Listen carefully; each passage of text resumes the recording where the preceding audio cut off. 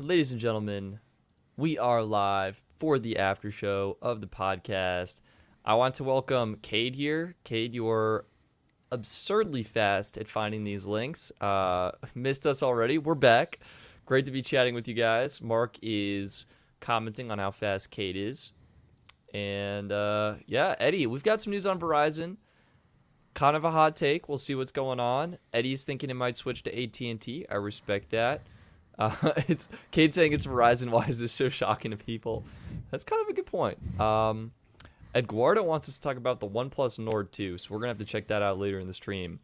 But Dennis, I think we should talk about the first story that you found perusing the interwebs on the Reddits. And what is that?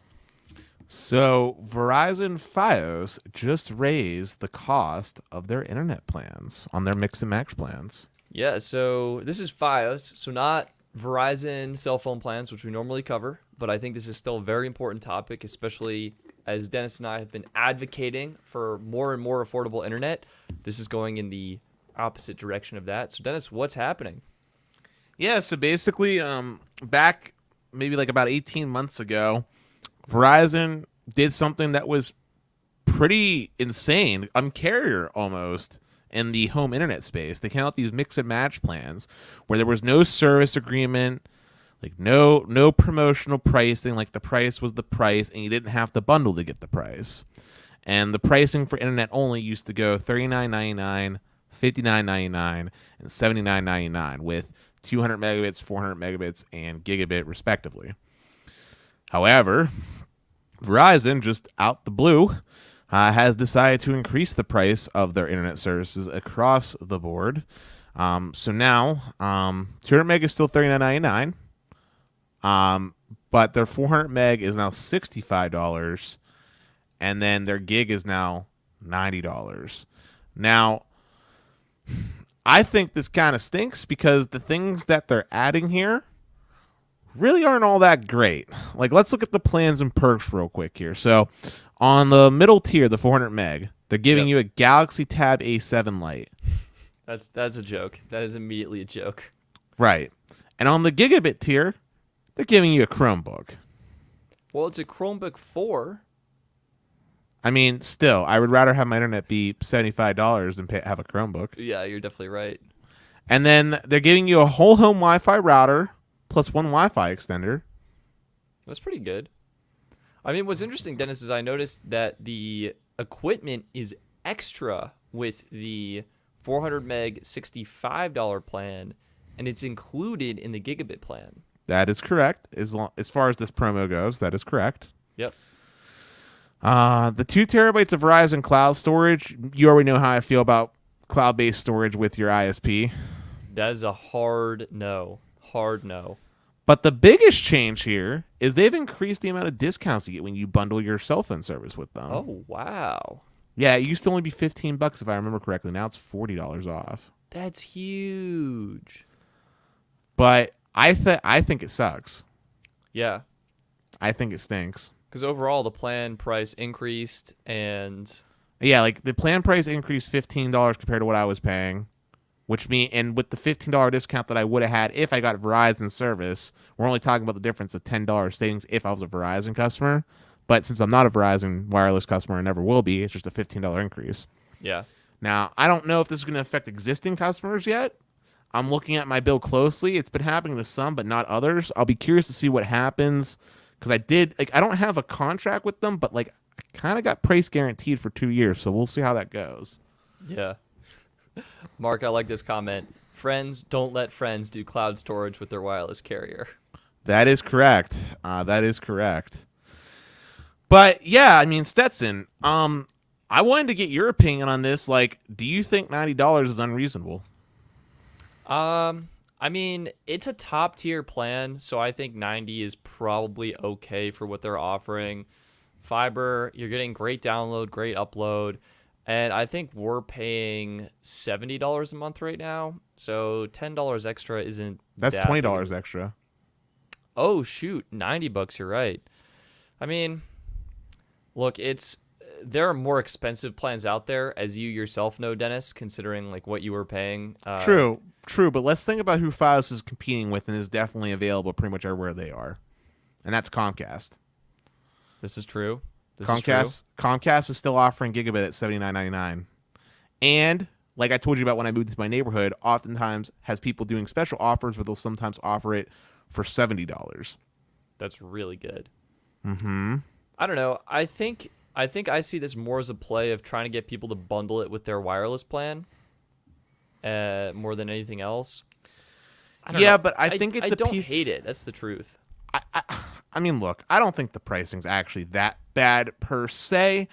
It's the principle of like FiOS was supposed to be the anti like ISP of like a Comcast, right? Like they weren't supposed to be pulling this stuff. That's why I got excited when they did the mix and match, right? Like they don't force you into long contracts. They did like they almost had like a price to life model like CenturyLink was known for, right? Yeah. And they're kind of going back on that, and I find it disappointing.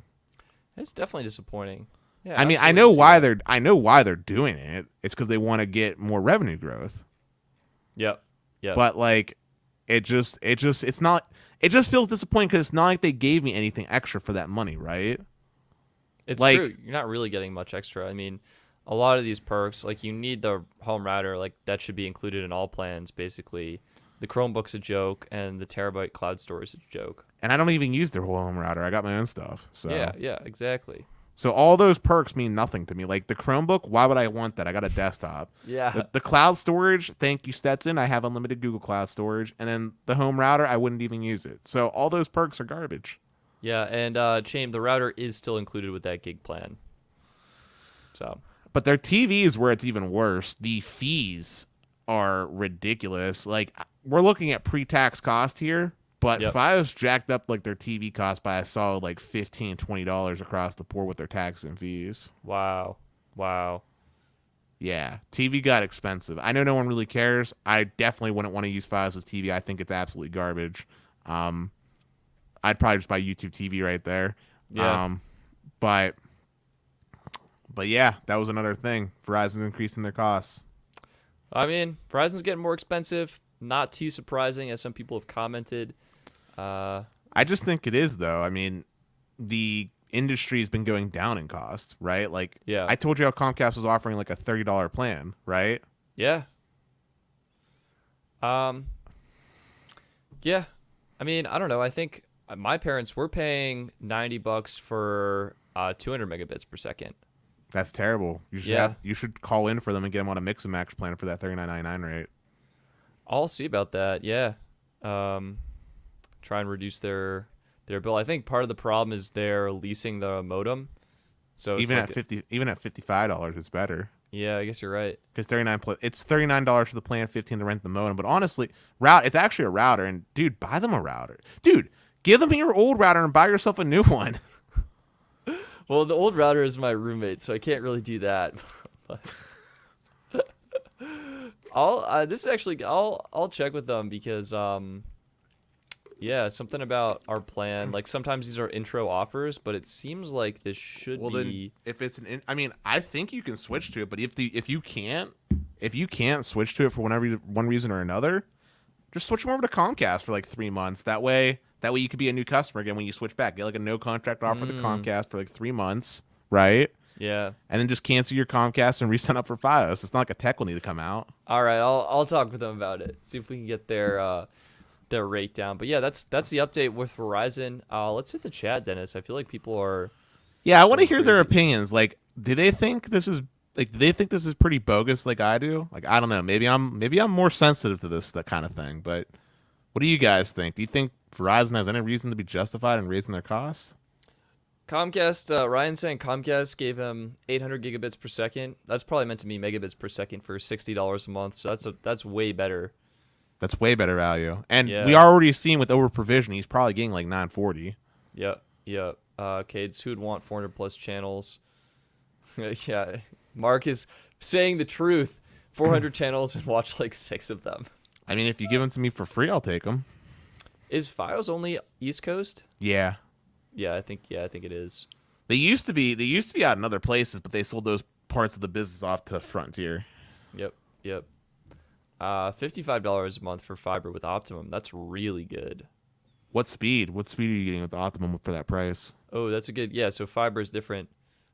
Dennis, you just got a super chat because of your fresh cut. Thank you, Mark. Thank you. Dennis looks amazing. Verizon always finds a way to charge you more than you should pay for. That's true. I agree with that on their cell phone plans. So we'll see. Yeah. Oh, interesting. HBO Max for free with AT&T Home Gig Fiber. Yeah, Wow, that's another they're perk. really bundling it. That's great. Dude, I'm telling you, the best two ISPs right now in the U.S. have got to be Google Fiber because of what I told you about with the 4K TV content and stuff that they're doing as well. And plus, they offer 2 gig down and 1 gig up for their gigabit tier. It's amazing. And then the other provider that's really good is AT&T U versus fiber service. Dude, their God tier. The pricing is on point. The perks are on point. Like, honestly, if I could trade someone my Verizon FiOS for some AT&T U-verse, that would be the move. That would be the move. I will say that I want to get the pricing. Just so you know, by the way, man, your camera's doing the thing again. Oh, is it? Oh, yeah, you're totally right. I'm sorry about that. I don't really know. I don't get Google Fiber. Ha. Yeah, it's pretty limited. I would say Ting Fiber is also really good. But it's just like not deployed in too many places. You know who else is actually not bad? There's a small provider called GoNet Speed. Okay. When they first started rolling out, they did a price for life model. Now they're a little more expensive than when they first rolled out, but like legit, they are price for life. I'm gonna send you a link here real quick. I think we talked about them before. I'm not 100% sure, but if not, we'll talk about them now. I feel like they deserve a little shout out. Absolutely. Basically, they're pretty grassroots. Like, dude, they would legit go to Walmart and have people sign up and see if they were interested before expanding out. And like I said, they're a little bit more expensive, but they're coming out in a little bit more rural communities, which I appreciate. Sure. Yeah, I mean, honestly, Dennis, this is exactly what Verizon was offering. Well, here's the thing. Like I said, they're more expensive than they were. But notice the part about price for life. Guaranteed price for life. As long as you're a customer with them, you'll get the pricing. And one other thing. No taxes and fees. And all the wireless Wi-Fi routers are included on all the speed tiers. That's great. So I love this model. I love what they're doing with this. So $50 for 150 megabits per second. That's your price for life and the routers included. Oh, I'm not even showing this on the stream. That's my bad. Like I said, their prices went up. When they first rolled out their gigabit, when they first started coming out, their gigabit was only $60. That's sick. Yeah, I think they realized people probably were willing to pay a little bit more, and they probably needed to increase their revenue and profits. Well, that, and they're also expanding into the places that FiOS won't go. They're going to rural America, so the cost's higher, like I said. But I respect them because it's a clean price model. The price you see is the price you get. I love that. $90 a month, flat, no taxes, no fees. That is sick. Honestly, the 500 meg plan is really good too. Yeah, and here's another thing I like about them. They let you actually purchase a static IP address on all the residential tiers for $10. So if you want to host like a server, yeah, you can do that. Mm-hmm. That's sweet. All right, right on. All right, Dennis, we got some fun questions from our friend Debo Bop in the chat. Here's one. Stetson, Verizon launches Get More Unlimited. No deprioritization threshold. Base price $100 plus taxes and fees. How do you react? I'd be like, Verizon, you're stupid. Try again. I think, I mean, here's the thing. I don't think there's a way for them to increase the cost of their plan. I think customers would be upset by that. And the truth is, unlimited deprioritized data on the Verizon network, I mean, I still feel like it'll slow down. Like, I don't think it'll be good for their network.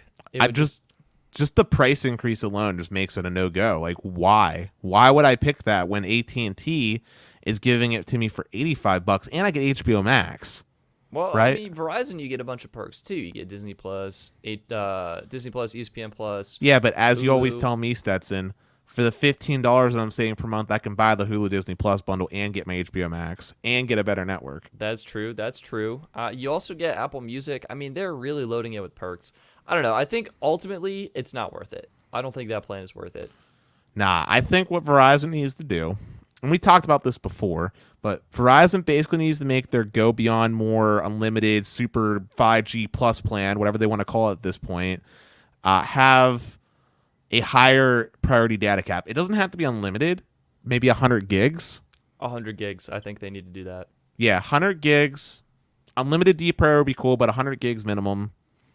And make sure to either keep pricing in line with the other premium tier offerings that are there, or be more aggressive and try to actually be a little bit cheaper. Yep. I agree with all of those. I mean, I almost say Verizon probably doesn't need to be cheaper because I think Visible and US Mobile are kind of taking that demographic. Like, people know to check those out. But I would like to see them increase hotspot data, increase priority data. More importantly, they need to allow for 1080p HD streaming at least. Oh my God, yes. Jeez. That is so, like, I honestly can't believe it in my comparison video, like, when I get to the video streaming quality, and all of a sudden it's just like, yep, we've got 4K on T-Mobile, we've got 4K on AT&T, and we've got, wait a minute, 720p on Verizon? What is this? Yeah, Kate is saying the only reason I'd want Verizon is that sweet millimeter wave, and I would agree with that. And I apologize, you guys, if my stream is... No, my internet is not good, apparently. Apparently, I'm pixelated on the live stream, so I apologize for that. But if my audio is coming through, that's what's most important right now. Oh, geez, I look terrible. Wow. Yeah. Symmetrical fiber. What is happening? Dennis, I mean, dude, it might be time to upgrade the router. That's all I'm going to say. I mean, but dude, on a side note, I mean, you saw my issues with FiOS when they first installed. My ping was pretty crazy high for a fiber connection, if you remember. Yeah. I don't think mine's that high. Let me see. But right. Well, Stetson's fixing that. I'm gonna look at some I got of a 2 the ping and I'm getting over 400 down. This should be able to stream. I don't know what to tell you, man. But while you're fixing that, TechX guy asked what about T-Mobile? So I think he was asking me like what T-Mobile needs to do as a follow-up question as far as plans go, like to compete. Yeah. I actually don't think T-Mobile needs to do anything with their plans. I think they're perfectly competitive, and I still think they're some of the better value options that are out there. If they were going to make any changes at all, the plans I would like to see T-Mobile focus on adjusting are their lower entry offering plans, specifically T-Mobile Essentials. Yep. I think that they should include a reasonable amount of hotspot data on that plan, maybe like 15 gigabytes. And I think that they should allow for 1080p video streaming. They can keep the deprioritization, but I think those two things alone would be a huge, immense improvement. Oh, and lastly, include taxes and fees. Make that plan have the taxes and fees included as well, like the rest of the stack. Yeah. For their Magenta plan, I also think that it should have HD video streaming. I don't think it should be capped at 480p. But more important than plan changes for T-Mobile, they just need to get their network up to snuff. Yeah. I agree with that. I mean, that's probably the biggest thing for T-Mobile. They're building out their network like crazy right now, and then they need to really build up the tech stack and the infrastructure. Also, shout out to you, Max Tech Studios and First Need Mobile Tech, for joining the live chat, joining the stream. We always love having you guys, so thank you. And Debo Bop, really good point. HD Netflix for single lines, 100% agree. And I think that's a big point. Like, the Netflix perk is just such not a perk, because you're getting a plan that can stream in 4K, but you're getting a Netflix subscription that can only stream in, I think it's 480p. So not a good combo there. I mean, I've said this before, but I really wish carriers would give me the option to remove perks for a cheaper price. Because that'd be so nice. Because, like, at the end of the day, I don't care about, and I'm sorry, Stetson, I know it's ironic that I'm saying this since I'm mooching it off you, but I don't care about Disney Plus. I don't care about Hulu. I don't care about ESPN Plus. I don't use Apple Music, and I never will. I would rather save, even if it's only $10 that I'm saving, I would rather save the $10 a month on my cell phone bill and have a really good unlimited plan than to have all this extra junk that I'm not going to use. Yep, I 100% agree with that. I mean, think about the perks you're getting now with Verizon. They're probably like $20 to $25. Imagine if you got like $25 off of Get More Unlimited. Imagine if it was $70 a month instead of 90. Well, that's why I said just to be fair, they could only make it a $10 discount for me. That way they have a reason to upsell me. Yeah. And I would be happy with that. Just give me the $10 discount. Let me call it a day. Because at the end of the day, like, I mean, password sharing is a thing. I can just use your Disney Plus, right? Like, if I really want to watch something. Or I could do the streaming service Tango, where like I'll sign up for HBO Max 1 month, cancel, and then get the next streaming service and binge watch what they're doing. That's what I want. I want a streaming, like, what if there was a overarching subscription service that let you just easily switch plans? Like, you didn't have to go through this cancellation process. Are you sure you want to cancel? Like, trying to get you to stay on, just getting roped in when you just want to switch. You watch your show on one platform, you want to switch to the next. I mean, like, now that I finished Loki, I have no reason to go on Disney Plus for a while. Yep. Well, there's a new show coming out August, I want to say 8th, I believe. But that's, it just depends if you want to watch it. Tell me about it in the behind the scenes. You can tell you. All right, Dennis, we got to catch up. We had some people joining late. Max Tech was saying he joined late. Sneed obviously just came in. And Game of Life, thank you for I think this is a super sticker, a super chat. Just got here. What did you miss? Here's the big news. Verizon is raising prices on their FiOS plan. I'm going to add this to the stream right now. Hopefully it's not super pixelated. What you need to know is that I think this price stayed the same. The entry price stayed the same. Entry price stayed the same. What happened with the middle tier plan, Dennis? It went up $5. $5, and top tier plan went up $10. Correct. Although technically it's 15 because they were doing a promo for like a good year, where it was only 75. So yeah. So basically, prices went up. That's like $120 extra a year. Perks are not great. And Dennis had a key insight into the TV streaming services that the taxes and fees and surcharges were increasing quite a lot. So $15 to $20 in general across the board. Consider YouTube TV as an alternative if you want a lower cost streaming service. So that's basically the gist of the Verizon news. And we've been kind of taking questions from the audience now. And speaking of questions, by the way, we actually have another super chat that we have from Lucas. Oh, wow. Thank you, Lucas, for the super chat. So I have Verizon and my friend has Cricket, and he still has better signal than me at times. So is Verizon the best at coverage? No. Yeah, well. Read the question. Is Verizon the best at coverage? Okay. If we're talking raw square miles of where you're going to get like a signal on your phone, then yes. But I would argue that we need to define what we consider actually to be coverage. Because just because you have bars on your phone doesn't mean it's usable. You know what I'm saying? This is true. So if we're talking about usable coverage where you're going to actually be able to say, place a clear call, send a successful text message, and most importantly, because this is the 21st century, actually use some data so you can, like, say, Google Maps or do something like that important, then I would say no. I would say AT&T has the best overall coverage because they're able to check all three of those boxes fairly reliably. Yep. I think I would agree with that. Who also agrees with that? I think it's Root Metrics. I'm trying to load stuff up here, and let me just say my computer, if you couldn't tell, is slowing down a lot. Are you using the laptop? Is that why? I'm on a very expensive desktop, my iMac.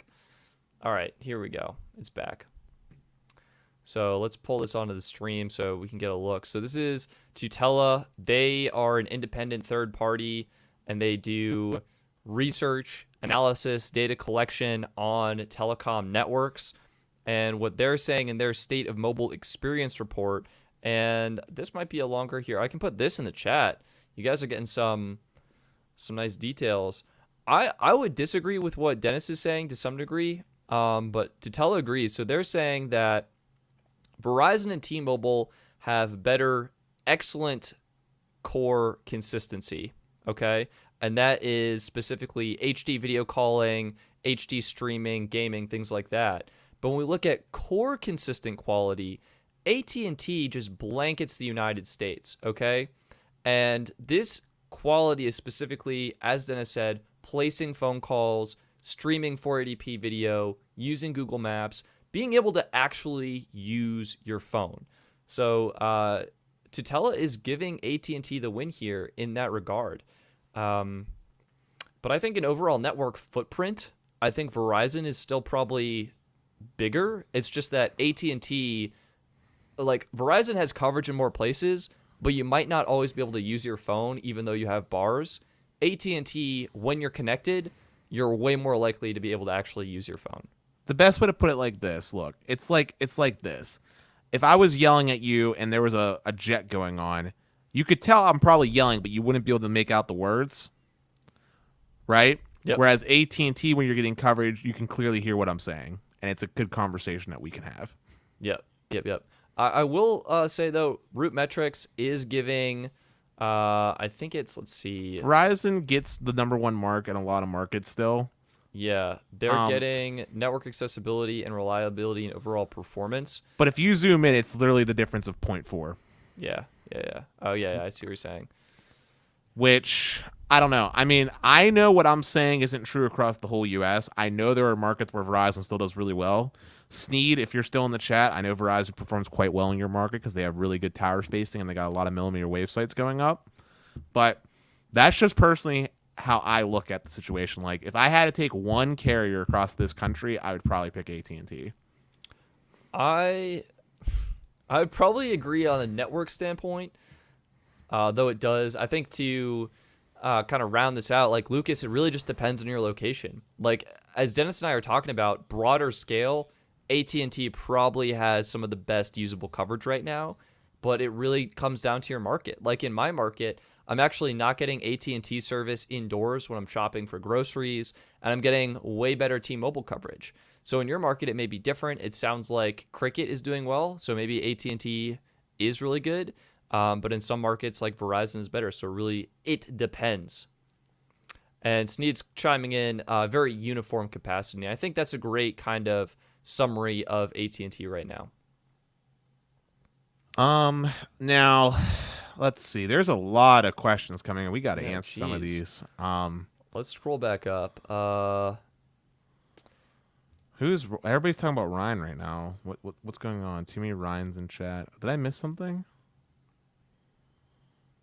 There can only be one true Ryan. What is going on? The Ryan multiverse. Did we miss something? It's raining Ryans. Ryan everywhere. I want to welcome all the Ryans to the stream. Debo Bop had a good question at 8:32 that I think would be fun to talk about. A little off topic, but I think it'd be fun. Okay. He directed it towards me specifically. He said, Dennis, as a tech enthusiast, what would you say if Samsung bought Qualcomm? And he means the entire company. My answer to that is that would probably be the worst thing to happen to the industry. I completely agree. Dennis, what makes this decision so bad? Well, the cell phone modem market is already highly concentrated, with Qualcomm having a glorified monopoly here in the U.S. Until all legacy networks get turned off. But even then, Qualcomm has a lot of licenses and patents when it comes to the 5G tech now at this point. So, and Samsung was the only real main SoC chip manufacturer that competes with Qualcomm in a meaningful way, because MediaTek is not competition on the high end, and obviously Chinese companies like Huawei aren't making their way to the US. So I think it would be really bad and would raise large antitrust concerns as well. So I think this would be terrible. I would not want that.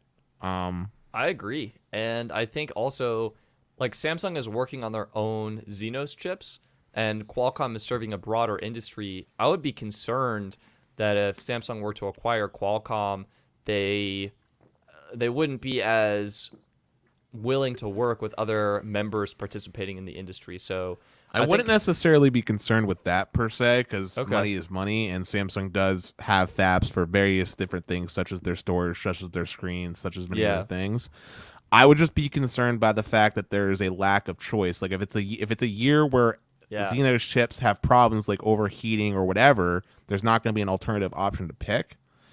And also, as I mentioned, the industry is already very concentrated. I don't want any more power going into these chip manufacturers. It's never good when there's no competition, especially when all that competition, too, is reliant on one company that's outside the U.S.'s domain in South Korea, which means that if something goes wrong in the global supply chain, such as another chip shortage, it'll be even worse for us as consumers and everything else that goes along with it, right? Like if China decides to have another spat with Korea and stop doing rare earth materials that Samsung needs, it's going to slow everything down. There won't be an alternative option to get supply for, which, as we've seen, chips are crucial for everything from cars to our phones to the computers that we work on to the medical devices that we use. Like, we definitely don't want any more concentration happening here.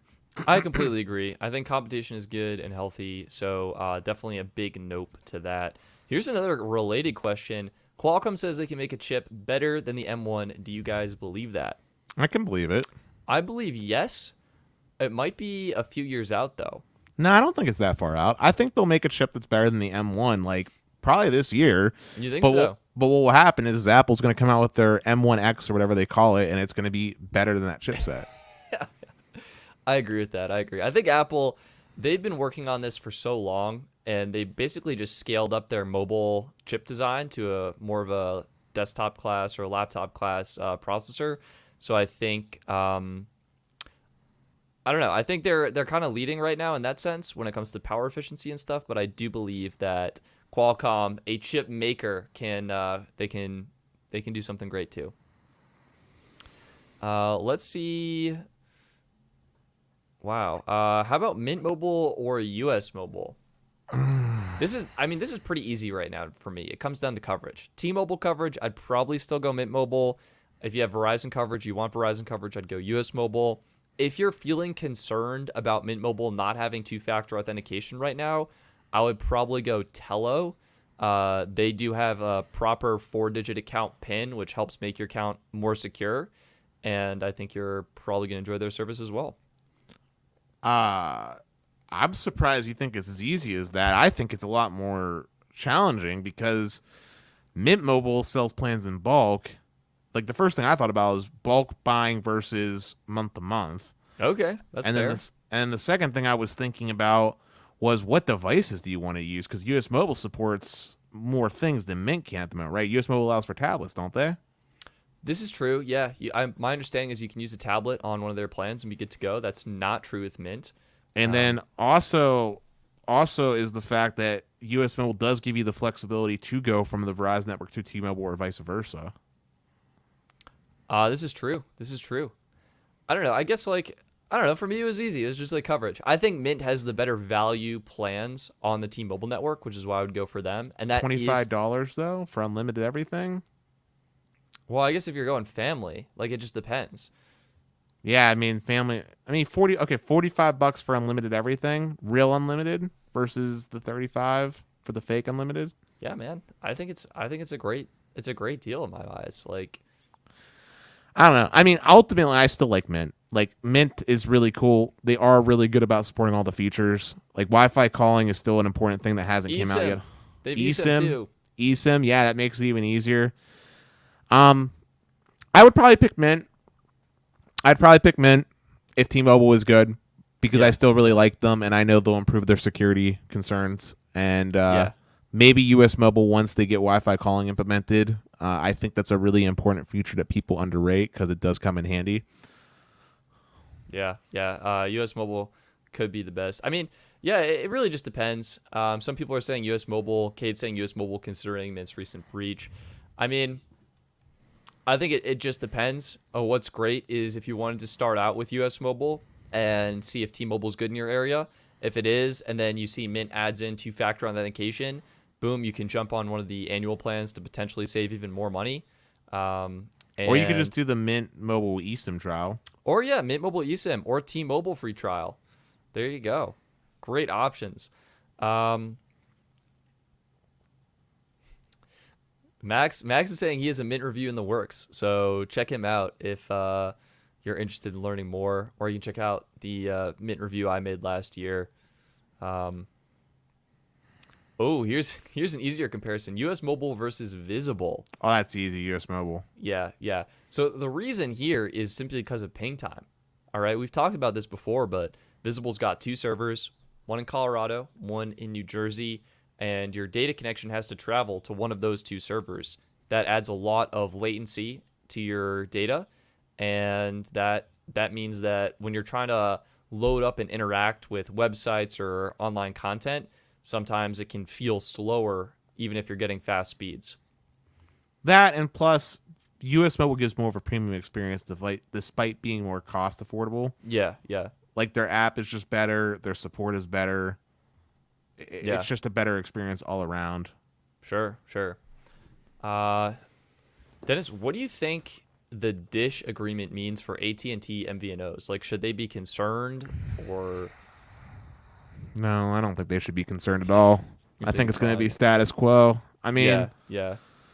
Ultimately, I think at some point as these years go on, I think we're going to start seeing MVNOs start to exit the market. I don't think the market can sustain all the different options that are out there, because at the end of the day,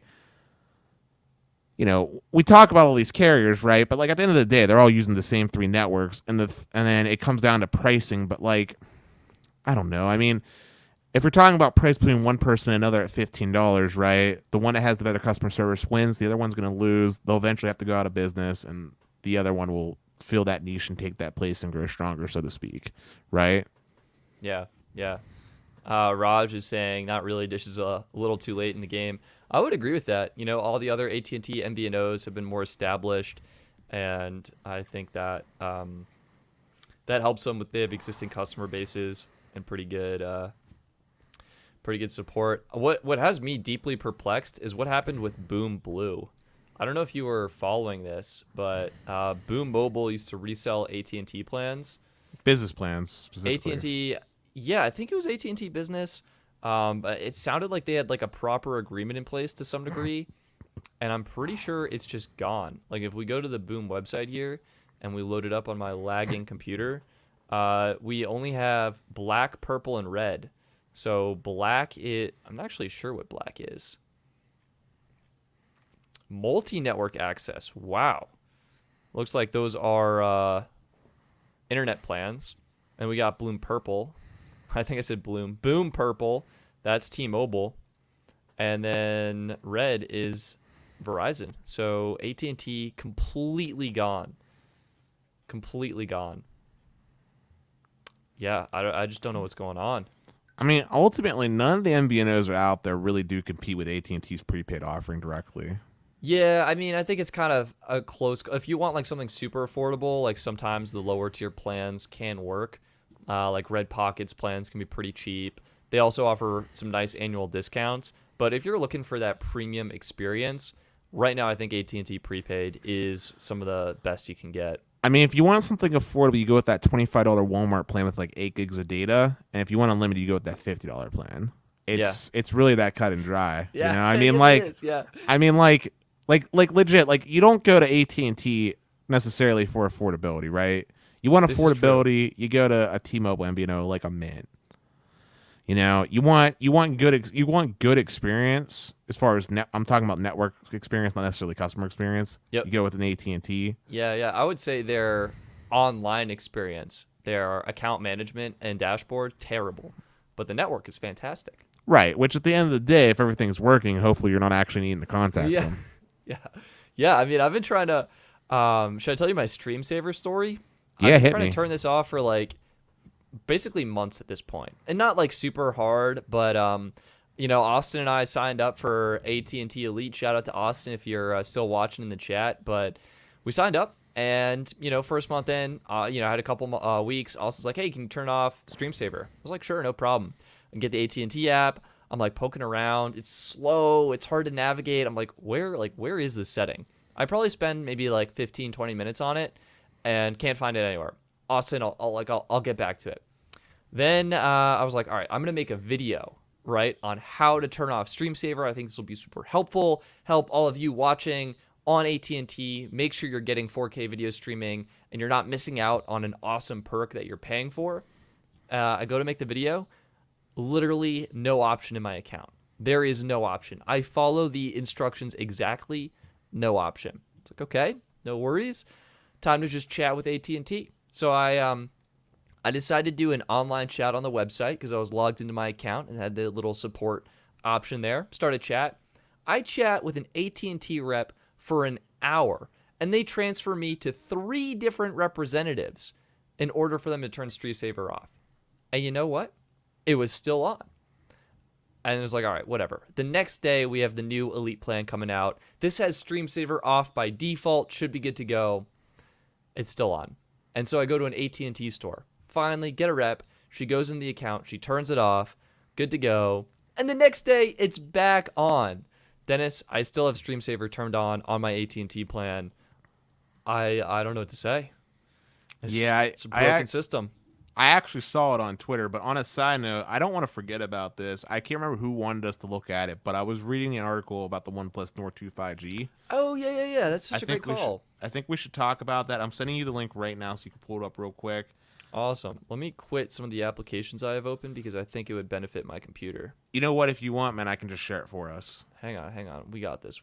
It's starting to feel better. I can feel it getting better.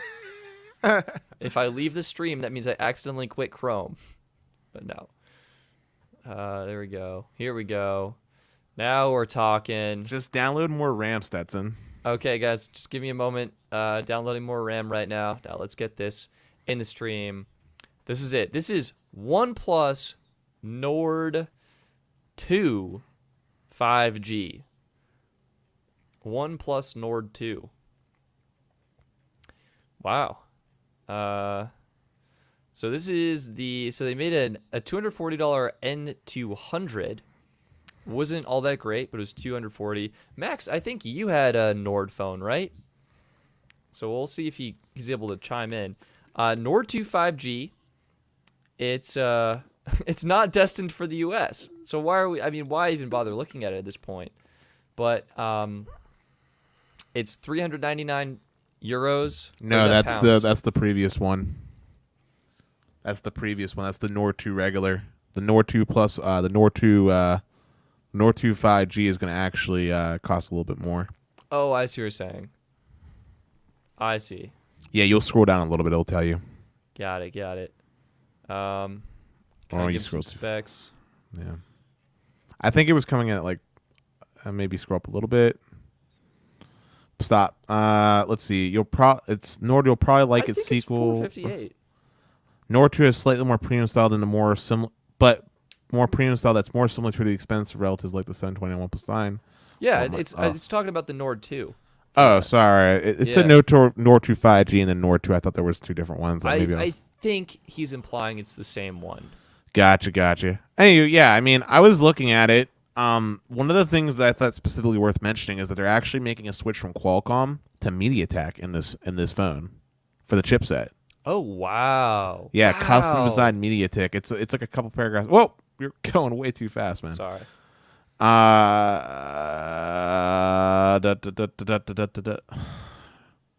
There was a sentence that I read that talks about this. Okay. No. Stabilization, video, 90 hertz AMOLED. This is all great stuff. Just Control F. There you go. Shifts from a Snapdragon processor from Qualcomm to MediaTek, made especially for OnePlus. It's called the MediaTek Dimensity? Yeah. Dimensity? Yeah, that sounds 1200 AI. It's got AI in it, so that's a good keyword to have. And this is 65% faster than the original Nord, with GPU 125% improvement. I just thought that was interesting because we were just bad-mouthing MediaTek. Yeah, and here they are. And it's not coming to the U.S., so, again, kind of surprising. Not too surprising. I think Samsung has the budget phone lineup on lock. But, well, it's not even just that. I don't think MediaTek has the bands in their modem. Oh, yeah. That's 100% true as well. Or if they did, it'd have to be like a T-Mobile exclusive phone. Yeah. Actually, that's what Max is saying in the chat. But on the U.S., did OnePlus ever support a lot of bands? They still don't, actually. I'm pretty sure they're missing out. Their premium ones have been doing a little bit better, but they don't have even though they might be able to work on some of the LTE bands for Verizon, they don't have the proper like verification or whatever to actually be used. And then the same thing with AT&T with their IMEI checker, like it just doesn't play nice. They also had, I think Cricket users had problems with that because it was getting kicked off the network, and they also had it's not approved for voice over LTE. That's the problem. Not approved for voice over LTE, and they had different models. Like they had a Verizon specific model. that had the Verizon bands but was missing some other bands, and they had a generic model which worked on T-Mobile. But yeah, they're really made for T-Mobile is the bottom line, and that's why they're in the T-Mobile store.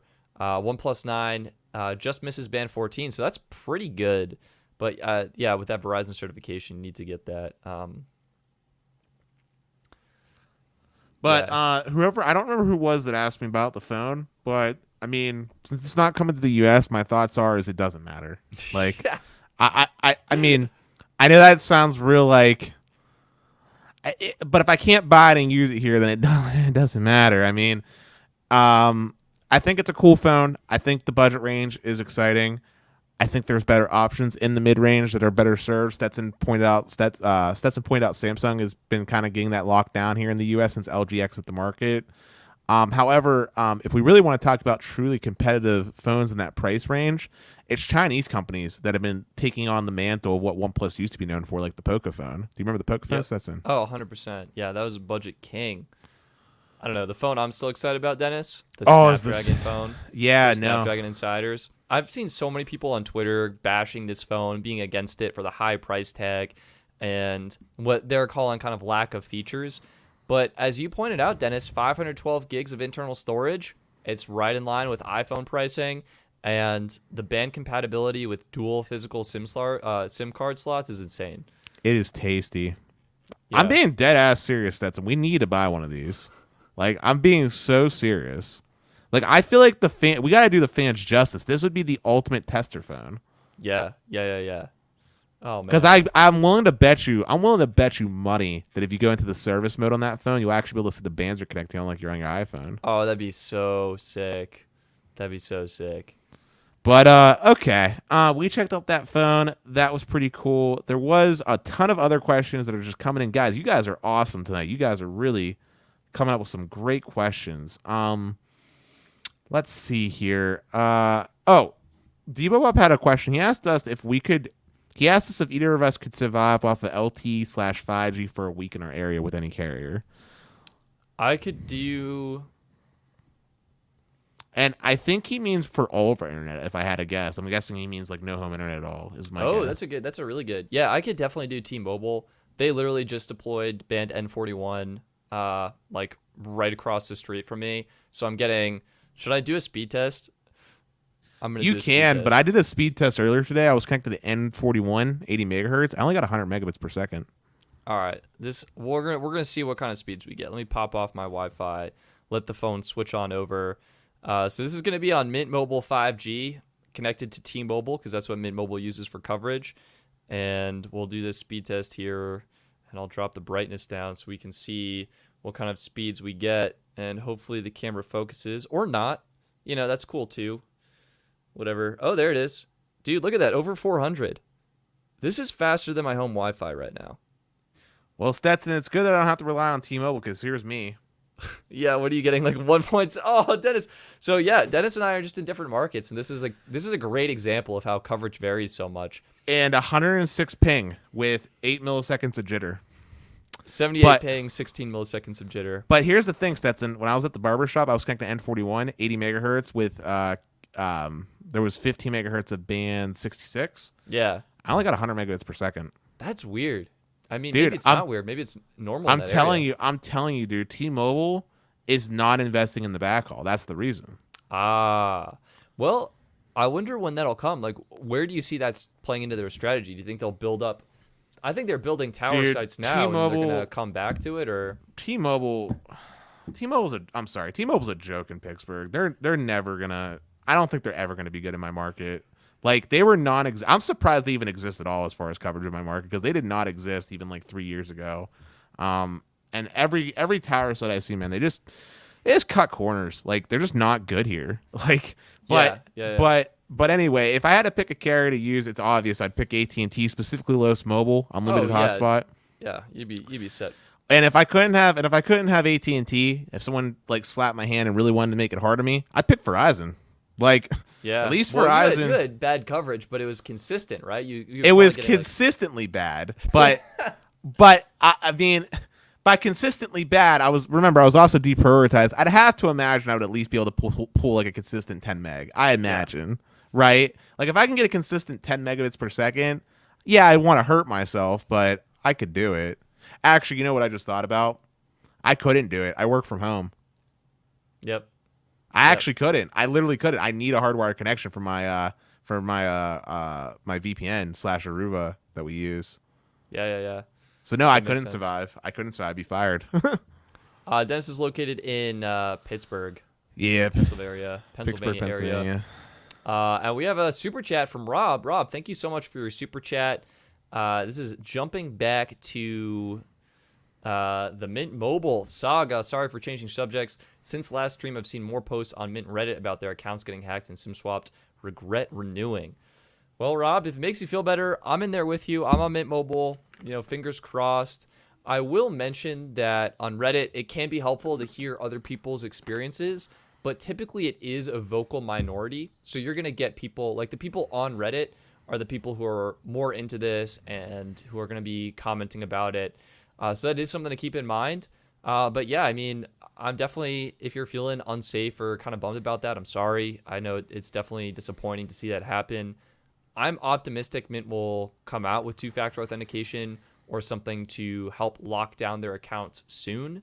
And if in the meantime, I mean, hopefully, if you renewed for a year, I would probably ride it out.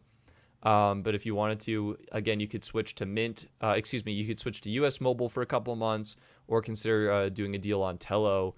I think they're offering a pretty decent promo right now, too. And I'll just say, too, the whole SIM swapping thing, this is a common problem across the industry. So Yeah. no carrier is really safe per se. I would say this, though. If you want to take one step to protect yourself, try to keep your phone number. I don't want to say anonymous per se, but like try to keep it like safe. Don't put it on anything like sketchy. You know what I mean? Yeah. Try to just keep it to where you have to have it. Because if someone doesn't know your phone number, they're not going to be able to really do anything to like hack you, right? Yeah, exactly. Like block spam calls, don't answer spam calls, things like that. And this is the Tello site. So Tello uses T-Mobile. They're offering 25% off any plan for 6 months. So, that could probably help. And they've got some pretty affordable options. I honestly need to update my review on them. I signed up probably like 3 or 4 months ago and still haven't done a review. So we've got some reviews in the works, but like, let's see, their 4 gig plan is $14.30 for your first 6 months.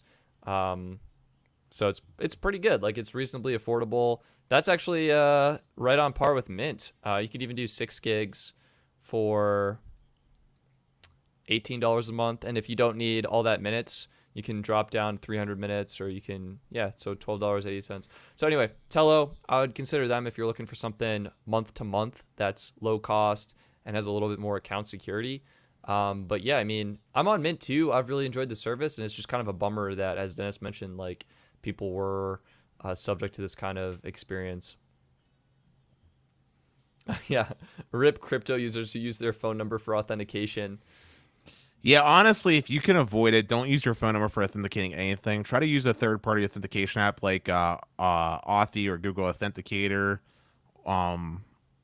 Text message or phones were never really meant to be a second layer of security. No, definitely not. Dennis is right. I've sometimes used Google Voice too. You could consider that, but sometimes the messages don't go through, so it's kind of hit or miss on that, I would say.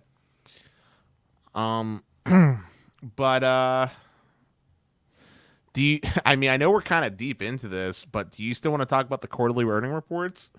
Oh, sure. I mean, I didn't really look too much into them. So, do you have any thoughts here? Is AT&T up right now? Should we pull up their stock price? Dude, AT&T freaking crushed it like this quarter, and Verizon actually had some growth overall too, believe it or not. Wow. Yeah, All right. like Verizon was not. People weren't very optimistic about Verizon performing too hot, but they actually got some growth. Yeah. That's interesting. So let me see if I put in $ AT&T if that comes up. Also, while you're doing that, 4512 Jath, yes, they do. For the love of God, T-Mobile needs to upgrade back. I'll 100% Oh yeah, agree. I saw that. That was really funny. Let's see, AT&T. Here we go. Stock price. Oh, T. Oh no. Oh, here we go. Can add that to the stream. This is how they're doing. You can do a 1 I'm month. not talking about their stock price, man. I'm actually talking about the report that they made. The report. So their stock is down a little bit, but the report was awesome. They kicked butt. Yeah. Yahoo Finance. AT&T tops earnings estimates on surging subscriber growth. Wow. So they beat estimates by 9 cents. Their earnings rose to 89 cents a share. Estimates were at 80 cents. So that's awesome. And 789,000 new phone subscribers. And they added 1.16 million regular wireless customers. Wow. That's nearly 4 times as many as the 300,000 analysts expected. That's crazy. I mean, think about it. Like, that's more than U.S. Mobile. You know, like, this is way more than MVNOs. Like, the scale that Verizon, AT&T, and T-Mobile are operating on is just completely different league. Yeah, on top of that, by the way, Stetson, if you can get rid of that comment real quick, it's kind of cutting off the. Oh yeah, sure, absolutely. There we go. But yeah, not just that, but I think later on in the article too, it talks about their TV losses, but their overall Uverse is doing quite well with their internet services and their Connect services. Yes, we had just under 500,000 people cancel their video service, so 473,000 subscribers. And they lost nearly 10 million TV customers since acquiring DirecTV's satellite service. So that's over many years. But their internet service, it might not be listed in this article, but I know their internet service did well. Same thing with HBO Max ads. The Warner Media Division continued its growth in streaming, adding 2.8 million more U.S. HBO and HBO Max subscribers in the second quarter for a total of 47 million. That's great. Look at that. Hold up, I gotta pause for a second and address a comment that Kay just threw down. He said he misses AT&T so much, but he couldn't afford it. He had a $550 a month bill for 4 lines. Well, they were also financing. Yeah, but $550 for 4 lines, dude. They'd have to be financing like $50 phones a piece. Oh yeah, geez. Yeah, you're right, Dennis. And then their cell phone bill would still have to be like $300, but even without the financing. Yeah, dude, I think I'm $175 for 4 lines. Bro, you had to be on one of those old AT&T plans. We talked about the worst cell phone plans from AT&T. Oh, yeah. Bro, he had to be on one of those like grandfathered in terrible plans. Bro, I promise you, AT&T is not expensive. Listen, they got discounts for everything. They'll give you a discount just for breathing. Like, literally, get yourself set up for ARP. All right? Yeah, AARP, absolutely. And then I think that's like $10 a year, but you'll save more than that. You'll save like $20 or more. Yeah, it's a 17%, I thought, but or maybe it's $10 per line on Elite. Yeah, it's $10 per line on Elite. Yeah, so $10 per line on Elite on top of your autopay and paperless billing discount. Legit, dude. 4 lines with Elite, I want to say is something like what? Like maybe $220 at worst with tax. Yep. Yeah, geez. Some people are paying $190 for 7 lines on T-Mobile. That is such a good deal. Oh, and PA Tech has got 25% off on their account. Oh, yeah, he says I gotta get on that. He says he pays $140 including tax, but he's under the starter unlimited plan. Okay, yeah. For 5 starter lines. Unlimited. I mean, that's pretty good for starter unlimited. Sometimes I typically recommend people go for prepaid at that point, but if you're doing a family plan, that's when starter unlimited can make more sense. I mean, but even still, I mean, I would argue that it would just be better getting the Elite or, yeah, just getting the Elite pricing on 5 lines. Because let's look at the pricing on real quick of 5 lines on AT&T's website for Elite. I think it's like, going to be like... I want to say it's like 50? 35. No, I think it's only 35 a line when you're at 5 lines. I think it's going to be more. I think it's going to be like 43, I think. But you're forgetting the discount. All right. Yeah, it'd be 35 a line because Elite with the discounts priced the same as Extra, so it's 35 a line. Wow. For 5 lines, dude, get Elite. 35 times 5. Yeah, 175. Yeah. I mean, the pricing would go up. I don't know. PA Tech, I'm with you. I'm going to take the opposite approach. If you're saving money, I encourage you to save money and put that towards your devices or whatever.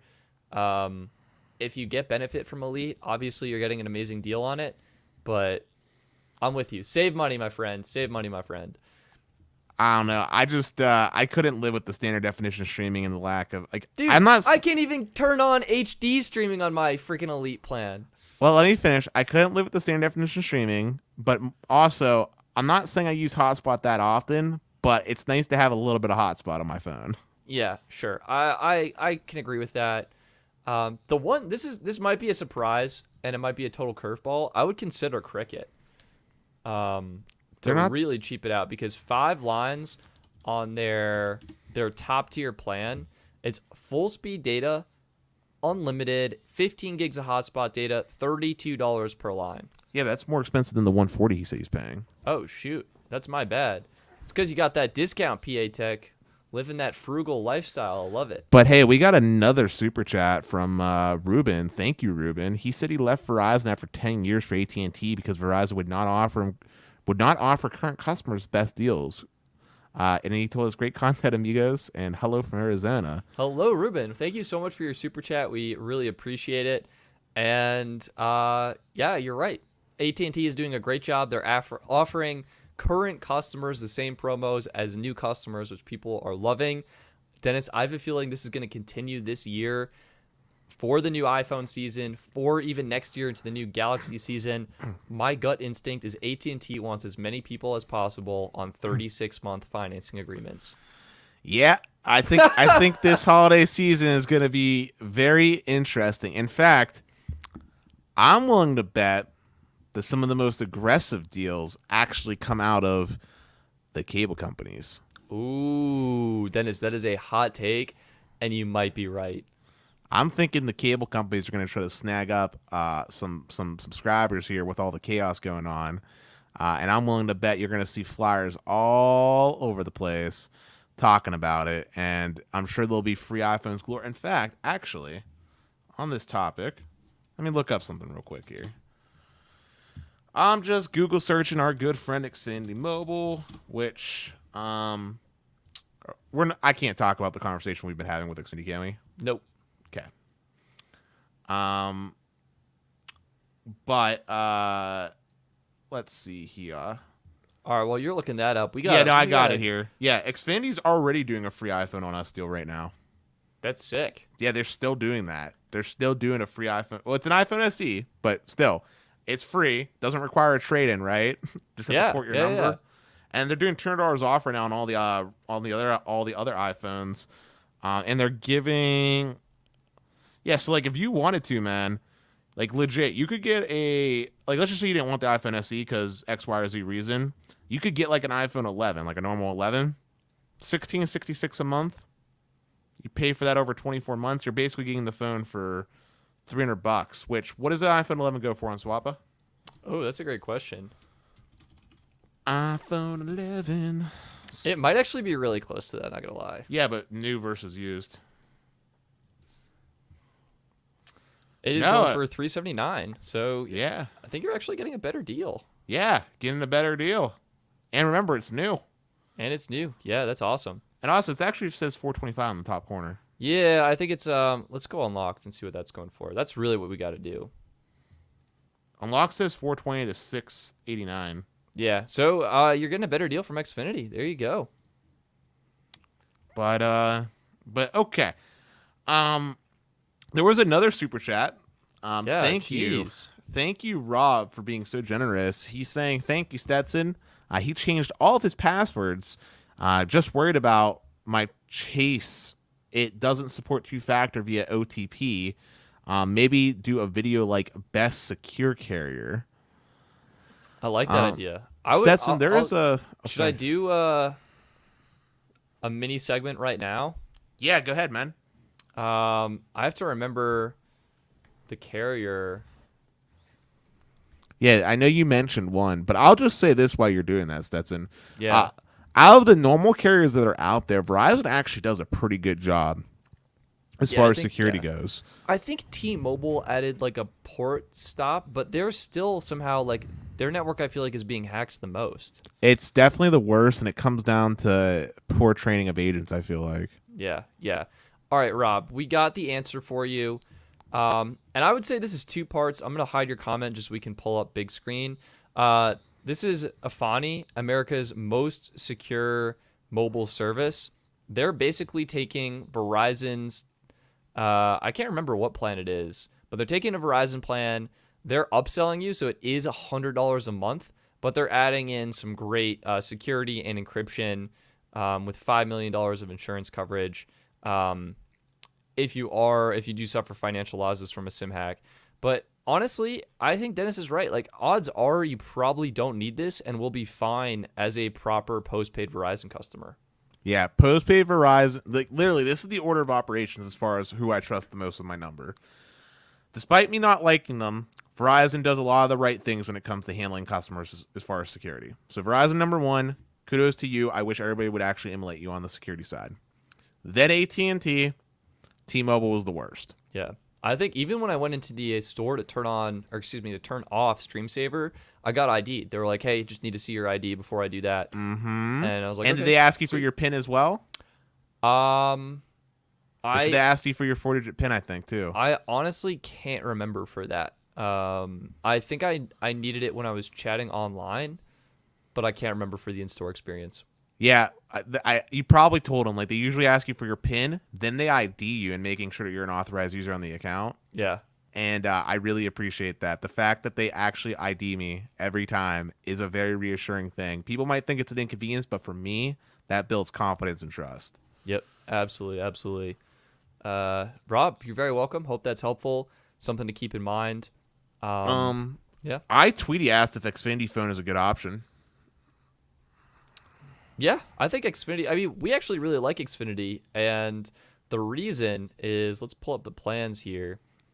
The reason is because it can be such a great low-cost option and it's premium service. So we're getting some ads. Let's get rid of that. Per line unlimited, you're looking at $30 a line for 4 lines. That's awesome. That's a fantastic deal. You are getting 20 gigs of usage, so not as much as I would like, but still decent. And where they really shine is with their buy the gig plans. Oh, yeah, that's the real value. Yeah, Dennis, you want to explain why these are so great? Yeah, so basically, with the buy the gig plans, they don't charge line access fees. You're literally just paying for, like, the data itself. So you could literally have, like, 4 people sharing this, like, $60 plan, and your cell phone bill might only be, like, $68. You're just paying for the little 911 charge, whatever that is in your state, if your state even has it, and, like, 50 cents a tax per line. So it is super cheap, and you can mix and match that with the unlimited as well, which is super nice. So if you have, like, your little old grandma and grandpa, you could throw them on that 1 gig plan and get unlimited for yourself. Do something like that. I mean, I will just say too, if you go back up to the unlimited side, it gets cheaper, like, per line, like other carriers. Like, go to the, is there unlimited? I can do more as you add lines. So yeah, so so it can get down to like $25 a line when you got 8 lines. And I think you go up to 10, right? Yeah. $24 a month with 10. Yeah, so I mean, that's pretty cool. I also appreciate the fact that Xfinity does support tablets and smartwatches. They have great support, and you get millimeter wave support on Verizon 5G. Yeah, you have access to all the bands. That's nice. And on the buy the gig plans, you get post-paid priority data. Yep. And for the unlimited plans, you don't get post priority unless you get the add-on, which is, I think it's $20. $20 per line. Yep. But yeah, I mean, Xfinity's cool. If Verizon's good in your area, they're a good option. And a lot of times with how Comcast is with their whole bundling thing, you get that additional $10 discount off your internet. So it's pretty good option if you have Comcast.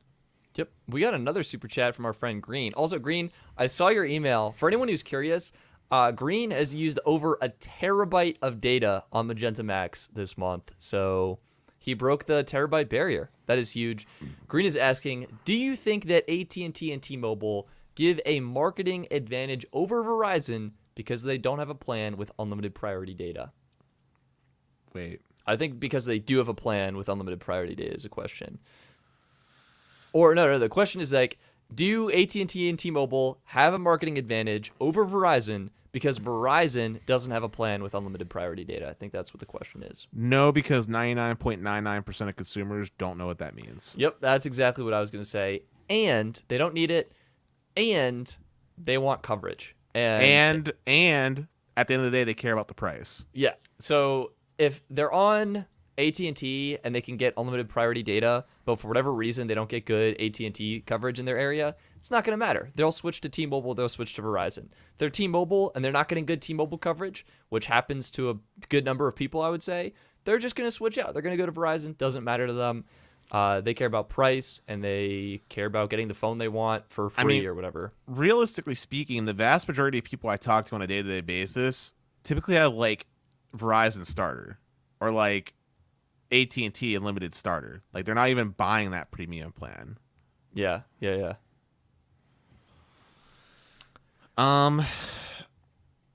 Let's see. Alex, hey, y'all just joined. What's new? Alex, what you JC need to know? Hernandez said that 5G ultra wideband is not capped on Xfinity Mobile. Yep. And speeds are not capped. Yeah. But I'm pretty sure your access is capped based on your plan. No, I think he's saying like the 20 gigabyte cap. I don't think it matters when you're connected to ultra wideband. So Really? Oh, dude, I will 100% test that. I bet you that's what he's saying. I'm betting that's what he's saying. Yeah, that I could easily see that because ultra wideband has that capacity, so I think it would be good. And yeah, Alex was saying just joined. What's new? Alex, we've been talking about a lot of things. What you need to know: Verizon FiOS plans increased in price, and we've kind of been answering questions from the audience since then. And we've gone on so many different tangents; it's kind of hard to recap. But hey, you're here now. If you've got a question, let us know. We'll answer it. And the power of YouTube, you could always be part of the rewatch gang. #rewatch. If we should get, I think I like Sneed. He's got like #ravioli gang for if you're eating dinner. That's awesome. I love that. On a quick side note, though, Leah McBride said the main downside of Xfinity Mobile is the Xfinity Internet plan requirement. 100% agree. I was actually going to say I kind of disagree with that a little bit. Oh, really? Yeah, I was going to say, like, let's be realistic here. Most people are going to have home internet, and realistically speaking, as I talked about this before, the home ISP game doesn't really have much competition. So you're probably going to have Comcast internet anyway. Like when I was at my apartment, right, Comcast was legit the only option I was allowed to have. I had to search hard for a house that had both options. So I don't think it's that big of a deal. And even so, that's when you look at something like US Mobile or Visible. Yep, 100%, 100%. And I think, I don't know how much I'm supposed to say here, but I think I will slightly tease we will be seeing more plans possibly similar to Los Mobile in terms of offering unlimited hotspot data from AT&T. That's all I'll say. Kate asked me a good question. He asked me what coverage was the best at Penn State when I studied there. Oh, I'm curious about this too, Dennis. Yeah, so central Pennsylvania is a funny little place. It's basically like Penn State, and then everything is rural outside of the campus, basically.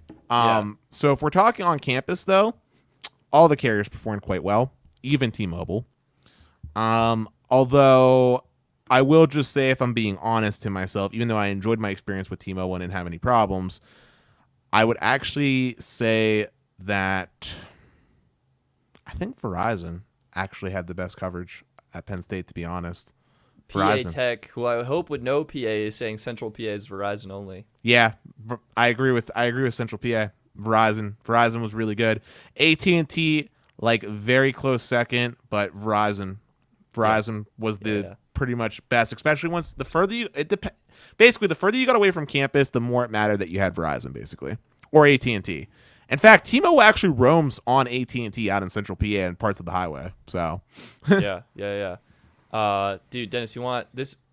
I don't want to talk too much about it because I'm not an expert yet, but check this out. Have you heard of helium? Okay, I was about to say like the thing I inhale. No, no, I haven't heard of them. Go on. So helium, I was talking with Chris from Coverage Critic about this today. And it's using blockchain technology to make a decentralized, people-powered network. What does that mean? How does it work? Basically, what you do is you can choose to be a participant of the network, and you get equipment that works on the network, and you receive tokens for mining or basically providing service to Helium customers. What are these tokens? These tokens basically give you free network access on your device, so you can use the network as you wish. And you set up this device, and you get started, and you're providing a network. And as more and more people get these devices, it builds out sort of like Xfinity Mobile with their Xfinity hotspots. That was But the first thing I thought of. This is all consumer powered, and you can use it, and it's really cool. And people are liking it because it's super low cost. I don't see the whole reason why I bought my own modem is because I didn't like the fact that my gateway was a hotspot for Xfinity. I can respect that. I think you have to know what you're getting into for this. I don't want to share my internet. Like, I don't want to share any of my bandwidth. Like, I know FiOS doesn't have a cap, so I don't have to worry about it anymore. Yeah. But, like, I don't want to share any of my bandwidth. And the first thing that just comes to mind for me is security concerns. Like how is this piece of equipment going to separate itself from my core inner private network to stop and prevent access from somebody getting, like, you know, I know I go off in the left field, but, like, I don't know. I feel real weird about it. But tell me more, because I don't understand it. So, like, tell me a bit more. Explain. What's the cost of the service? Explain a little bit more to me, Stetson. I think what it is right now, is my understanding, is that they're launching these hotspot devices. You can get 5G ones, but they're using lower band frequencies to provide larger coverage areas for devices that need lower bandwidth, like IoT devices. And yeah, I mean, the basic premise is kind of like you have a data connection, it's verified by another provider or another, I guess, node on the network. And yeah, the truth is I don't know too much about it besides that, but I think this is a really cool concept. And I'd love to see what. Are they gonna pay? Are they gonna like pay me for like? They pay you with network access. So you get free network access, is my understanding, if you're a miner. So you get tokens, which are called HNT, but instead of having currency value, they have value that you can use them on the network.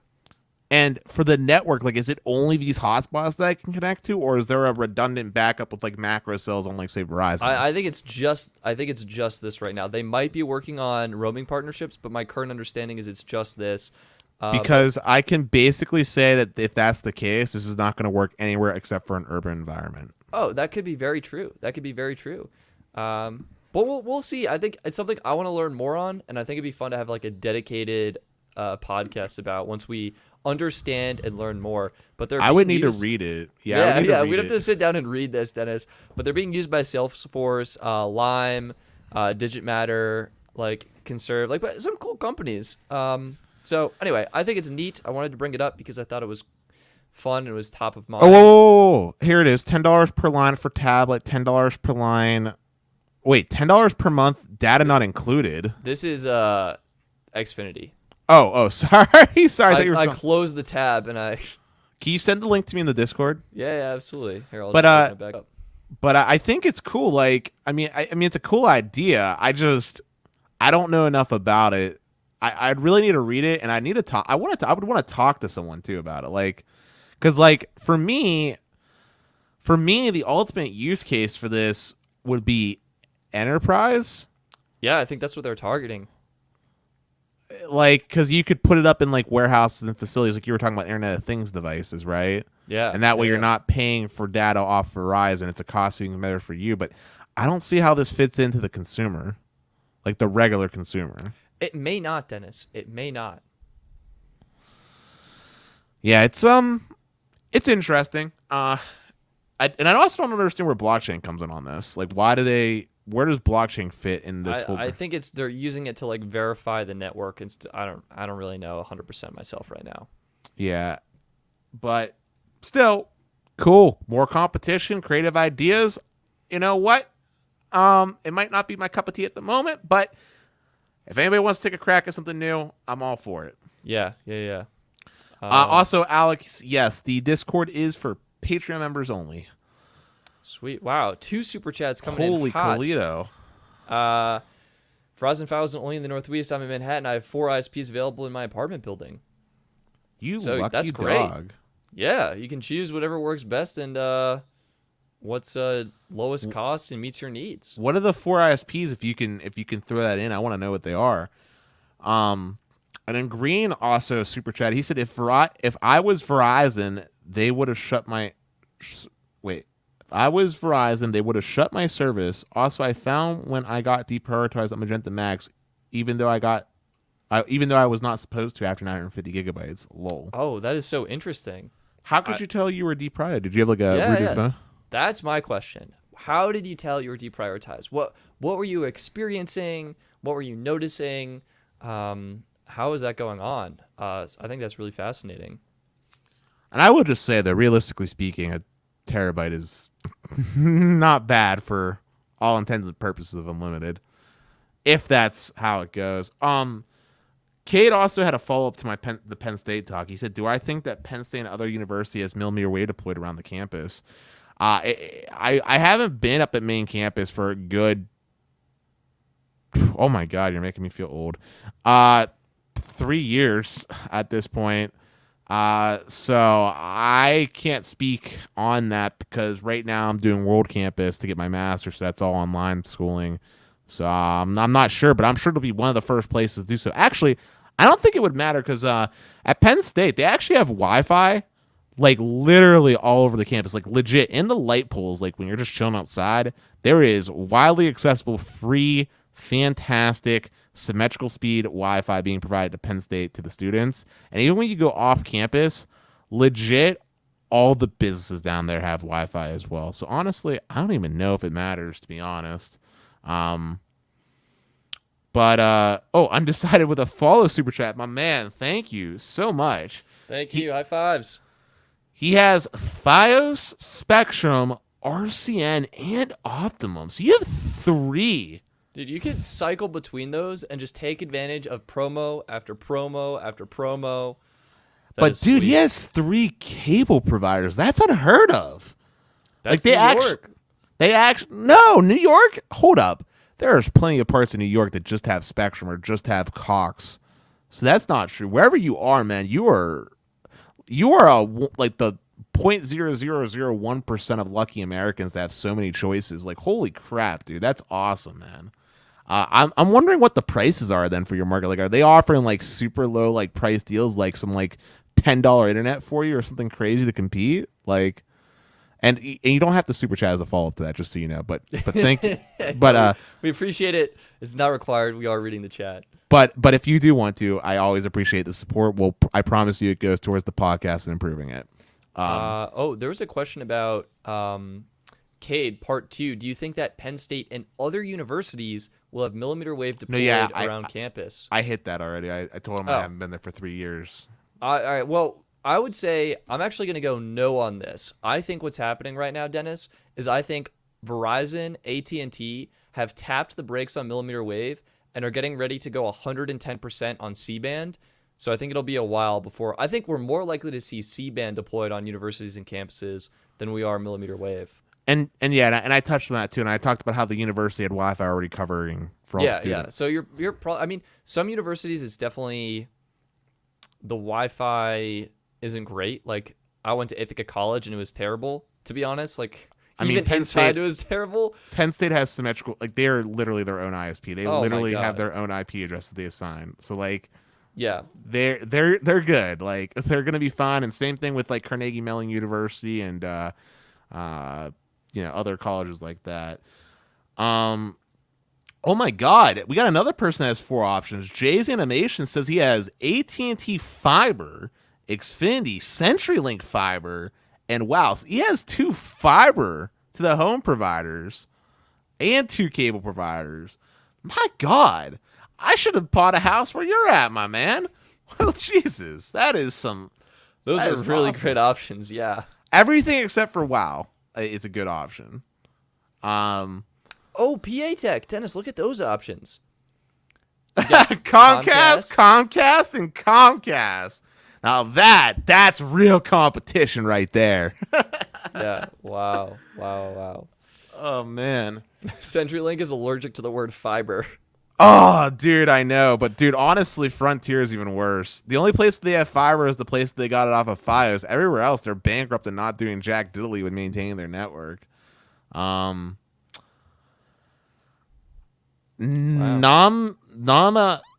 Namizi Kazi Yeah. only has Comcast and 10 megabits per second T-Mobile ISP available. That's unfortunate. Yeah, that's sad. Yeah. Kate asked, how do I think FiOS would do in the South, like Texas, where I am? I don't think... FiOS was down in the South, and like I said, they sold off where they were at to Frontier, and I just don't see them ever going down there in the first place because AT&T U-verse is down there and already doing a bang-up job, you know? Oh, my God, Green. Thank you again, man, for the super chat. He asked if AT&T ever goes to unlimited hotspot with unlimited priority. Also, what is the I think he meant to say, will AT&T ever go to unlimited hotspot with unlimited priority? No, I think he's saying if AT&T goes to unlimited hotspot with unlimited priority, what will the appeal be of going to Los Mobile? Would Carlos be in trouble? Okay. So what would the appeal be of going to Carlos? He's more affordable. Yeah, so I think Carlos might be in trouble. The appeal would be cost, affordability, and experience. If Carlos is able to offer super easy, seamless activations, and like good customer service and support, I think that could be really great for them. And I think there's the priority thing, though, right? Like, he's still giving a higher tier of priority over normal consumer stuff. So, I mean... Yeah. And also, too, don't forget, Carlos allows you to actually get like a Netgear router, basically. Yeah, that is huge. And do that. So, I mean, I think there'll still be a niche that Carlos will fill. I definitely agree with Stetson. Like, I don't know if he'd be in trouble, per se. In fact, if anything, it actually validates his business model and makes it more safe. But I do think it would make it harder for him to compete and convert certain people over. But I do think there'd be a niche of power users that would be dedicated to Carlos, because Carlos is a really cool guy. Like, his Discord is popping, and he's just a cool dude to work with. Like, he was the easiest person to get set up with. Like, ba-boom, I gave him my eSIM information, and ba-boom, like 10 minutes later, a little update came in on my phone, and I was active. That's not the experience you get with AT&T postpaid, and Stetson, you can attest to that. Hey, you know what? I'm gonna make a dedicated video, I think, for Patreon supporters on my activation and get that up, because it was crazy. You're not gonna believe the footage. Okay, you're not gonna believe it. So Zachary is saying that Frontier's going to build out fiber to most of Connecticut, and my response to that is fantastic if they do it, but I'll believe it when I see it, considering they filed Chapter 11 bankruptcy recently. Shadow of the Black Cat said that Frontier sold off their network in the northwestern U.S. to a company called Ziply Fiber, although it's still mostly DSL. Are you familiar with Ziply since you're out west, Stetson? Or I'm not. Let's Google search them real quick. Now, as we're Google searching them, there is an ISP that I'm familiar with, and I'm a little jelly of that anybody has it. There's a fiber provider called Sonic that I've heard really great things about, especially from a pricing standpoint. But I'm looking up Ziply. Oh, my God. Fiber internet for $20 a month, Stetson. For No, 30 stop. I mean, it's for 30 by 30, but $20. Wow, that's amazing. That's fantastic. And wait, $40 for 100 by 100 or gigabit for $60? That is insane. Dude, Ziply is looking pretty lit. Like, I mean, we've said this before on the show, but 25 megabits per second will let you do anything, right? Yeah, I mean, basically. And honestly, if you have 100 by 100, you're cool. I mean, for $40, that's good. That's such a good value. But $60 really is where it's at for gig. 100%. You would never saturate it, but for $60, like, why not? I mean, yeah. But yeah, let's look up. Hey, since we're talking about ISPs, let's look up Sonic real quick. All right. And not the restaurant. So yeah, look up Sonic ISP on Google. They're based out. They're in California. Of course, they make you put in a street address to see their offers. Why would they? It's the worst. Huh. They're gonna make me check availability. Ed, does anybody have a California address where they know? Well, don't. I guess you shouldn't actually do that. Actually, don't put your address. Forget that. I wanted to look at Sonic. I've heard good things about them. From what I understand, they offer very affordable gigabit. I've heard they've offered deals as low as like $60 as well for gig, and like really cheap pricing. But But oh my goodness gracious. Okay, Undecided, you're coming in huge tonight. He just gave us another super chat, Stetson. Wow, thank you, Undecided. I would highlight it, but my computer is basically frozen right now. It's a miracle I'm still here. So he said he's on the border of the optimum and spectrum coverage area, so they both are available in the building. And then RCN and Verizon was available in his building back in 2016. Wow. So if I'm understanding this correctly, are you telling me that RCN and Verizon are no longer available in the building and now it's optimum and spectrum? Or are you saying because they were previously there, you can still get them type of deal? I think he's saying because RCN and Verizon were available in the building since 2016, he had Optimum and Spectrum, and then RCN and Verizon were added into the building in 2016, so that's why all four are available. Also, Cade threw in a zip code for Sonic, I believe. I'm going to give that a try, and I know it wants a street address. Of course they do. Yeah, I'm not going to. Cade, if you find a random Google Maps address, just plug it, but if not, it's fine. Let's see.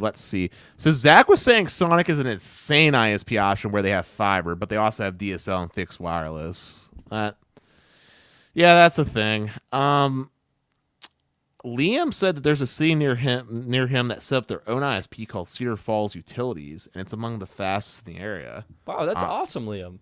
I'm going to look up Cedar Falls. What was your ISP called again, Stetson? I know yours is municipal. Yeah, it's municipal. It's called Nextlight. Hey, wasn't there someone that was close by to you that we knew from like streaming? Was it who was it? There was somebody. Chris from Coverage Critic. He's in Boulder, I think, Colorado. Okay. Oh my God, dude! Holy crap! The one that Liam talked about, Cedar Falls Utilities, dude. Stetson. They offer 10 gigabit internet for $105 per month. 10 gig. Whoa. I don't what kind of router would you need to be able to even take advantage of those speeds? You would need my Ubiquiti Dream Machine Pro, and you would either need to use SFP Plus ports, or you would need to get a gateway and have Cat 6 cabling. Yeah, you would need some pretty decent stuff like what I got going on. Yeah. But coming back into the real world of reality, you can get just regular gigabit for $64.50 if you're in the city. If you're in the whatever they consider rural, it's $69.50, but still great. You can get 250 megabits per second for just $45. That is so good.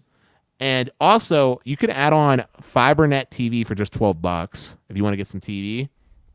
Wow. But they got plans that are as low as $30, but I'm not gonna lie. If you get their $30 plan, you might as well just have DSL. It's for 3 megabits per second. Yeah. Which is not good. And then they have another plan. It's called WaveNet Wireless Internet.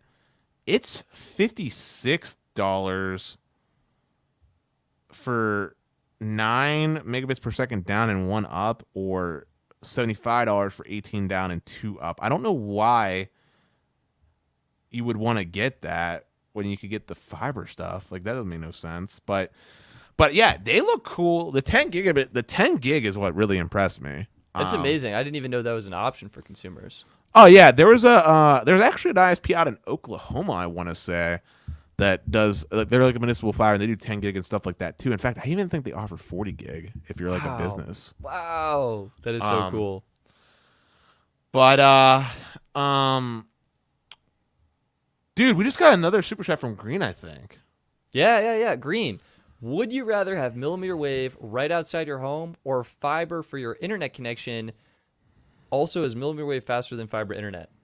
This is a no-brainer. It's fiber for my internet connection, and yes, fiber is faster than millimeter wave. Yeah. I think the issue with millimeter wave is kind of consistency, and the fact that the signal drop-off is so great. Like, you basically have to plaster your LTE or 5G gateway to your window or even outside your home to get the best signal possible. And guys, I just want to take a quick moment to just a quick second to pause just for a second. I am so grateful for everybody that is supporting us with these super chats. They are super awesome. But I will just say, you should take that $5 or $10 or whatever you want to commit and put it towards the Patreon. This way, you'll be able to take advantage of the extra content that you can get, the super awesome emotes, and the badges. I just think it'll be a better way to spend your money. That way we can give you some form of thank you for you supporting the podcast like you do. Because as Stetson says, he makes some really awesome content behind the scenes. And, of course, I would love to see more of y'all's friendly faces in the Discord. That way we can always talk about cool stuff and you can show us cool links for future podcast episodes. In fact, they also get to vote on when Stetson works on his next videos, which is pretty awesome. If I have to say so myself. I just want to comment on that. Thank you for all your patience. AT&T review was voted next, and then I went on vacation, so I uploaded a couple other videos. AT&T review will be the next video that I upload to the channel. It's in the works right now, very, very soon. Also, Undecided coming in clutch. He gave us an address that we can use for Sonic. Oh, sick. This live stream today, though, is popping. You guys are just being so incredible. It is popping for sure. Also, we had Brittany Daniels chiming in, jumped onto the stream looking for advice on Verizon. The billing is outrageous. Do you have any advice? Brittany, number one, I would take a look at your bill. What are the different breakdowns of the price?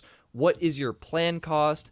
Are you financing your devices? What kind of monthly payments are you making on those finance devices and things like that? If you're happy with Verizon coverage, which my gut instinct here is, it sounds like you're just upset with the billing, I would look again at the devices. If you can pay off your devices, let's say it's an iPhone 12, you're financing it, you're halfway through, you will need to pay out the rest of your device payment in order to get your phone unlocked, not unlocked, but ready to use on a different network or a different carrier. So that could be expensive. That could be up to the full cost of the phone, like basically up to maybe $800 per phone. Typically, it'll be closer to like $400. It just depends how long, if you've been financing them. And I would consider US Mobile. You can get 4 lines on US Mobile for $25 per line. That includes all taxes and fees. And I think that'll help you save money on your cell phone bill. And I'll see if I can add that as an option for a video to consider in the future, how to reduce your Verizon cell phone bill or something like that. Dennis, are you having luck over there looking up? I looked at the address, but it asked me for an apartment, and when I tried clicking on one of the autofilled apartments, it told me it wasn't available. I'm gonna try again, though, because I don't give up. Undecided, coming in with a super chat. I'm grandfathered into the $60 a month Verizon FiOS gigabit plan with HBO for life. Plus, I get an additional $15 off because I have Verizon Wireless. So it sounds like I'm hearing you're paying $45 a month for Verizon FiOS and HBO for life. Wow, that is such a good deal. Like, that's amazing. That is incredible, but I'm going to be curious if they actually honor that. True. This is true. Because we did talk about the beginning of, was it the podcast? Yeah, beginning of the after show. You mentioned that some customers were noticing their Verizon FiOS bill increase with the price changes, and some haven't yet. And you're keeping an eye on yours, right, Dennis? Yeah, I'm going to be keeping a very close eye for when my next bill gets generated to see if I was impacted or not. Because they don't have any contracts, so there's nothing saying they can't increase it. Right. Besides, ISPs are known to do shady stuff even when you're in a contract. You know what I mean? So yeah, it's so true. Man, there are so many comments coming. I literally can't keep up with it all. We need to get some moderators at some point, Stetson. Like, legit, we need to look at getting mods as we get bigger. But let's see. Kate said a fun fact that NASA was able to do 60 terabits per second down and 40 terabits per second up. That's terabits. So that's insane. That actually looks like terabytes because it's a capital B. Oh, gee. But internet speeds are always measured in bits. I don't think that. Maybe it is bytes. I'm looking at the connotation, and that to me says bytes. Kate, if you can clarify by spelling out if you meant to say bits or bytes. That's sick. Okay. Oh, Zachary came in clutch. He said, Dennis, Sonic is $40 a month plus fees for gigabit symmetrical. $40 for gigabit, Stetson. Oh my God, Dennis, I just got control of my computer again. This is amazing. That is fantastic. It's because I spoke the magic words of $40 for gigabit internet. Oh my God. Thank you for anyone who super chatted. I'm sorry I missed your comments. Everything was broken and it's fixed now. So thank you. Terabits. All right. No, wait. Terabits. Yeah. I didn't realize there was a 1-letter difference between bits and bytes, but there is. But that is bits. So there you go. Dennis, should I look up any of the things we've been covering for the past like 20 minutes that I wasn't able to show? I just realized you weren't showing it when I was looking up that Yeah, stuff. you were just like oogling over it. I'm like, I can't do anything. I wish I could. I'm sorry. I mean, I feel like they probably got the gist when I was saying the pricing, maybe. Oh yeah, your reaction was flawless. My facial expression. Can I just say though, like everybody that's been here so far, you guys are like absolute mad lads because We've been going. I mean, this stream alone, Stetson, we've been going for 1 hour and 40 minutes. We did another 45 minutes before. This is probably the longest continuous streaming that we've done, I think, ever for the podcast. Like, we're like 3 hours, almost 3 hours deep. We got 139 of you incredible human beings out there across the country, and we're still going strong with some really incredible questions. Stetson, you want to just call? We'll do maybe 15 more minutes, and then we'll just end it. Yeah, that sounds great. All right, guys. So we got 15 more minutes that we're gonna do. If y'all have any questions, comments, concerns, please write them down. We'll do our best to answer them while we're here. Oh, River is saying, just confirmed with Mint Mobile, you are able to add two-factor authentication to your account to protect against account changes if you chat customer service. That's probably that's video-worthy content right there. Trying to test that out, let people know if it works. And what the status is. I really want to see the Epic Internet plan. I'm trying to find it back where it was. Cedar Falls Utilities. Let me see what this is about. While you're doing that, Debo Bob said he says y'all need to stop being scared to keep the streams long. It's okay to chat. I'll be honest, Debo Bob. I am a pretty good person when it comes to marathon streaming, but Stetson's got like the metabolism of like chipmunk. What is a high metabolism? I was gonna say a Saiyan from Dragon Ball Z, but I don't know what that is, but yeah, it's like Goku and Vegeta. They eat like massive amounts of food. Basically, Stetson gets tired. I don't get tired. I get hungry. I like power off. I need food. I eat every 3 hours. At least I try to. So I ate right before we went live, probably at like 3:30, or that would be 5:30. And right now it is almost 10 o'clock, so big hungry. Let's see. We got some comments coming in here. Skychunk, if only T-Mobile had decent two-factor authentication, 100%. Zachary Webb. Zach is getting tower upgrades. N40 upgrade done today. My home tower is next to it. My home tower is next, and hopefully it gets done this weekend. Wow. Zach thinking of getting a Galaxy A32 to test it out. That would be awesome. That would be awesome. Is the A32 the free phone they were giving out? I think so. Sylvian says I need a new computer. Sylvian, I don't need that right now. No, what he needs is not a Mac. Dennis, oh my God, I have a PC. It's underneath my bed back there. Dude, Stetson, real talk, if I could hit the lottery, I would build you an actual proper like workstation. Like I would get you a nice like Ryzen, like what are they on, 5700 with like 64 gigs of nice DDR4 RAM, all solid state storage, so it's nice and speedy when you're doing your editing, and then a nice RTX graphics card for those ray tracing cores that make it so good to do video editing with. You'd be decked. I got you, bro. If I ever hit the lottery. Wow. Shout out to Jose. I'm a Verizon customer service rep looking for a community of other reps who want to up their game above consumer. What is this? Customer service mediocrity. I find no way to study while taking calls, so the chances of becoming better are very low. Wow.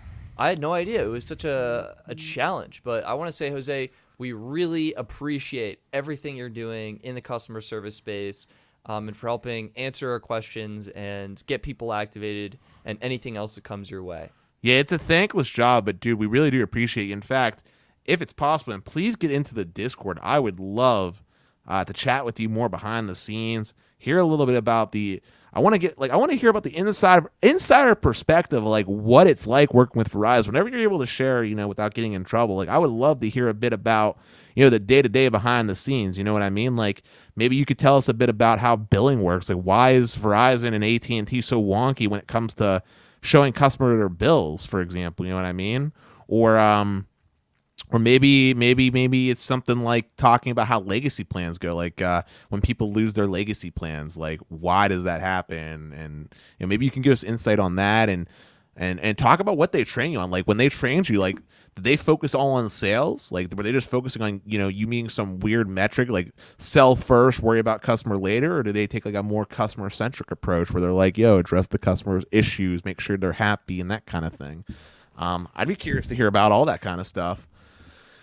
And Cade's like, get the Verizon secrets, Dennis. I don't want to listen. When people tell us stuff, I never ever will put out their name, unless they say they want me to. Like even then, I probably wouldn't. Like, and I keep that stuff like on lock because we do have some pretty awesome people that do tell us stuff. But Stetson and I, we follow the rules. We don't.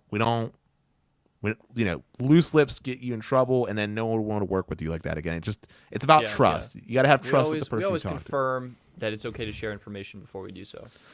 Yeah, that's why earlier on I made sure to ask about when I wanted to say something. I asked Stetson just to follow up to confirm, and that's why we can't talk about it yet. But just know that despite what you see from us, we're constantly doing stuff behind the scenes and working with people for the show, even though we can't share it yet. I'm really looking forward to some future opportunities, especially once September comes around. I think that we might end up having a really cool birthday stream for me. And I have someone that I've been talking to that I think will be a really cool guest that I met in a really funny way. Maybe I'll turn it into like a behind-the-scenes side story whenever we have him on. I'll explain how I got him. Oh, man, Dennis, this is such a perfect. So in front of me, I'm working on my AT&T reviews. Someone said AT&T's billing system is from the 90s. I have my bill estimate from AT&T. Let's see if I can zoom in on this. Careful you don't share your street address or your account number. Yeah, it's okay. I don't think these are on here. Can you see this? Barely. Here's a better suggestion for you, Stetson. Why don't you take a picture with your phone and set it on the Discord and then share the picture? Share it. Yeah. Yeah, I don't think you can see it very well. Oh wow, we're like super close. Yeah, you guys. Stetson, too much. Take a picture with your phone real quick. Message to me on Discord, and then I can share it real quick. But yeah, it was $240 for 1 month, and this was on the AT&T Business Performance Plan. It was insane, Dennis. I'm gonna talk about this in my review, but yeah, their biller sucks. That's the bottom line here. Yeah. And Zachary, I agree. AT&T apps really are the worst as well. They're not well designed. They're very clunky, and they drain battery real bad. It's not even a proper app. It's like a version of the website. Yeah, but somehow it's so heavy, and it's so much worse than just going on to like Safari and opening it that way. It's so true. I don't know how it works. So true. All right, where's the Discord? We're going in. So River, to become a member of the Discord, you just have to become a Patreon member. Stetson, just to clarify, do all Patreon members get access to the Discord? Is it every Patreon member, that is a perk available to everyone. You can also consider joining here on YouTube, and that also will give you access as well. The link might be a little bit in an earlier post, but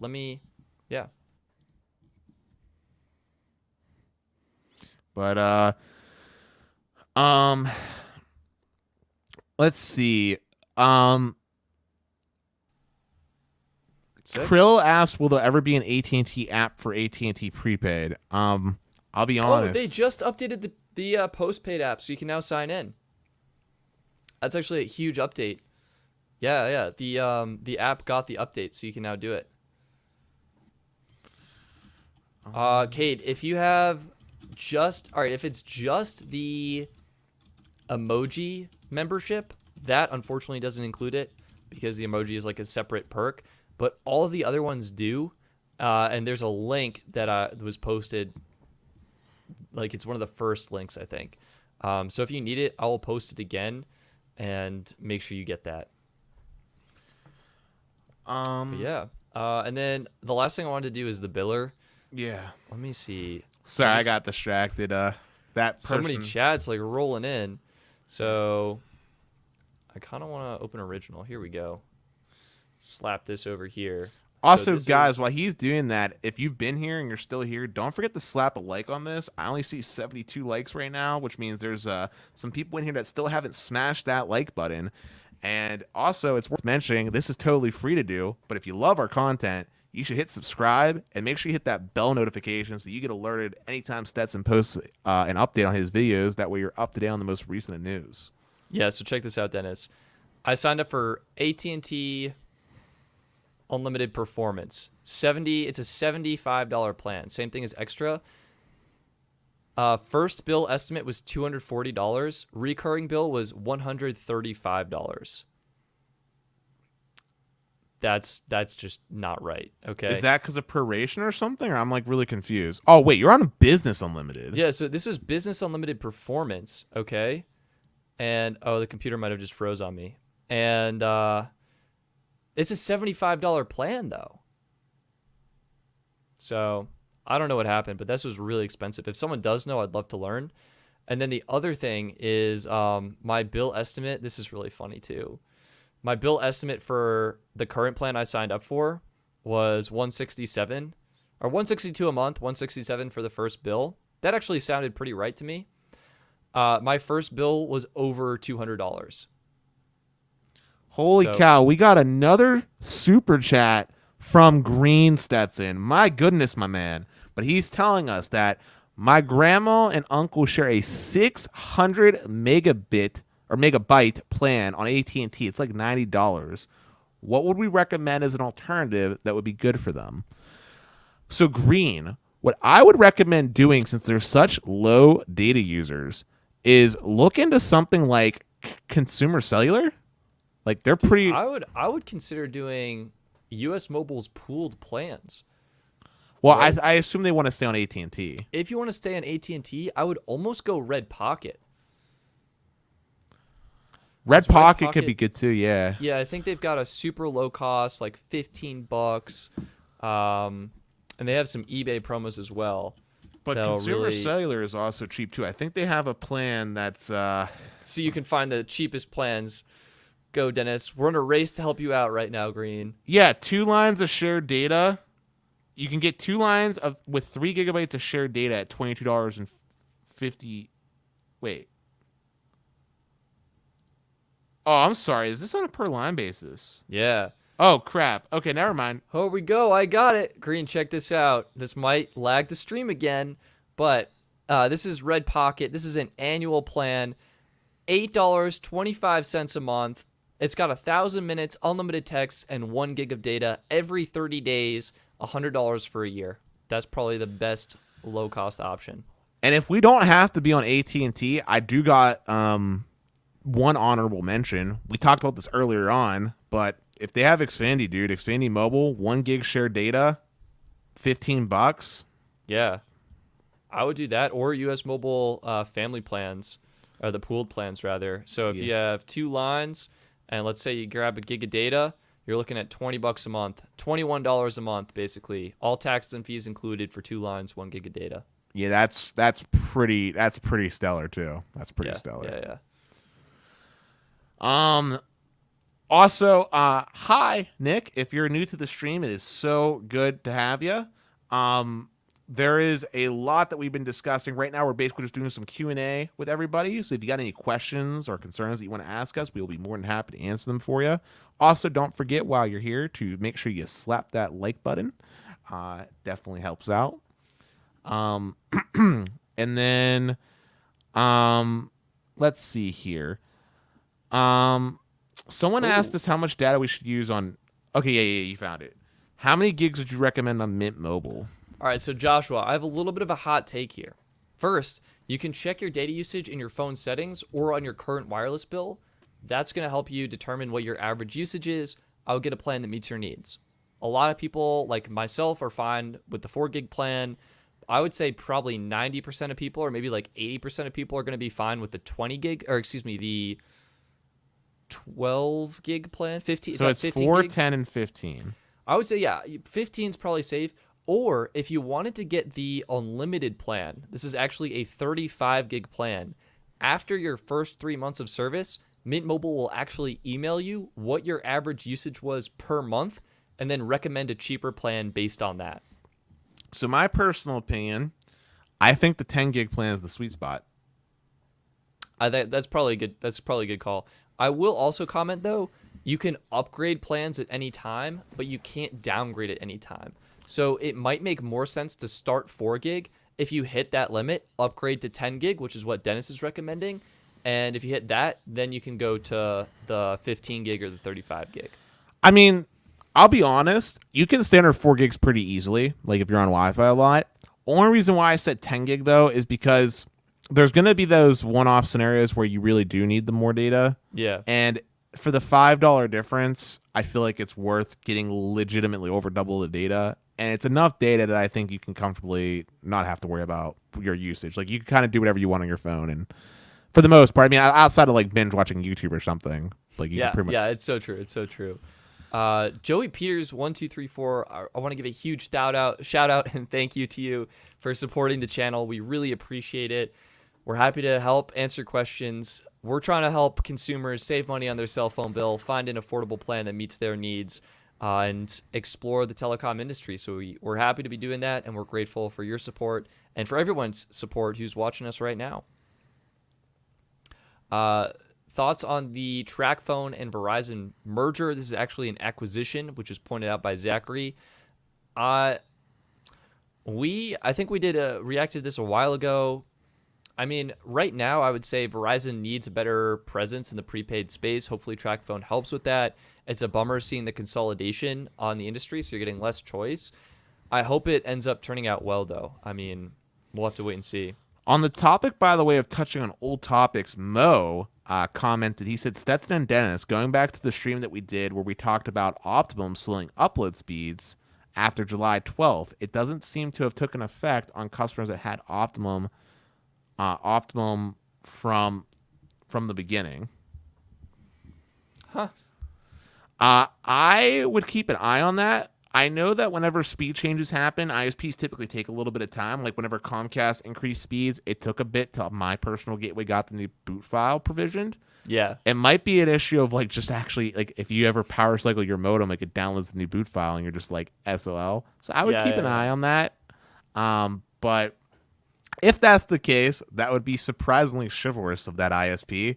If not, it's an ISP. And I expected it to happen, unfortunately. Yeah. But I'll give a shout out and thank you to Darren Patty. Thank you so much for I think this is a super sticker or a super chat. We really appreciate it. Fun to see that. Just a nice little chat there. So thank you very much. Kate said Verizon prepaid is a nightmare. Kate, if you could follow up to that, I'd love to hear why you believe that. Because I think Verizon prepaid isn't too bad, actually, especially with their loyalty perk. I wish it would just give you the discount up front, but I don't think it's terrible.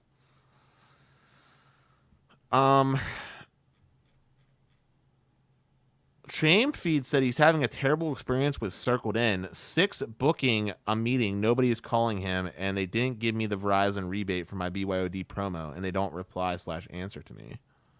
Yep, that's too bad. Yeah. I'm really sorry to hear that. I had much better experience. They're probably like prioritizing me though because I was like making a review on them. I guess like what I would say with Circled In is like don't sign up in the hopes of getting promos and stuff. I would just sign up like base level service. And my question to you, Chain, would be like, how is the base level service? Like, are you still getting Verizon at the Circled In rate? And is that working? And if so, I would call that a win. And it just like sucks they're not able to get the BYOD promos. So there was a comment that actually got held for review that I just noticed when going to a different screen. Yeah. And it was by the best YT. I actually just unblocked it for us so we can see it. Okay. He said, Total Wireless has a free plan. If you apply for emergency broadband benefit, you get 25 gigabytes of data and unlimited calling and texting. More on their website. Thoughts? That sounds great. Really happy to see them doing that. I don't know. Like, what else do we say to that? Like, yeah, that's awesome. Yeah, I think it's cool. I mean, free is. I mean, if it's my dad has a saying, and I'm going to steal it here. If it's free, it's for me. So, yeah, that's pretty cool. We got another super chat from Rob. Thank you so much for your support. In regards to what I said earlier about the Mint debacle, would it be worth jumping ship from Mint Unlimited to US Mobile? I have 9 months left. No. Yeah, I'm with Dennis. Do not do that. Rob, keep your Mint plan. I would say there's a 90... Dennis, what would you put? 99% chance you're going to be totally fine. Well, didn't someone just say that you can get two-factor enabled if you... Yeah, and Rob, it sounded like from another commenter on the stream that you can enable two-factor authentication by contacting Mint Mobile support. I would consider reaching out to support, maybe you're chatting in the application, to try and get that enabled for your account, or to see if there's additional security measures they can put in place to help give you a little bit more confidence in the security of your account. Now, one thing I will just say, though, because hindsight's always 20/20, once you get closer to using up your 9 months, maybe you reevaluate how you feel about those super long annual plans. That way it gives you a little bit of wiggle room. And the reason why I gave you a hard no right off the bat is because you spent a lot of money up front for that plan. So, let it wind down. Maybe look at the situation. Maybe then you look at US Mobile because you prefer to have that month-to-month flexibility. I still think Mint is super cool. Like I want to be clear here. I haven't personally used Mint, but I trust what Stetson says with my heart. And I know that with working with them overall, they are one of the most pleasant group of people I've ever communicated with. I find the commercials hilarious, and I think everything that they do is pretty stellar. So Mint Mobile gets my double thumbs up, basically. Like, I don't have any bad stories to go on about. This is really just like a really unfortunate event for an otherwise great carrier and an awesome group of people. And I know they just felt awful about it, and they're trying their best to, get this sorted out as quickly as possible. And they're probably working a lot on it. So I think you're going to be fine. Like, I personally use Mint Mobile as my personal carrier. That's where my personal Stetson Doggett phone number is on right now. I'm keeping my service active and hoping for the best. And it sounds like, Rob, you got two-factor authentication enabled on your account, so I think you're good. I would keep your plan and kind of ride it out. As Dennis mentioned, if you want to reevaluate later, that's totally fine. And like I said too, remember, this is an issue across the industry because and I've said this before in previous talks and stuff, but phone numbers are being used in ways that they were never intended to, and this was bound to happen. Hackers are always going to be like that. Hopefully, we see everybody basically learn from Verizon. Adopt from Verizon, do that. Everybody will be great. It's really good that Mint Mobile has two-factor authentication. Hopefully, they make it easier so you can just self-service it yourself and enable it yourself without having to contact them. But I have faith that they're going to do right by the customer in some way, shape, or fashion. Now, Dennis, we got... You're not going to believe what's going on right now. 2 more super chats? Yeah, we got 2 more super chats. Can I sneak in one from Darian first? I know this is a little out of order, but this is really quick and potentially groundbreaking. So, excuse me, Darren, I think I mispronounced that. Darren, is there any prepaid company that supports cellular wearables such as Apple Watch? Okay, I was going to say no immediately and show you the Apple website, the full list. Here's the Apple website. Here's the full list. I noticed something unbelievable here. Dennis, do you want to know what I noticed? That Spectrum and Xfinity Mobile were there? No, we knew that already. We literally talked about it earlier this episode. The perk of Xfinity is Apple Watch is supported. It's not on screen right now. Dennis, check this out. You're not going to believe this.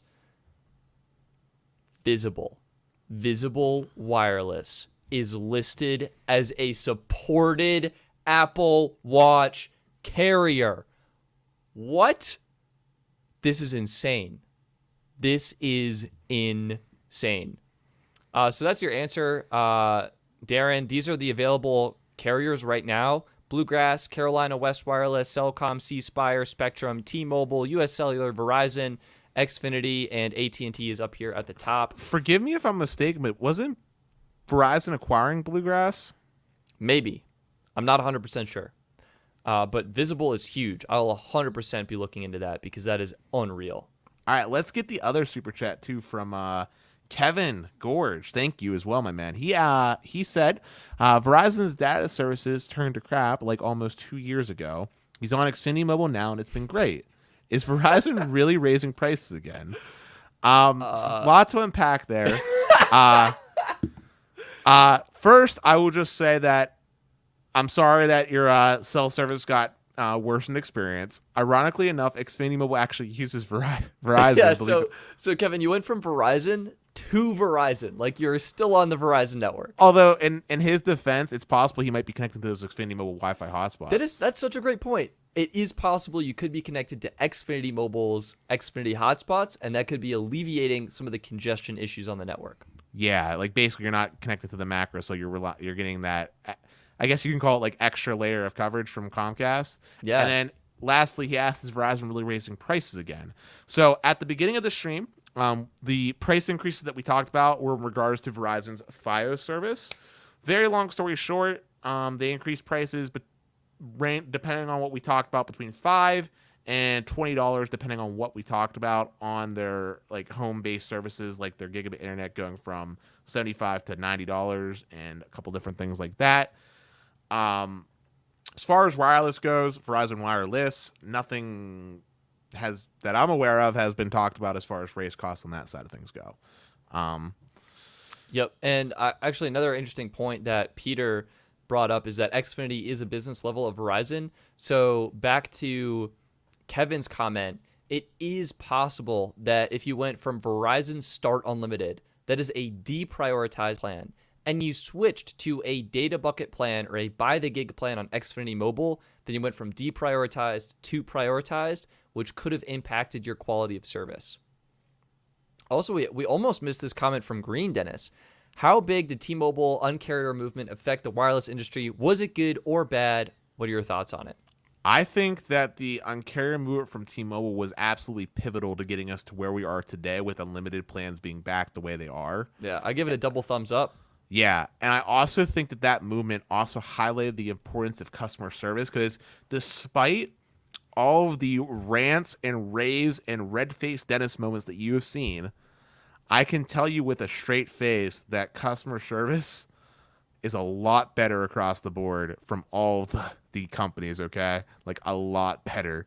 Like, I'll use an example. If anybody remembers 2013 Comcast, that was the time where they had that recorded phone call where they wouldn't let the dude cancel. Yep. Or if anybody remembers old school AT&T, where they would just leave you on hold and just leave the office, things have gone a lot better from there. So T-Mobile. Now, granted, T-Mobile has turned into a carrier now, and I'm not necessarily that happy with them, but that movement was important. We wouldn't have unlimited data today without it. Contracts would still be a thing in the traditional sense, where you'd buy like a subsidized phone, but then you would still end up paying for the phone anyway, because they would just jack your cost of your cell phone service up during that contract period, and you'd have early termination fees to worry about. So, yeah, everything about it was pretty much good. I guess the only quote-unquote bad thing that I would say that came about it is that the industry got a little bit less transparent about their plans.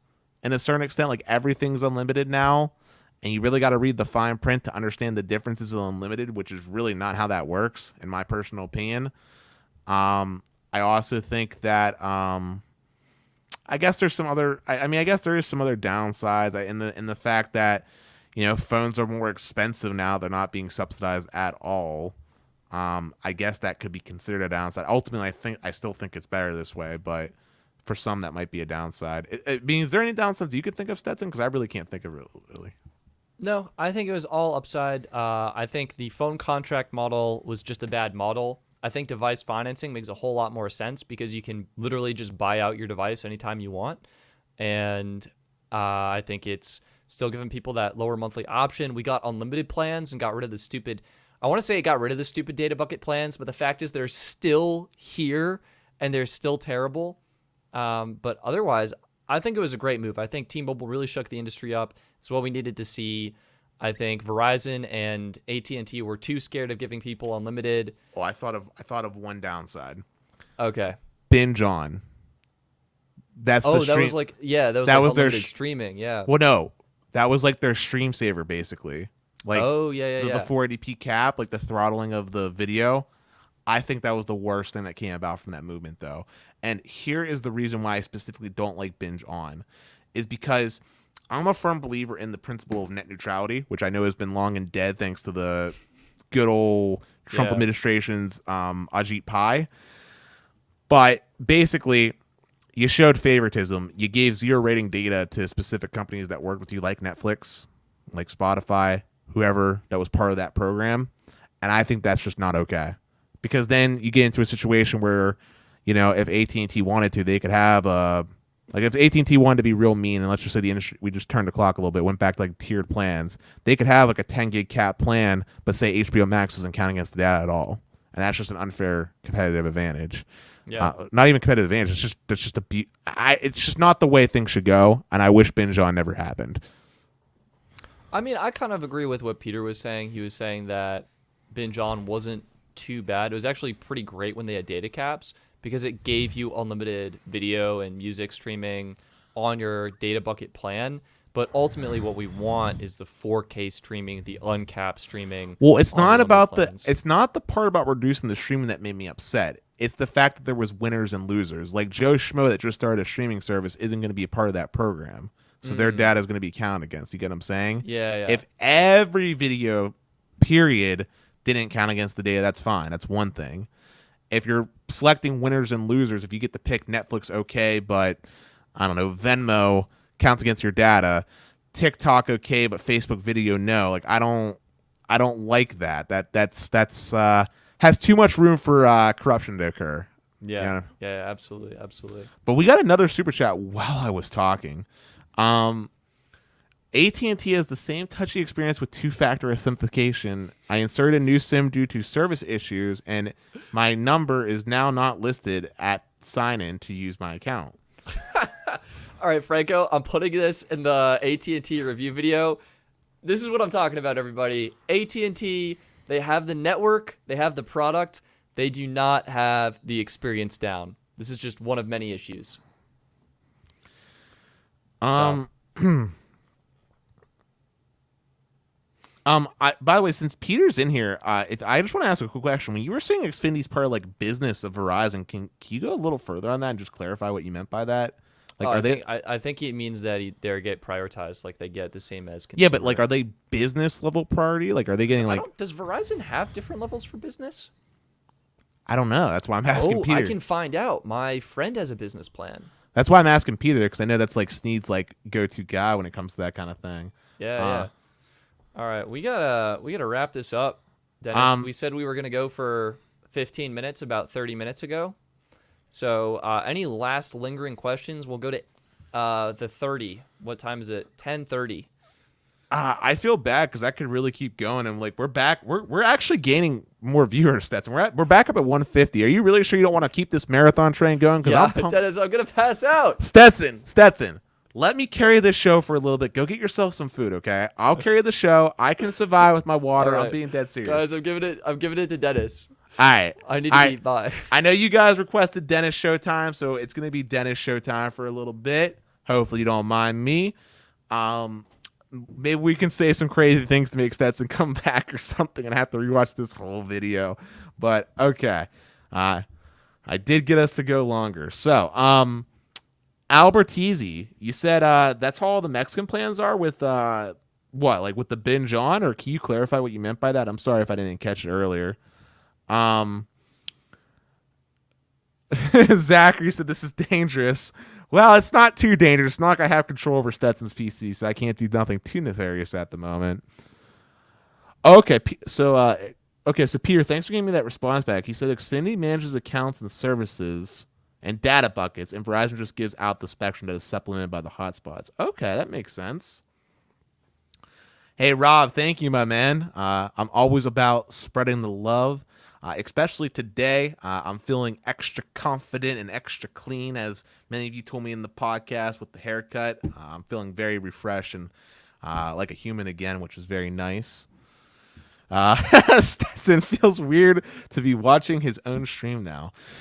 Well, that is definitely something, my man. Hopefully whatever you're grabbing is delicious. PA Tech Speed Test. Starting tonight, you're going to do the AT&T HSPA 5G Challenge. What's that challenge? I'd be interested to hear more about that. Wait, Vibe the Warrior, you were bummed when he left the company. Who left the company? Are you talking about John Legere from when we were talking about T-Mobile? I didn't. Um, by far the best streams, hands down. Thank you, kid. I really, really appreciate that. Um, oh, G Fair, you just switched 9 business lines over from Verizon. It saved you over $300 a month, and they only had one bar inside. Well, that's fantastic. That's awesome, man. Oh, PA text the time to test AT&T HSPA for a week on Lotus Mobile and see if it holds up in 2021. That would be very interesting. I'd be very curious to see how that goes. My guess is that it probably won't perform as well as HSPA Plus did back in the day, just because I'm assuming that AT&T has reduced the amount of spectrum allocated to those older technologies and put it over to things like 5G. I think they're using Band 5. In a similar vein to how like T-Mobile reduced spectrum off of their HSPA Plus networks and put it towards their LT when they did their reforming back in the day. Ash, do you take a nap or stay up? I mean, look, we're party animals. You can stay up as long as you want. I never sleep because sleep is for the weak. Nah, just kidding. It's your call, my man. If you do have to sleep, though, it was awesome having you here. Before you leave, you should definitely like the video if you haven't done so already. Subscribe and hit the bell button so you can see when we can do more content. And you should become a member of the Patreon so I can see you in the Discord and you can see all the extra content that Stetson's going to be cooking up behind the scenes. Ryan, how do we know you're Dennis if you aren't wearing a beanie? Yeah, so I mean, my beanie's actually in the closet over there. I got a haircut today and I was actually feeling really good about how my hair looked. So I didn't feel like wearing the beanie today because I just wanted to show off this fresh cut. I got an awesome barber, really cool dude out of my area. He just really hooked me up, and I tried something new. I make jokes, but I'm actually like receding a little bit. You can kind of see it. It's not as noticeable with my hair is like this short, but I am receding a little bit. And I decided to do something new, just wear it with confidence. I felt like I was looking real good, and I just figured I just show it off. Okay, yeah, you were talking about John. Gotcha. Debo Bop, let's talk about Wi-Fi 6E. What are the promises and consequences of using the 6 gigahertz frequency? So Wi-Fi 6E is actually really excited. We talked about this before, but for anybody that doesn't know, the government for the first time in a long time actually released spectrum to be used for Wi-Fi, and 6E is a nice high frequency, clean piece of spectrum that's going to be able to be used by everybody in home for home Wi-Fi. The promises of it is that it's going to allow for faster speeds. It's going to be uncongested and provide more capacity overall for your devices. Hopefully, we'll be able to see multiple gigabits worth of speed over Wi-Fi, which is great. It's convenient. Obviously, the consequences from moving up into a higher frequency, and by the nature of Wi-Fi being a low-power wireless transmission, is it's going to have reduced range compared to 2.4 gigahertz in the normal 5 gigahertz channel. Also, of course, there's not really any current devices that are going to be able to utilize that additional spectrum at the moment. And obviously, of course, as well, is that at the end of the day, it's not really going to be game-changing for anything at the moment, since most consumer connections don't get faster than a gigabit, which normal Wi-Fi 6, which brought about its own improvements, can get pretty darn close, and pretty ideal scenarios, usually somewhere around the 700 to 800 megabits per second mark I've seen as far as peaks. And most consumers probably aren't going to care or know anything about what that means, but still, it's good the spectrum is there for the long haul in the future.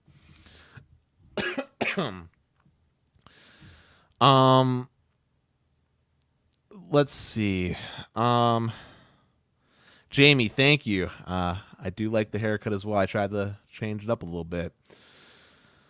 Chime feed. Yes, you are correct. Wi-Fi 6E does, or is supposed to support gigabit speeds. In fact, Wi-Fi normal 6 was actually theoretically supposed to be able to transmit at gigabit speeds, but real use cases always fluctuate a little bit just by the nature of how wireless works. Green. Oh, Stetson's replying about something. Love to do longer streams. Would like to come on the show maybe one of these days. Yeah, Green. I'd be more than glad to talk to you, man, and maybe look at that as an opportunity. I mean, I'm open to everything. I'll talk it over with Stetson too.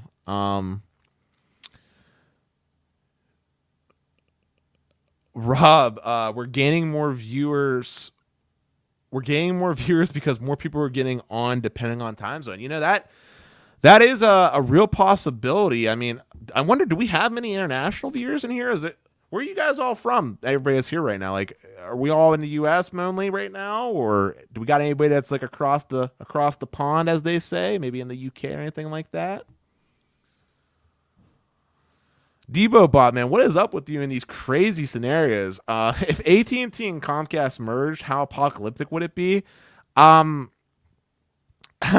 don't even know, man. I don't even know how I would react. I guess it would depend on who's the leading company. I mean, if AT&T is the leading company, then I guess it's just AT&T being AT&T.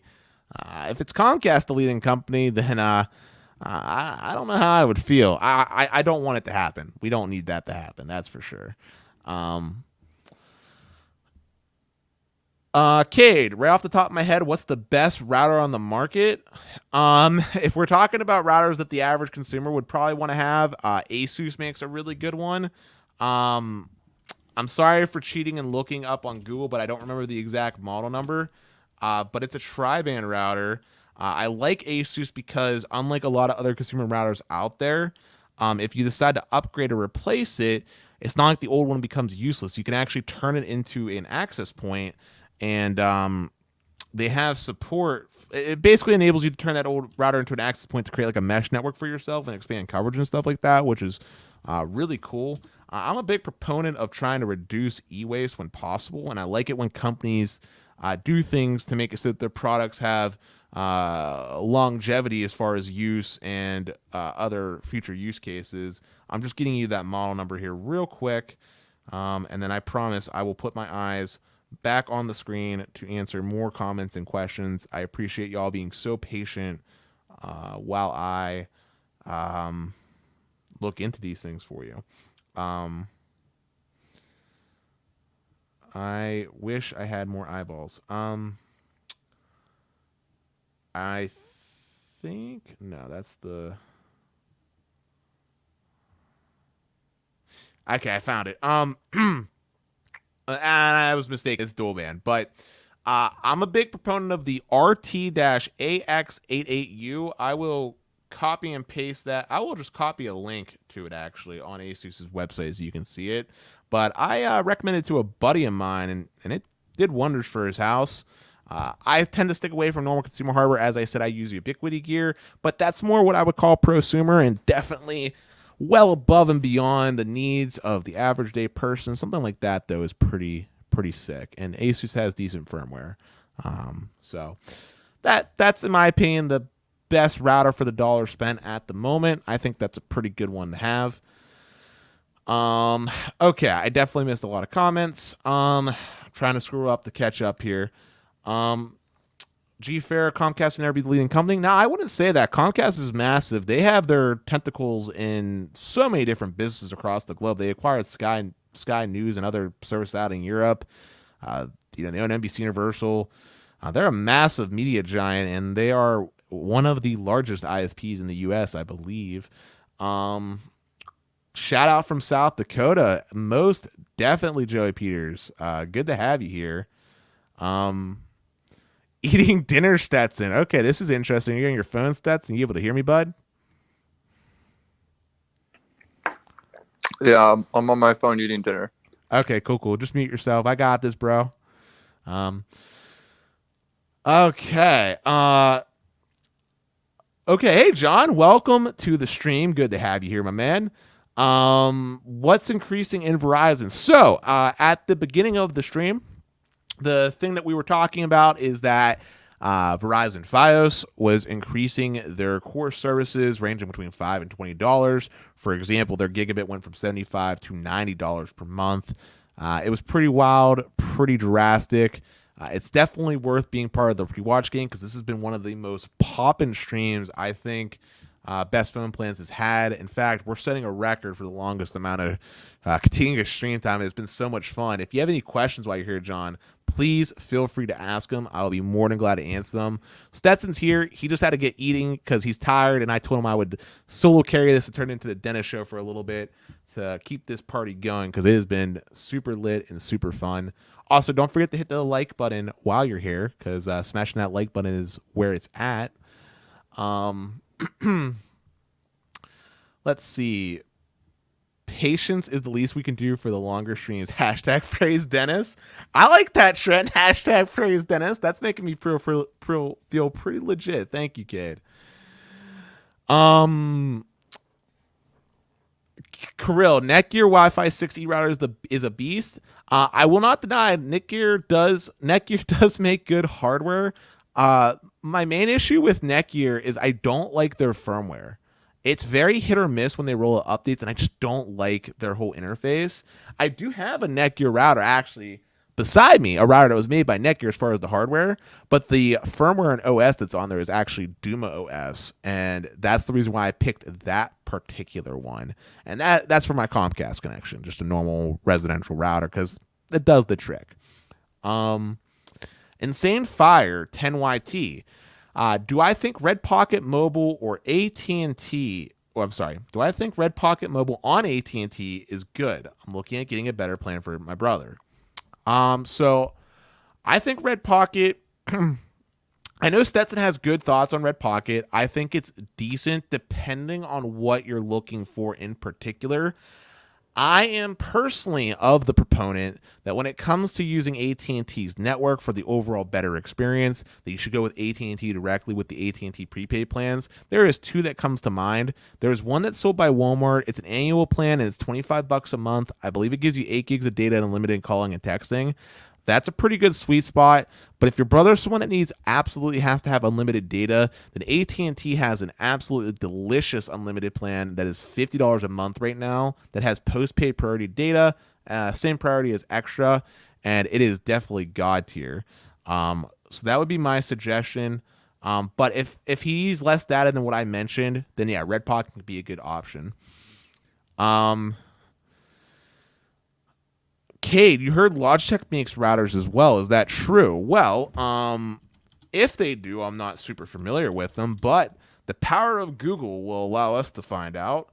And my very quick Google search did not show up any results. So as far as I'm aware, that's not the case. The main router providers that I know of are Linksys, Netgear, Asus, and TP-Link are typically the big four consumer-facing routers out there. And I would just try to stick with the ones that are more well-known. Like I said, personal preference towards Asus, just because of the firmware support. Man, you guys are really popping. I really appreciate all these comments. Let's see. So Real Rugged DIY, Verizon customer on a formal XL 16 gigabyte plan. Should we go unlimited or will we see throttling where there are more users? Concerned about lag due to populated areas. Does throttling occur by unlimited clients? So Real Rugged, fantastic question. If you get one of the premium unlimited plans, then you're going to have the same priority that you did on your 16 gigabyte plan, so long as you stay below the soft cap, which for Verizon is 50 gigabytes of data on their premium unlimited plans. So no, you should not see throttling as long as you're on the postpaid. Now, as far as going for unlimited or not, it's really going to come down to what you're paying and what your needs are. If you guys have been doing just fine with the 16 gigabyte plan and it's more affordable for you guys, then I would recommend just rocking that. But if not, and you think that unlimited would be a good fit for you guys, or maybe there's other incentives that go along with it because of the perks, then it's definitely something to look at. I want to say it is Playmore would be the one that I would probably settle with. But it's also worth mentioning too that you don't have to always lock yourself in with Verizon. There's lots of other good options out there. As we talked about earlier in the stream, AT&T has pretty uniform capacity and has been really crushing it. And if you're looking at unlimited plans, I would argue that AT&T is definitely providing better plans overall than what Verizon's currently offering. So hopefully that answers your questions. But if I didn't, please feel free to follow up, and I'll do my best to clarify further. Mo, can I explain AT&T's new international day pass? How many days can I use the AT&T day pass for in one trip? So we actually had a stream where we were talking about this with the new unlimited leap plan. I think it was actually last week's, but short synopsis. AT&T, it's $10 a day. After 10 days, I believe it was, you get basically, it's after 10 days, you just get to rock and roll and use it for like the rest of the month. It's straight up unlimited everything. I haven't read AT&T's fine prints, but I'm sure just like T-Mobile and the others, they probably have some type of clause about the majority of your usage having to be used domestically. But don't quote me on that, but I'm just going to guess knowing how the carriers operate. Honestly though, I would recommend wholeheartedly and either looking at a domestic carrier when you travel abroad and getting that put on like an eSIM or your secondary SIM, or looking into something like US Mobile's international travel like plans or something like Airlu, because they're going to be a lot more affordable for you. And I think that will be a better option unless you really, from the bottom of your heart, believe you have to have unlimited data. It's Ycraft. Which carrier would I recommend, US Mobile or Mint Mobile? Me and Stetson kind of explained this a little bit earlier. It really depends on two main things for me personally. Are you okay doing an annual plan? So are you okay paying a whole large upfront sum and really committing to a long term, or not? If not, then US Mobile. And secondarily, what network do you want to be using? If T-Mobile is good in your area, then Mint Mobile is definitely the carrier to use for getting a good experience on the T-Mobile network. If not, US Mobile is fantastic. Both, though, are great options. What I would recommend doing is potentially taking advantage of the Mint Mobile eSIM test drive to kind of test out the T-Mobile network and see how it performs for you. If you're satisfied and happy, give Mint Mobile a try. Maybe do their little 3-month trial first. It's not a 3-month trial, but you could do like a 3-month increment to kind of get a feel for things. And if you're really happy, decide to do future commitments, definitely feel free to do so. You really can't go wrong with either of the two. Chime, I missed your super chat. Let me scroll up, bud. I didn't mean to. My bad. Oh my goodness. I'm so sorry, Sean. Thank you for calling that out. Thank you for the super chat. I appreciate the support immensely. He said he's not surprised. He'll not be surprised if the dish spectrum will be added in the next few days to AT&T in New York City. He lives 20 minutes away from there. Can't wait to see it. And Chime, I agree. I look forward to seeing that spectrum finally be putting into use, since Charlie Egan has been sitting on that for absolute years. So it's great to see it finally getting deployed and great to see it being used. I have a lot of confidence in AT&T's ability to get it done proper. Scrolling back down, Brandon talking about talking about the stocks. Yeah, stocks are good. I don't want to comment too much on this. I don't want to turn it into finance talk. I know that's probably not what a lot of you guys are here for. But while I am rambling it on, I figure I will check in with our good friend Stetson. You still in there, bud? Stetson's still eating. Okay. Kid got him some pizza. That sounds good. Now the real question here is it Hawaiian pizza? What are your thoughts? I'm starting a very fiery debate. Does pineapple belong on pizza? But jokes aside, prepare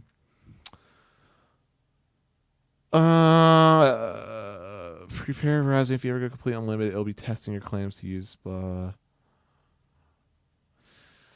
Okay. So guys, I'm gonna take a quick pause here while I wait for more comments to come in. Just to repeat. I see we have 116 people here. I know some people have been coming in and out. If you haven't done so already, please smash that like button. It does more than you know for getting the eyeballs of people.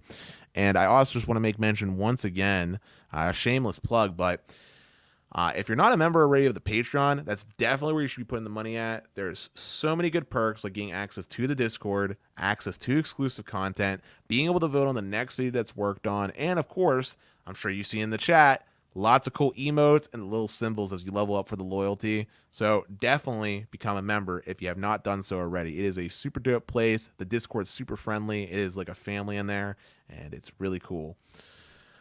All right, cool. We got some more comments coming in. Excellent. Rob, you're eating a buffalo chicken pizza. Okay, that's what's up. Mo, I agree. I like pineapple pizza. Okay, Brandon. You're talking about the Biden infrastructure plan, it looks like.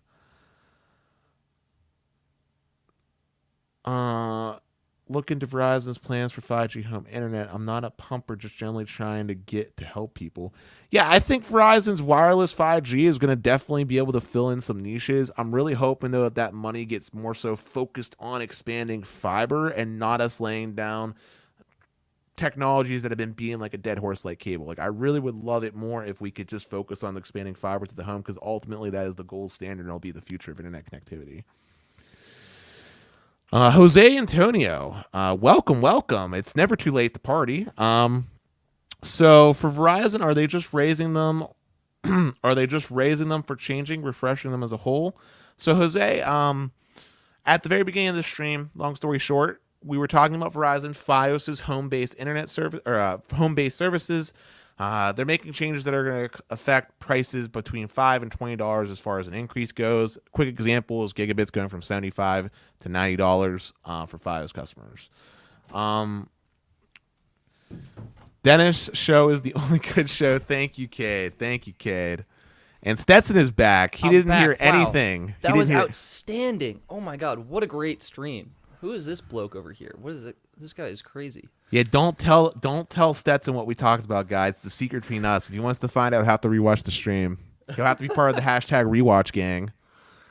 That is hilarious. No, great stream. Great questions, you guys. I'm re-energized. I got a lot of questions about what I was having for dinner, and I think a little bit of everything is the answer to that. But sorry, I'm on a little bit of a rule, and I want to hit Zachary here real quick. He said, I'm hoping to get an Asus router with Wi-Fi 6 because Asus has OpenVPN built in and WAN failover. I agree. That's another reason why I like Asus, is because they do have support for some of those power features like WAN failover, like LAN aggregation, which is sweet.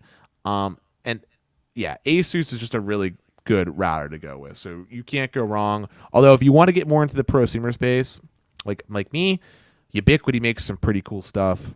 I have the Ubiquiti Dream Machine Pro, and it definitely has support for all the features you could ever imagine. I mean, literally small to medium businesses use it, so it's also pretty powerful and pretty cool. There you go. Oh man, my lungs, they're I feel them You've been breathing. going so strong. Let me see. What do we got going on right now? We're talking about routers. There are some great questions. Great question about the international data roaming with AT&T. Dennis had a fantastic answer to that. What else is... Right now we're down at 10:48. I've been trying to get them sequentially and trying to keep up. I feel like one of those like rambling man that's like just did like a bunch of coffee. I'm just like But you guys are awesome. You gave me energy. I'm like a battery, man. I got charged by you guys. Juiced up. You're like an Energizer. Yeah, Energizer Bunny. Ching, ching. Oh, here we go. But Green asked another good question. He asked if you had a phone with a dual physical SIM, can you have a third with eSIM also? I would say there's no limit to how many lines you can have. It's just hardware. So if you have the hardware... Well, you would know this better. Doesn't eSIM allow you to actually have multiple profiles? Yeah, so you need not only the multiple SIM cards, but you need the phone to have dual SIM standby enabled, so you can have the connection simultaneously. Otherwise, it's really like you can just cycle between them. And that's kind of the case on iPhone. Like, you can have multiple eSIMs on an iPhone, and you can toggle between like 3 of them, but you can't have them all on at the same time. And I'm actually going to say that this is not going to be like, because I think what he's trying to ask, like, you have 3 active simultaneously. And I'm going to say I think the answer to that's going to be no, for 3 main reasons. One, like you alluded to, is the software-based support that comes along with that. I just don't think that's going to happen. 2 is there's going to be a hardware limitation because there's going to be some band overlap between the carriers on the modem. And I think it's going to get things a little bit wonky and confusing when you're trying to, get that working. And then 3, as you well, you didn't alert us, but 3 is that eSIM already kind of does this already, right? Like eSIM allows you to have as many files on you want there already, so you don't really need to have 2 physical SIMs plus an eSIM. Yeah. And if you have yeah. 2 physical SIMs, then you don't need the eSIM. And Zachary was chiming in basically exactly what you said, Dennis. It's a hardware limitation due to the physical hardware of the device not being able to sustain 3 connections simultaneously. So you can do either eSIM and physical or 2 physical. Yeah, it's impossible. Brandon, AT&T just cut dividends recently. I didn't keep up with that, but I have a few stocks with them, and I'm a diamond hands kind of guy. I'll be holding on to that till the day I die kind of deal. I'm sure it'll go up. I think it's what's funny is there's such a high paying dividend. Some people, like, if you want just that cash flow, you just dump money in there and you're good to go. Mo, welcome to the channel membership. It's so great to have you as a member on YouTube. Let's see, does YouTube say live stream emoji? So you can now use the live stream emoji, so you can throw in like a 4G or a 5G emoji and maybe a fast or maybe a Stetson emoji. That's awesome. That's awesome. Wow. And we have one more coming in. Oh my God, another super chat. Rob, you are just absolutely amazing. Thank you so much for your support. My last super chat for the night, just in case you guys don't see my comment, but what do you think of the idea of Apple making their own cell service? I think Stetson lightly touched on this. I think it would be great, to be honest. I think Apple has, the scalability and the infrastructure to build out the customer service, support, and experience side of things, and they have the iPhone. I think that'd be a really strong device to have on their network. I don't think they will do it because I think it presents kind of a conflict of interest with their carrier partners, AT&T, Verizon. Like, Apple is making so much money selling devices to them that I don't think it makes sense.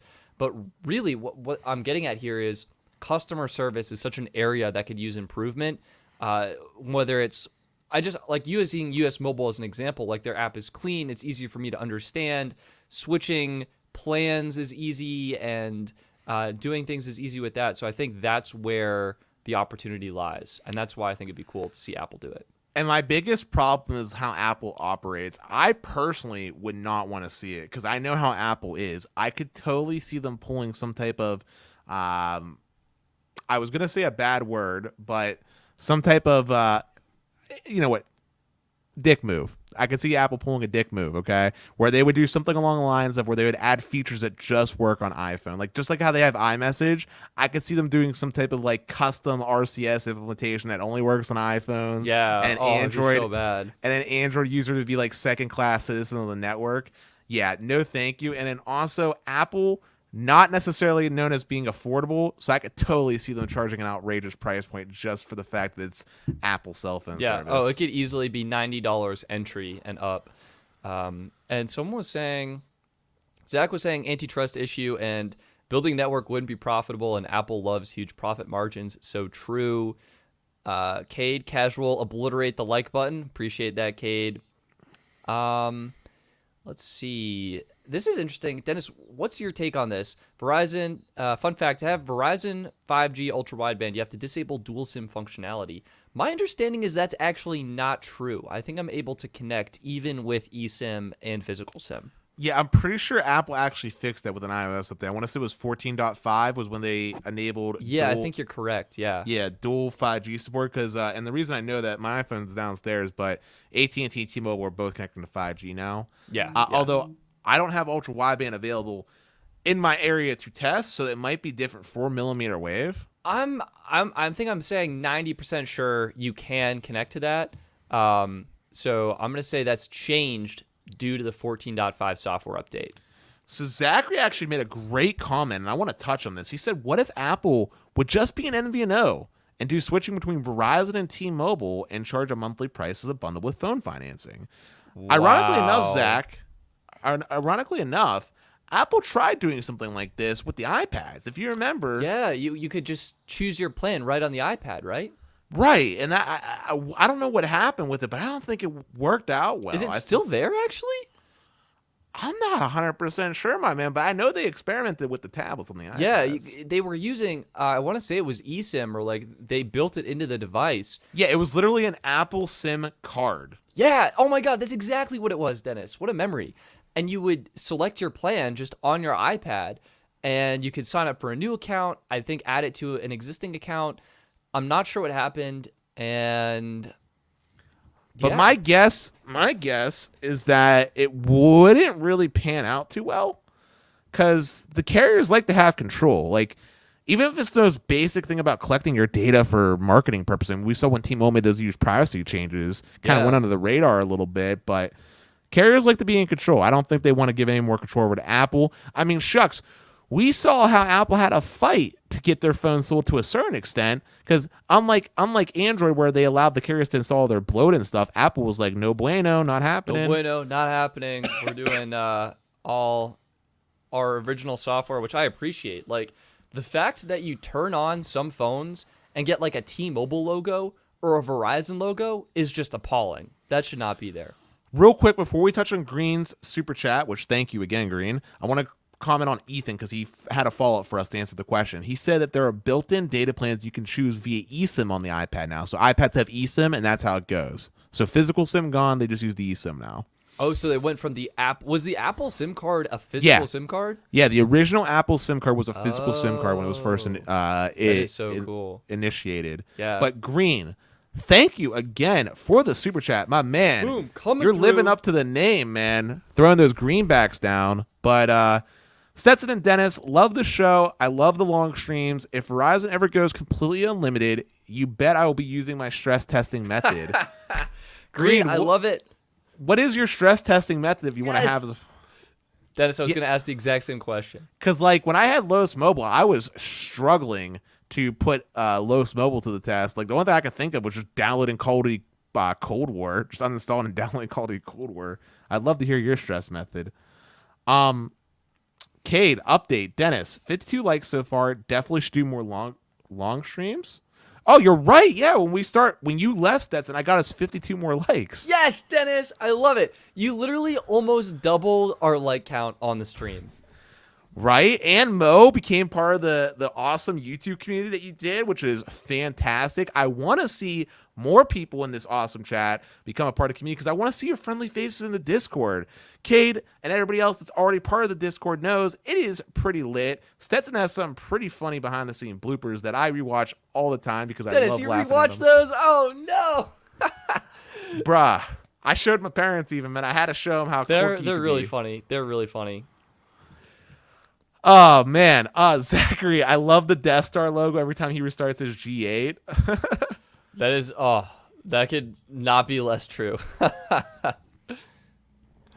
And then we had Chame coming in. Verizon starts to do dedicated 100 megahertz from ultra wideband to the uplink recently. People are getting over 300 plus uplinks, so up will be better too on ultra wideband.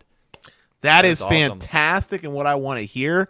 You know, what I wish would happen with Dish, since they're doing this from fresh, I would love to see Dish right from the get-go do like a 50-50 split. I think that would be a differentiator for them if they did a 50-50 split with their Spectrum assets. Yeah. Get that uplink speed. Yeah, no carrier is doing that really well right now on mid-band. I mean, look at N41 with T-Mobile. It's all being allocated to download. Upstream is always really low and really bad. PA Tech is saying already seen 280 on the upload. That's awesome. That is fantastic. MS, sorry. Sorry, yeah, I just wanted to sneak this in here. Related topic. You can call Verizon customer service and ask about signal health, and they'll tell you if they're working on a tower upgrade in your area. That is so cool. Dude, you know what I wish? I wish Verizon would allow consumers to actually see on the map where cell sites are. Like, Verizon actually does a really good job right now with their millimeter wave showing in comparison to AT&T, where they hide like a needle in the haystack. But I wish they would go the extra mile, even if they can't be super precise because of security concerns, just to give an idea of where each cell site is. Yeah, I mean, what's weird is all the cell sites are almost already available on Cell Mapper, right? Like, you can just go to Cell Mapper and I want to say within 90% accuracy, like 90% of the sites are there. Also, you know what else needs to happen? T-Mobile used to have one of the most transparent coverage maps back in the John Ledger era. Do you remember when they used to bring in data collected by Ookla to show like speed test results when it was captured there, so that you knew a real user's phone actually worked there? Yeah. They should bring that back. They should also be showing where their ultra capacity is. If they're so confident in their N41, why are they not showing us where it's available? Dude, I feel the same way. T-Mobile is annoyingly like blowing up all the marketing channels possible with all of this 5G hype, 5G this, best 5G network, most 5G coverage. And you know what? You can't even tell where N41 is. The only way you're able to tell is, this is a really cool trick. You can go to route metrics and sort by speeds, and they will show you where the speeds are. So check this out. Adding this to the stream right now. We're not going to zoom to my location. We're going to go network, T-Mobile. Instead of doing best technology found, so this is showing currently like the 5G network. That's all the purple. If we do fastest speeds found, these are the cities where N41 is deployed, and you might be able to find some high band 5G, that millimeter wave, but I haven't been able to find any tests anywhere yet. Also, real quick, Zachary coming in clutch with some useful information. So he was saying that Dish is all FDD, so they can only do 10 by 10, 20 by 20, but they only have 15 megahertz and AWS. That is downlink only. Zachary didn't actually know that, but that is good to know. Doesn't mean other carriers couldn't do it, though. I bet you money that AT&T could probably pull something out of their hat, and we already seen Verizon's pulling it off, and I'm sure it's going to get extra tasty once they get that whole C-band license in their hands to actually start deploying. It's going to be tasty. You're going on a comment that was up here. Oh, right. It was from MS. I was reading MS. He was saying Lowe's Mobile rocks. Carlos has an incredible amount of loyalty due to him working so hard to bring us something we have been wanting for years. Yeah. And he was just saying, yes, Sonic is a great deal, and they help the Linux community with their mirrors. MS, I did not know that Sonic actually helped out the Linux community. That is incredible. And I 100% agree with what you said about Carlos. Just to be fully transparent here, I mean, I think this is pretty obvious. I think we said this before. But Carlos did allow us to test out the Lowe's Mobile product for free. I just want to say that transparently to be upfront. But I 100% agree. Carlos was great to work with. The service is really cool. He's just a really cool guy. I think it's an awesome home internet replacement more than anything. As far as his unlimited plan goes, it's a toss-up. Now that like AT&T's been doing what they've been doing, but I still think he's a great guy to work with. Let's see. There was something I was gonna read when I was scrolling down, but you had me scrolling back up. Oh, sorry. Yeah. All so the many comments coming in. Yeah. It's good though. Like it's really exciting. I really love it when you guys are so interactive. It makes these after show streams so fun, and we really are setting a record. Stetson, almost going for 4 hours total tonight. Can you believe that? That is crazy. This is like what proper streamers do, but for video games. We're here talking about cell phone plans and cell networks. And what's funny is when we started the podcast, I showed you PK, and I was like, dude, we should do 4 hour streams like this with like timestamps. If you remember, you were like, nah, fam, can't do that. Nah, I don't know if we'll do this every time because I know Stetson gets tired and our schedule. I needed a dinner break. I'm feeling so energized right now after all those calories. I'm like ready to go again. Oh, really? Is that all it takes for Stetson? Dude, I have a hard crash and a quick rebound. Well, dude, if that's the case and this does well and you guys really love it, I'm always down so long as I don't have like a really early something in the morning to do more stuff like this. So I wanted to bring this up. Jay's Animation Cell Mapper has an N41 map as well, and I wanted to show that on stream. Let me zoom in so you can see this. And this is Cell Mapper. This is a great site for anyone who isn't familiar, where you can see coverage and towers. The coverage isn't perfect because it literally populates square by square based on tests being run, but you can go in here and we can select band 41, and it'll show you exactly where not only the towers are, but where the N41 coverage is. And now that we're here, I almost want to see, I'm not seeing, let's see, there's 5G NR. So you can see the 5G NR network, all bands, N66. They're only showing N41, N71, and N66. I really want to see ultra wideband, but I don't think T-Mobile has that. At least available as an option in Cell Mapper. So there you go. If you're interested, I'll slap this link in the comment section, and you can check it out. I'm a paying member for Cell Mapper. I see what they're doing, and I love to support their site and their community, so I'm doing that. Yo, Nick actually mentioned something that I forgot about Verizon Wireless. Do you remember how you could actually watch the NFL on Verizon's the NFL app? Shoot. Yeah. And it would like do the camera moves between different players and stuff. Right. Dude, I totally forgot about that. I don't know why they don't market that. NFL is still huge, and they used to get exclusive NFL coverage too, if I remember right. I forgot about that, Nick. That is so true. Joel Dallin, carriers do like as much as transparency. Yeah, they do not like their transparency. Zachary said T-Mobile's ultra capacity now would be out of date a lot because they constantly expand, but they still could do a separate layer. They had/have plans to. Well, that's good to know. I will just say that the excuse of it being out the date doesn't really fly with me though, because back when T-Mobile was just getting their beak wets to get LTE deployed, they were constantly out of date and constantly doing updates like every quarter. And as mentioned, there's other ways to make sure that things stay up to date. Like, it's not like T-Mobile isn't collecting tons of data from every single person's smartphone on their network. Like, they could literally just collect that like they did anonymously and upload that to get more accurate information, as well as take information gathered from third parties like Rudimetrics or like Ookla speed test. Sorry, I had a brain fart. Ookla speed test to improve that map. So I don't know. I just think that T-Mobile's being a little bit lazy, and when a company acts the way that they do, it just makes me think they're not confident in their actual performance and coverage of their network. Yeah, it's like they want to market it, but they don't want people to test it. Like, don't buy go to it. these spots. Buy it, but don't use it. Okay. Yeah, buy exactly, it, but don't use it. And I wanted to. Yeah, I think this is fine.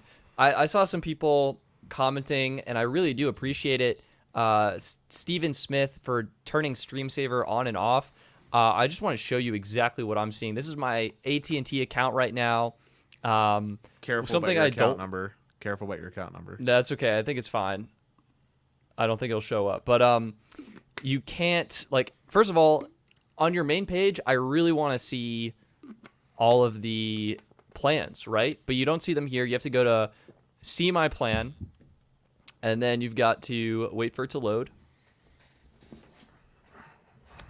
And then here, all right, here I can see the plans. This actually fixed itself. It was broken before. And then you go to Manage. All right, so this is phone number ending in 9405. And my understanding is if I go to Manage Data Usage, I can click that, and I can turn Stream Saver on or off. And after the AT&T website says we're loading, boom. The phone number changed from 9405 to 2120, and the option is not there. So it's literally not available in my account. Steven Smith said something about going through the app. I think it's same situation. I haven't been able to find it. I mean, I know whenever I try to do something like that with T-Mobile, there's usually a drop down where you can like select multiple numbers. I don't know if the same is with AT&T. No, man, it's not. Can I ask a question? What would happen if you just like cancel the line and or got all the lines put on? Are all the lines put on a lead or no? No. That's part of the problem. Is it was a AT&T Unlimited Your Way account, and so I think what I'll end up doing is canceling 2 of the lines. I want to do one more speed test. I'm waiting for a physical Los Mobile SIM card to show up, and then I'm gonna do another speed test. I might try and get FirstNet, but I haven't been able to find an access to it yet. Well, Los or Carlos. Yeah, he said I was messaging him. We haven't quite gotten that locked down. The problem is they have data-only SIMs, and I just wasn't sure if that was going to work in a phone, and I needed it to work in a phone. Why can't you just use the tablet? I don't have a tablet. He said he would send you a tablet. Oh, he did? Yeah, remember? Well, then I still can't get the QCI values, and then I'm concerned the tablet's going to have different bands than the phones. Like, I want to do as equal of a test as possible. I get that, but I wouldn't worry too much. Trust me when I tell you this. If you depending on the tablet, it should be fine, and it's AT&T we're talking about. You're going to be fine. Especially, listen, hold up. Let's pause for a second. This is a FirstNet tablet you'd be getting. It's definitely going to have the new bands that you need inside of it, so I wouldn't worry too much. Yeah. Well, it's more like comparing that to an iPhone. But I gotcha. Here, we got to address the prices again. I think the problem is the thumbnail is so good. We haven't talked about this for like an hour, 2 hours now. Listen, guys, don't blame Stetson on this one. I was the one that came up with the title this time. So, here we go. Nope. Nope. And yep. It's Verizon FiOS. Right. Just look at the Discord, dude. I sent you the snippets. Yeah. It's for the. All right. So what's going on, Cloud? Thank you for the super chat. We'll cover this one more time as a recap. Verizon has their FiOS. So this is only Verizon home internet, Verizon FiOS.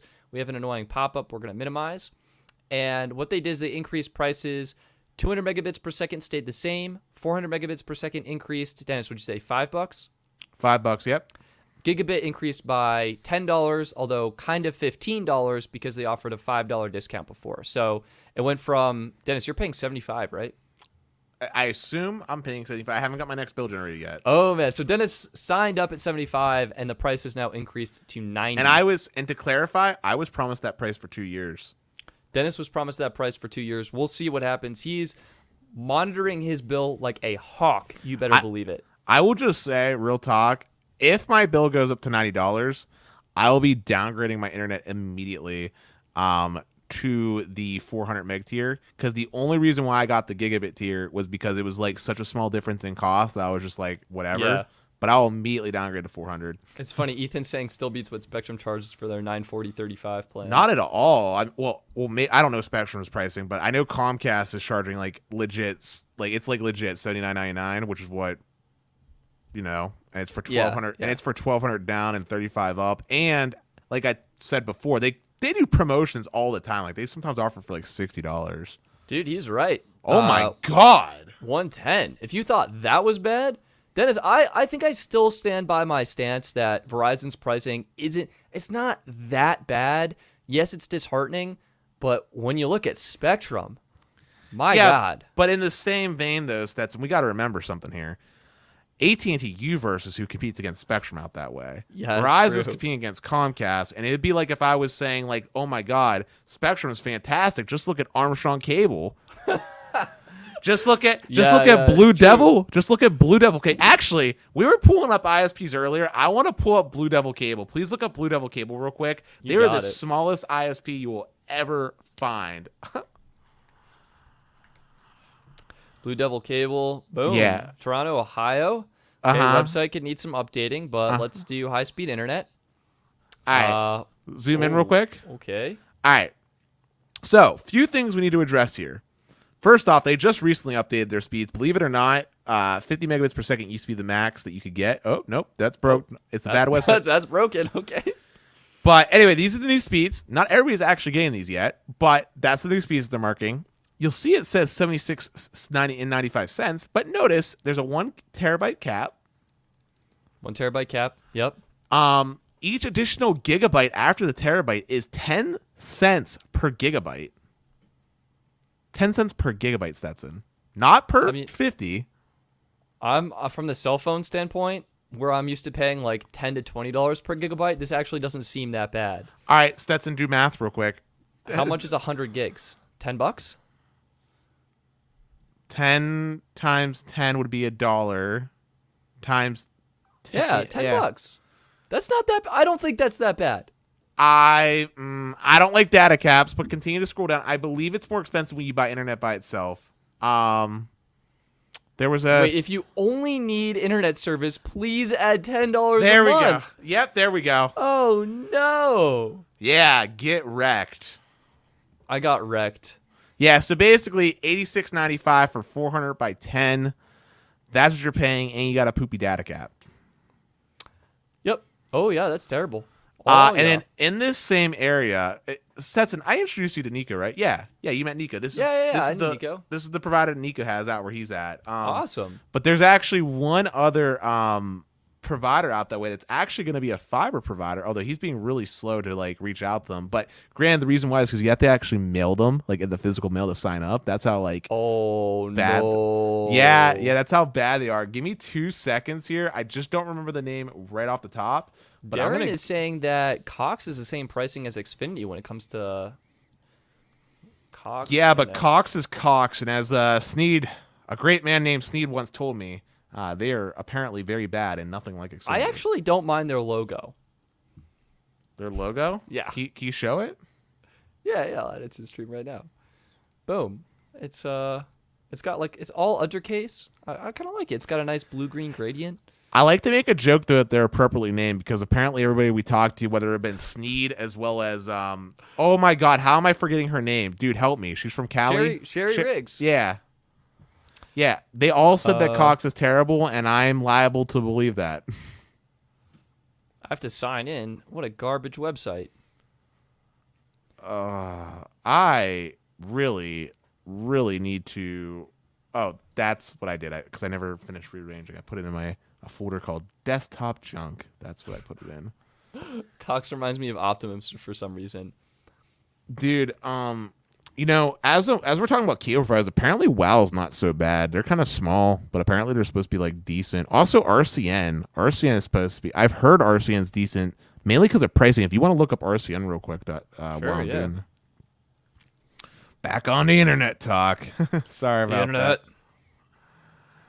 that.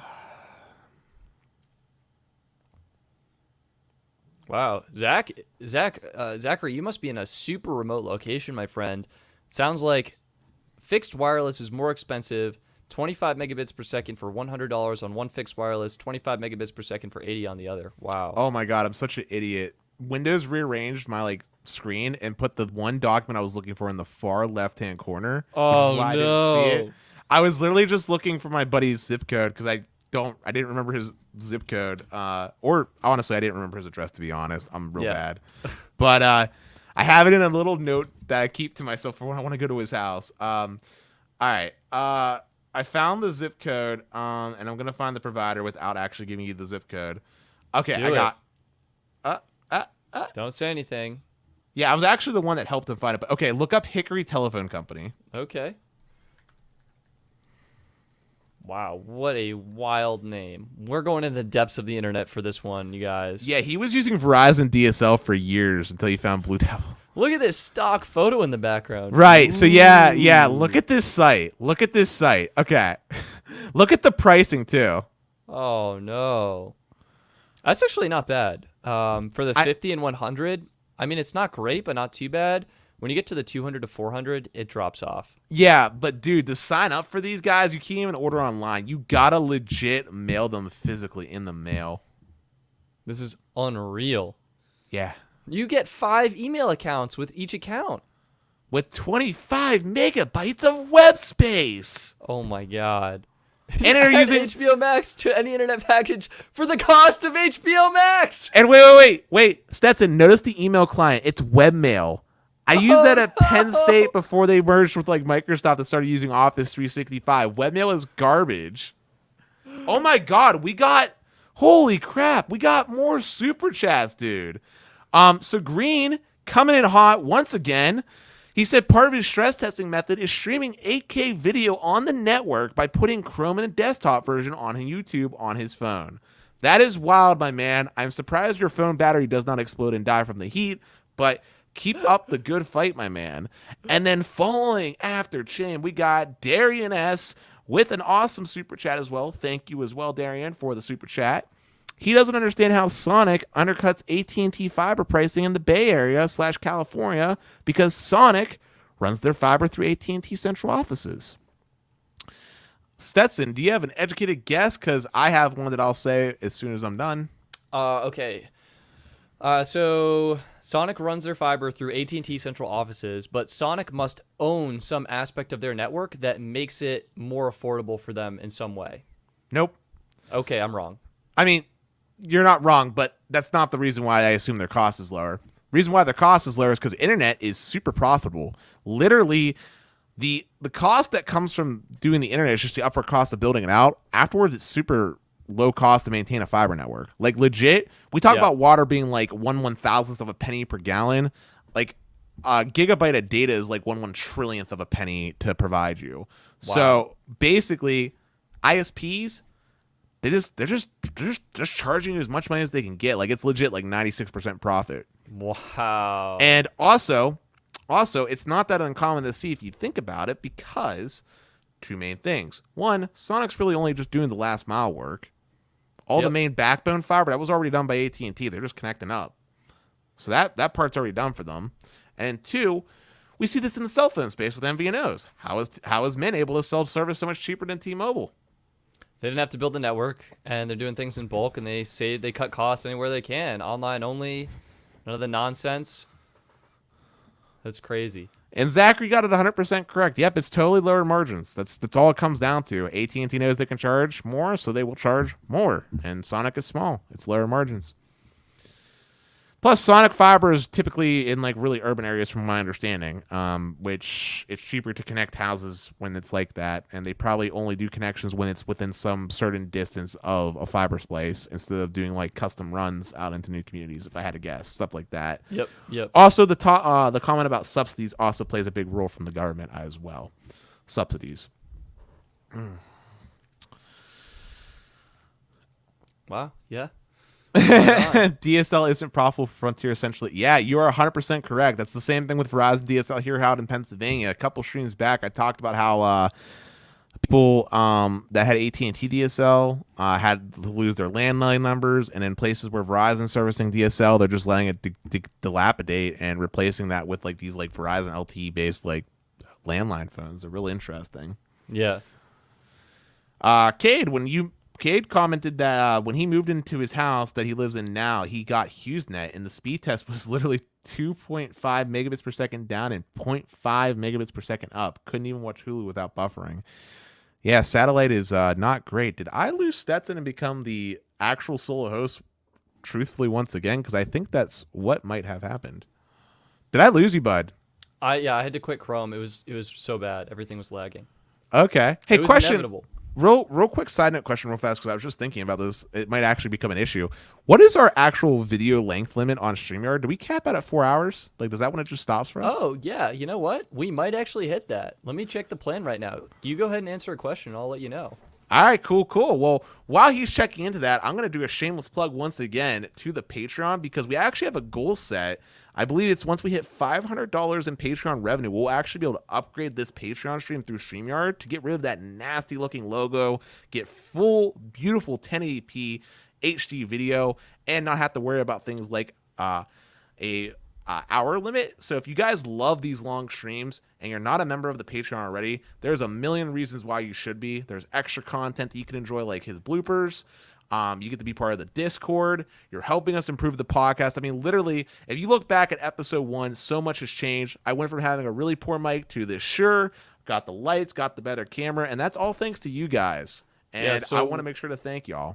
We want to thank you, and we're basically on a $10 version of this basic plan that has the branding, and we're interested in getting the professional plan. It's $40 a month, though, but we can upgrade the stream for you to full 1080p. And we can get up to 10 on-screen participants. We can have our own custom logo and overlays and no StreamYard branding with unlimited streaming and up to 8 hours of stream, which is insane. So there you go. And Stetson, I'm going to put you on the spot. That way it's recorded. Why don't we do this? If we can reach our goal of $500 on the Patreon, when we are able to do so, we'll do a full 8-hour stream.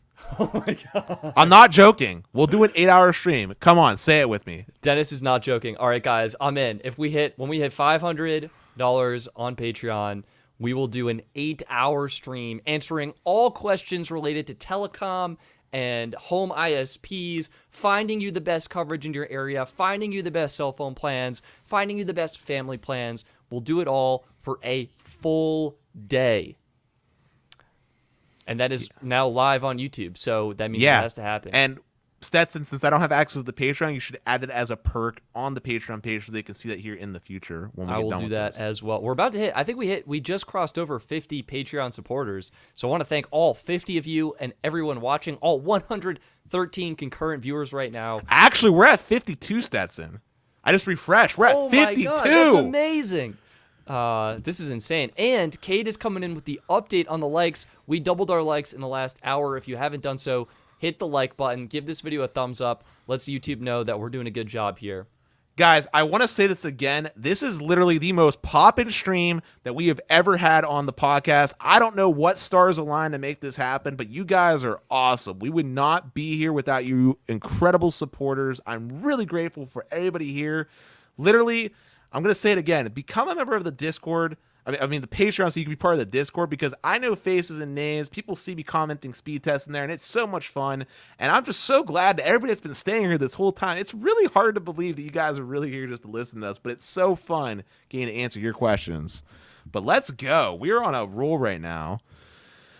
And for anybody that's new that's coming in, guys, ask any questions you have. It could be anything. In fact, ask me my favorite food if you want. I'll answer it all. Hit me. Mikhail's just like, I just finished work and realized you guys are still live. I love it.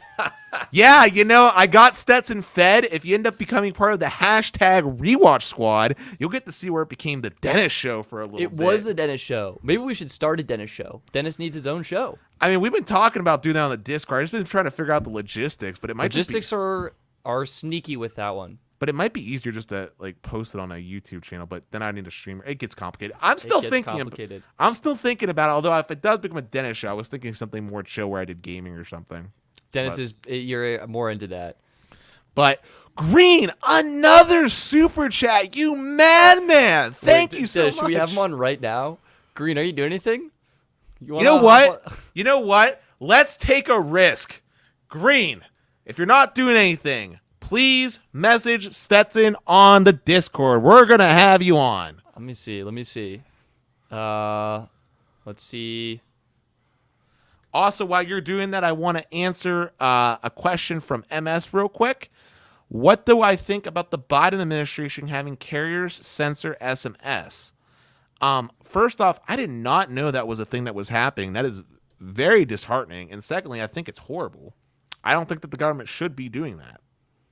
I think it breaks freedom of speech, and I know there's an argument to be said about private companies, yada, yada, yada, yada, but that is a critical form of communication, and I don't think it should be happening. Oh, my God, Ethan, thank you, my man, for the super chat. And, yes, someone did say super chat, we and just you said were it twice, part of that. actually, because you put it in your message. Man, you guys are going to end up keeping me up all night. I can already feel it. I'm going to be going to work tomorrow with it's like 11 p.m. where Dennis is right now. 11:30. Oh, my God. But it's okay. I'm like the Energizer Bunny with you guys. You guys are awesome. Makeo did you want to suggest maybe Dennis can comment on the vid so people can reply and maybe get some Dennis advice that way? That is a great idea. I actually do go back on some of the videos and I sometimes do comments. Yeah, maybe we should do that like 24 hours later or something. Go back, hit some comments up. Yeah, I mean that's totally reasonable. I can definitely do that. That's no problem. Smash the like button. Also, Green, as a Patreon member, I message you on Patreon. You're welcome to join the stream if you have time and are able. Otherwise, we will coordinate something in the future. And okay, yeah. Zachary, if that is what's happening as a follow-up about the censoring comment, then I know I just said I'm all about against like censorship and stuff. But honestly, misinformation is a real threat. Like, because, foreign nations, they'll do things that can be detected. Like, you could tell when someone is, like, a nefarious actor trying to do something bad. And that circumstance, I wouldn't call it censoring, but pulling of information for the sake of security reasons. And I can understand that to a certain extent. But it's a very fine line, and even in this scenario, I don't know how comfortable I feel with the precedent being set. But with COVID and how it's been wrecking this nation, I'm on board with some more practical things. Although I will just say, for the sake of this show, I'd really rather stay away from too much political stuff because I know it's a very hot button topic. I know Stetson doesn't like it. We steer away from that. And with all due respect, we're experts on cell phone plans, telecom, ISPs, and we want to share our expertise. We do not want to accidentally cause any more misinformation of any kind. But yeah, I mean, as far as politics goes, yeah, that's going to be a no-go zone on here. Maybe if you become a part of the Discord, you can talk to me about politics. Yeah, we'll go behind the scenes. Also, Rob, welcome to the Patreon, my friend.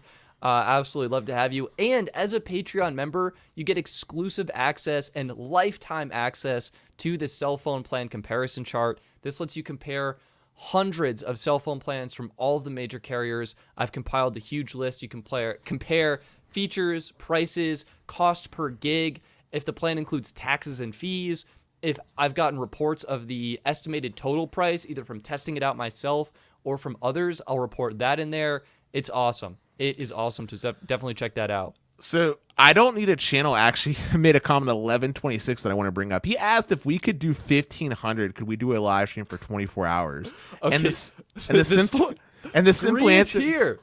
And the simple answer, real quick, and the simple answer to that is we wouldn't be able to do a continuous stream because even on the pro tier, there's an 8-hour cap. Also, I'll just be perfectly honest. I don't think my body or soul could handle it because my life is very busy. Even though, like, for example, I don't know if you guys, well, I mean, I've said this before. I work a day job. Today is my day off, but even on my day off, as you can see, I'm sort of doing a side hustle. My life's very busy and school's about to start up for me. So I don't know how realistic that would be, but I could promise you this. I do have goals in mind for as we get more money. Like I have talked to Stetson behind the scenes about things that we can do to improve things, such as hiring editors so we can get more videos out. There has been all kinds of talks about tiers. And you know what? I usually share it, but if you want to find out a little bit more about what's being talked about, we'll do it in the Discord. So make sure you become a Patreon member, and I'll talk it over with Stetson with what we can share. Maybe we can share some of the spreadsheets so you can get a behind-the-scenes look about how we formulate ideas and get some of your opinions and votes. So yeah, become a Patreon member to find out more. Dennis the Hype is here. We get to meet him for the first time. Ladies and gentlemen, this is Green, the man, the myth, the legend. Doing well, my man. Doing well. It's really good to meet you. You are a wild man tonight, my man. You were making it rain, so thank you for that. Yeah, guys, I really appreciate you guys. Yeah. So, Green, you're streaming 8K video on your phone. Can you talk a little bit more about it? Yeah, so what I do is normally the YouTube app, limits you to 4K. Yeah, 4K, right? Yeah. So what I do is I go on Chrome and change it to desktop site, and it allows you to stream 8K. Wow. So you get the best quality possible on your plan. So yes, Green, I got to ask, what got you into the cell phone space? I think I got it from my dad. He has a passion for it. So. Sweet. And Green, what plan are you on right now? Well, right now I'm testing both Magenta Max and AT&T Elite right now. Wow. Two plans. And which one do you prefer? Well, where I live, AT&T Elite's better, but in downtown, T-Mobile has N41, so it's better there. Oh, that's sick. So you're able to get like super fast speeds. Dude, I bet you can crush through your 8K video with that. And this is more of a personal question for me because I'm nerdy, but which ISP did you say you had right now? Because I think you were the one that said you had like 4 different choices, right? No, that was someone else. Oh, sorry. Which one are you using though for your personal home ISP? Spectrum. Okay. Spectrum. And are they pretty good out your way, or are they a little? Yeah. It's okay, I guess, but I prefer using my phone. Really? You prefer using the LTE over the home internet? Yeah. Oh, that's wow. Sick. Green, I think obvious question then. What phone are you rocking right now? S21 Ultra. Sick. You went all out. Love it. And hey, real quick, I got to give a shout out to a super sticker that we have in the chat from JC Hernandez. Thank you, my man, for the support. Much appreciated. That's awesome. Well, Green, while you're here, do you have any questions you'd like to ask us in person on the stream? I know you're just kind of like a casual viewer. It's crazy to have you on, but we appreciate your support and want to help out any way we can. Do you think that Verizon is going to go unlimited once C-band gets released? Ooh. I mean, we sort of allured to this before. My personal hot take is that I don't think Verizon is going to make changes unless they absolutely have to. As we saw from this quarter, they still got growth. And as it stands right now, they're the market leader still to this day as far as raw coverage. As far as mindshare goes, they had a decade of dominance, and that's still seen as a perception of the average consumer. So I don't think they're going to make any changes because they don't want to lose any revenue, you know? They're going to save that in their back pocket when they need it. We might see them make plan changes probably maybe sometime next year, but I wouldn't expect anything until at least Q4. Yeah. Dennis is right. They don't need to. We'd love to see it. I think their network is also kind of congested. So they need C-band before they can do anything. And like Dennis said, I think we'll see them maybe increase to 100 gigs priority tops. I don't think they need to go full out unlimited though. I think that the carriers are very focused on the download, but I'm very interested in them improving the upload. Yeah, Agreed. I agree. That is a weak area of opportunity for all internet service providers across this nation, with the exception of obviously fiber. So I definitely agree with that sentiment. COVID has definitely showed us that upload capacity is very important. Sweet. Well, Green, it's been a pleasure having you on. You want to shout anything out to the audience while you're here? I just love your guys' stream, and I love everyone here, and I love the enthusiasm of everybody. So We love it. We love you, man, and don't forget, man, we'll do our exclusive stream, and I'm sure we'll get to talk to you a little bit more exclusively behind the scenes as always. But thank you for taking some time to come on. It was great to see you face to face. Okay, thank you guys very much. I gotta go now. You guys have a good night. Cheers. All right. Well, guys, we got the myth, the man, the legend Green on stream, which was pretty cool. 1 terabyte user. That's what it looks like. A very smiling, friendly gentleman. So, Green, great to meet you. Great to have you on. I guess I'm going to have to test out the 8K streaming to burn through data on my plans.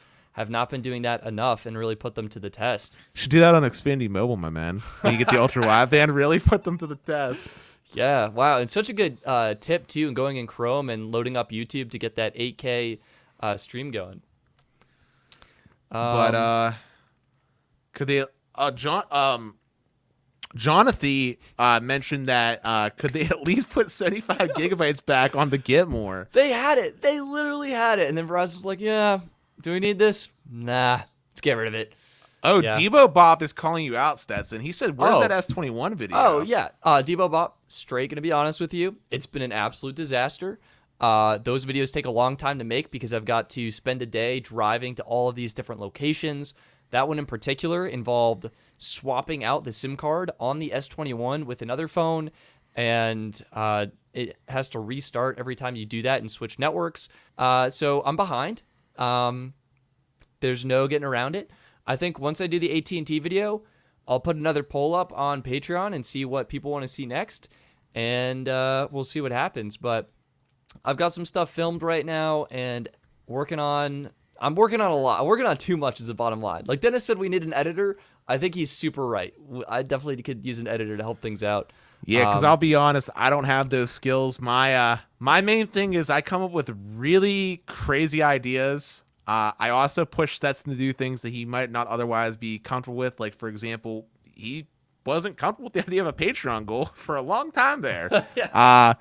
But as a once upon a time viewer and a subscriber to other Patreon small community customers out there, I know that there's always room for it. Actually, let's get into a fun talk. I want to talk about something fun and lighthearted since we're this deep into things anyway, and my mind is going into that 2 a.m. thought process. But have we ever actually shared how you and I actually met and got started? Oh, no, we haven't. This is such a cool opportunity. It's, oh my God, hold up. We got to pause for a second. Oh my gosh. Another super chat. Thank you, Albertizzi. He has a question for the both of us. If we had to run our own cellular company, what would our plans include and what would we focus on? We actually did something pretty cool like this a little while back, but I'm happy to rehash it again because a lot's changed. Do you want to go first, Stetson, or myself? Yeah, so I think, Dennis, you had the best plan, and mine was just, so bad. I almost want to think of a new strategy. Actually, yeah, I think I might have a new strategy right now for my plan. But do you want to go first? I think you had a really great idea, and I think it probably still holds really strong to this day. So, Dennis, what was your plan that we all ended up loving so much? Yeah, basically my plan was for a legitimately true unlimited data plan. Now, it would be a little bit different than the unlimited premium data that we're seeing today because mine would have a guaranteed minimum speed. And that guaranteed minimum speed would be 25 megabits per second. And then, obviously, of course, I would allow you to potentially get faster speeds, but I would want to have a guideline where there's a minimum speed that you can expect from my network so you can know what to do. And this would also include for hotspot usage as well. It would be truly unlimited hotspot. Unlimited texting, unlimited calling, unlimited data, straight up, period. No caveats. And I said there wouldn't be any real perks. No HBO, none of the fluff. It's just plain cut and dry. As far as, well, back in the day, we were talking about an MVNO. I would say we run off the AT&T network, but I guess I'm the cell phone company, so I guess I should talk about where I would focus on deployment would go. And I'll be honest, if I'm a company, I'm focused on trying to drive profits, which means I first have to focus on urban areas because they're going to be cheaper for me to deploy in. There's more opportunity for me to gain customer share. And just overall, that's going to be my main profit driver. And that's where I would start. And I would go the full layered cake. I would deploy small cells and macro sites. And I would really try to do a slow and steady growth where one market I am just super dominant in. I would try to partner with an AT&T as I slowly expand, but I'd be careful about where I expand so that I don't accrue on too much debt, and also so that I can ensure that I have market supremacy in these markets, allowing me to sell better service. Ultimately, my goal would be to make sure to cover all highways and then eventually branch off into the more rural places. And then once that's all done and I feel like the capacity there and everything looks good, then I would expand into other profit-driving sectors, such as offering a wireless-based home internet solution, and then also maybe potentially looking at maybe even doing an actual home-based ISP where I run fiber, since I'm going to have to run fiber anyway to the different cell sites and nodes, and maybe look at something like that. And as far as pricing goes for that unlimited plan, I would charge basically $85. Yeah. I think before you said you were going dual network, right? I was doing dual network, but if I'm in this scenario, I'm assuming I'm the cell carrier, so I'm imagining I'm building my infrastructure, at which point I only need one network to partner with. Got it. Yeah. I think so. Before I said I would basically do Mint Mobile on AT&T, which is kind of already being done by Unreal Mobile, or I would do like US Mobile on AT&T because you're getting the great AT&T coverage with US Mobile's awesome user experience. I think my pivot would be, I wouldn't do, this would be such a bad business. I would put myself out of business for you guys because I want to give the best plans available. But I would do, you buy the gig and you just keep it. Like, it lasts forever. It's like if you buy an iPhone, you keep it until you sell it, right? So if you buy data from me, let's say it's $1 per gig and you buy 50 gigs for $50, you keep that for as long as it lasts. And I think TracFone's kind of doing this. And I think the idea here, and maybe you can add multiple lines to that shared data plan so it's as cheap as possible. You can get 10 lines, you pay $50, and you could last like a year on that. Yeah, but Stetson, I'm going to be honest, man. Like you said, you would go out of business. I would go out of business. And here's the thing, man. Good intentions are all well and good, but at the end of the day, the world does revolve around having money to be able to do those things. So it's important that you're making enough profit that you can actually expand. Because remember, in this scenario, it sounds like you're an MNO. Yeah. Well, I was assuming I was an MVNO. Well, if I'm an MVNO, then I'm not worried about building my network, but maybe I misunderstood the question. Yeah. But Said on cellular company. On a side note, we got 2 more super chats while we were talking. Green, thank you again, you legend. It was really incredible getting to see you, as close to face as we could through the power of the internet. And I definitely look forward to talking to you more in the future. You're an awesome guy. I can't wait to hear more about your tests and any things that happen in your market. And it's always good to have you a part of the stream. And MS, thank you as well for the super chat. You did not go unrecognized. Appreciate having you as well, and I appreciate the support. I'm glad that you enjoyed the stream because that's what it's all about. We wouldn't be here without y'all. So thank you. Absolutely. What Dennis said. Thank you both so much. Loved having you on. Can't wait to talk with more. And we actually have to get a Patreon exclusive live stream scheduled for this month, Dennis. So we'll we'll coordinate that and we'll let the Patreon members know when that's happening. Knowing how much a legend Dennis is, I can imagine him making his whole network all millimeter wave and having a ton of spectrum and having crazy gigabit download speeds. Dennis wishes, but the logistics of building out millimeter wave, it just doesn't have the coverage footprint. So I mean in an ideal world, obviously that would happen, but it would literally require like government level funding. Not even Jeff Bezos could pull that off. Dennis, I got my first customer. I would buy that service. Thank you. It wouldn't last for very long because we'd go out of business because we don't have a recurring revenue model. but I'm happy you'd be happy. And story. Yeah, dude. There's so many questions I want to answer. That can we Yeah, pause yeah. on the story for 2 minutes? Where are we going? JC Hernandez asked a question, and I want to touch on it because Greece has a special place in my heart because it's actually where I met my girlfriend. So he's planning a trip to Greece and Turkey, and he was planning to use the AT&T International Day Pass up on checking Greece.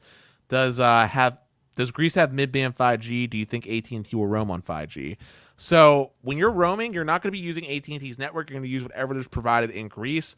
I'm not too sure if 5G is deployed in Greece, but I can tell you that Greece does have It does have. So the comment says, and upon checking, Greece does have mid-band 5G. Oh, okay. Do you think it'll roam on 5G? I would imagine your phone will roam on whatever's available. However, I'm going to make an honest opinion here. As Stetson said, the AT&T International Day Pass is really, really expensive. Unless you absolutely think you need the unlimited data, I would highly encourage not doing that and looking at getting a domestic SIM while you're in Greece or taking advantage of something like US Mobile or Airlu, especially because as well, Greece has lots of Wi-Fi available for tourists. I can tell you that for a fact because, like I said, I spent a good amount of time there. And honestly, when I was there, I got by just using T-Mobile's unlimited, 2G data. And whenever I was at the hotels, I would just download stuff offline for, the Google Maps and stuff, and I was cooling. So that would be my opinion, but I think you'll be fine. Honestly, as we talked about before anyway, most of the things that you need to do on your phone could be done on LTE just sufficiently fine. Yeah. And Dennis said, check out US Mobile International eSIM or consider Airlu International eSIM. And they're actually on the website. So this is kind of a cool opportunity. I haven't even tried this, but if we go to the old website, the old bestphoneplans.net, I have an option in the nav bar for eSIM plans, and you can check out eSIM plans. These are for the USA, so I listed those first, and then you can check country. I don't think I have. Oh, I do. I have Greece right here. So let's see. eSIM plans that work in Greece. Airlu's got $25 for 10 gigs, $5 for a gig, $9 for 3 gigs. US Mobile, $15 for 5 gigs, $5 for a gig. And so these are good options, and I'll throw this in the chat if you're interested in checking them out or learning more. And what's cool about US Mobile is it would actually work in Greece and I think Turkey as well. They have a European plan. It's all across Europe. And Sylvian is saying buy Turkcell prepay. So if you actually want to get a local carrier, Turkcell prepay is going to probably have some really great plans. Yeah. So there was another there was 2 comments that also caught my eyes. But I'm gonna Techno. I promise we'll answer your question. I did see it, but CJ is the one that caught my eye. He said he used to work for Comcast as a salesman as a young man, and they didn't pay him for all of his sales. And his friend's dad owned and created a newspaper companies and thread to put it in the paper. Then he finally got paid. Wow, that is pretty wild, and it doesn't honestly surprise me. A lot of companies that do sales work sometimes get a little bit interesting, we'll say. But CJ, since you said you worked for the company, if you are a Patreon member, or you should become a Patreon member, because I would love for you to message me on Discord and tell me some insider info, what it was like working there. I feel like that'd be so interesting to hear about, depending on when it was. If you could talk about it a little bit, because us as consumers, we don't get to see the back end of things, and I just think it'd be really interesting to hear.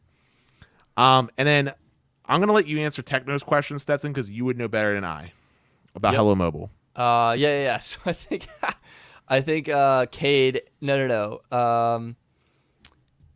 He said Hello Mobile. Yeah, they were. Yeah. Oh yeah. So this is Cade. So where was Techno's? Here we go.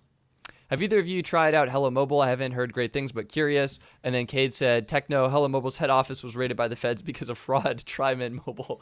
And I think that's just such a beautiful way to summarize that. Yeah, so the company itself, I think it's run by Q-Link Wireless is my understanding, or it's like an MVNO of Q-Link Wireless. And they're supposed to be providing service to people. I think it's supposed to be low-cost service or something. Anyway, there's some shady stuff going on. I would say customer service and support is going to be hit or miss. It's probably not going to be great. I haven't covered them just because I don't really believe in their product. I don't know. I would go elsewhere.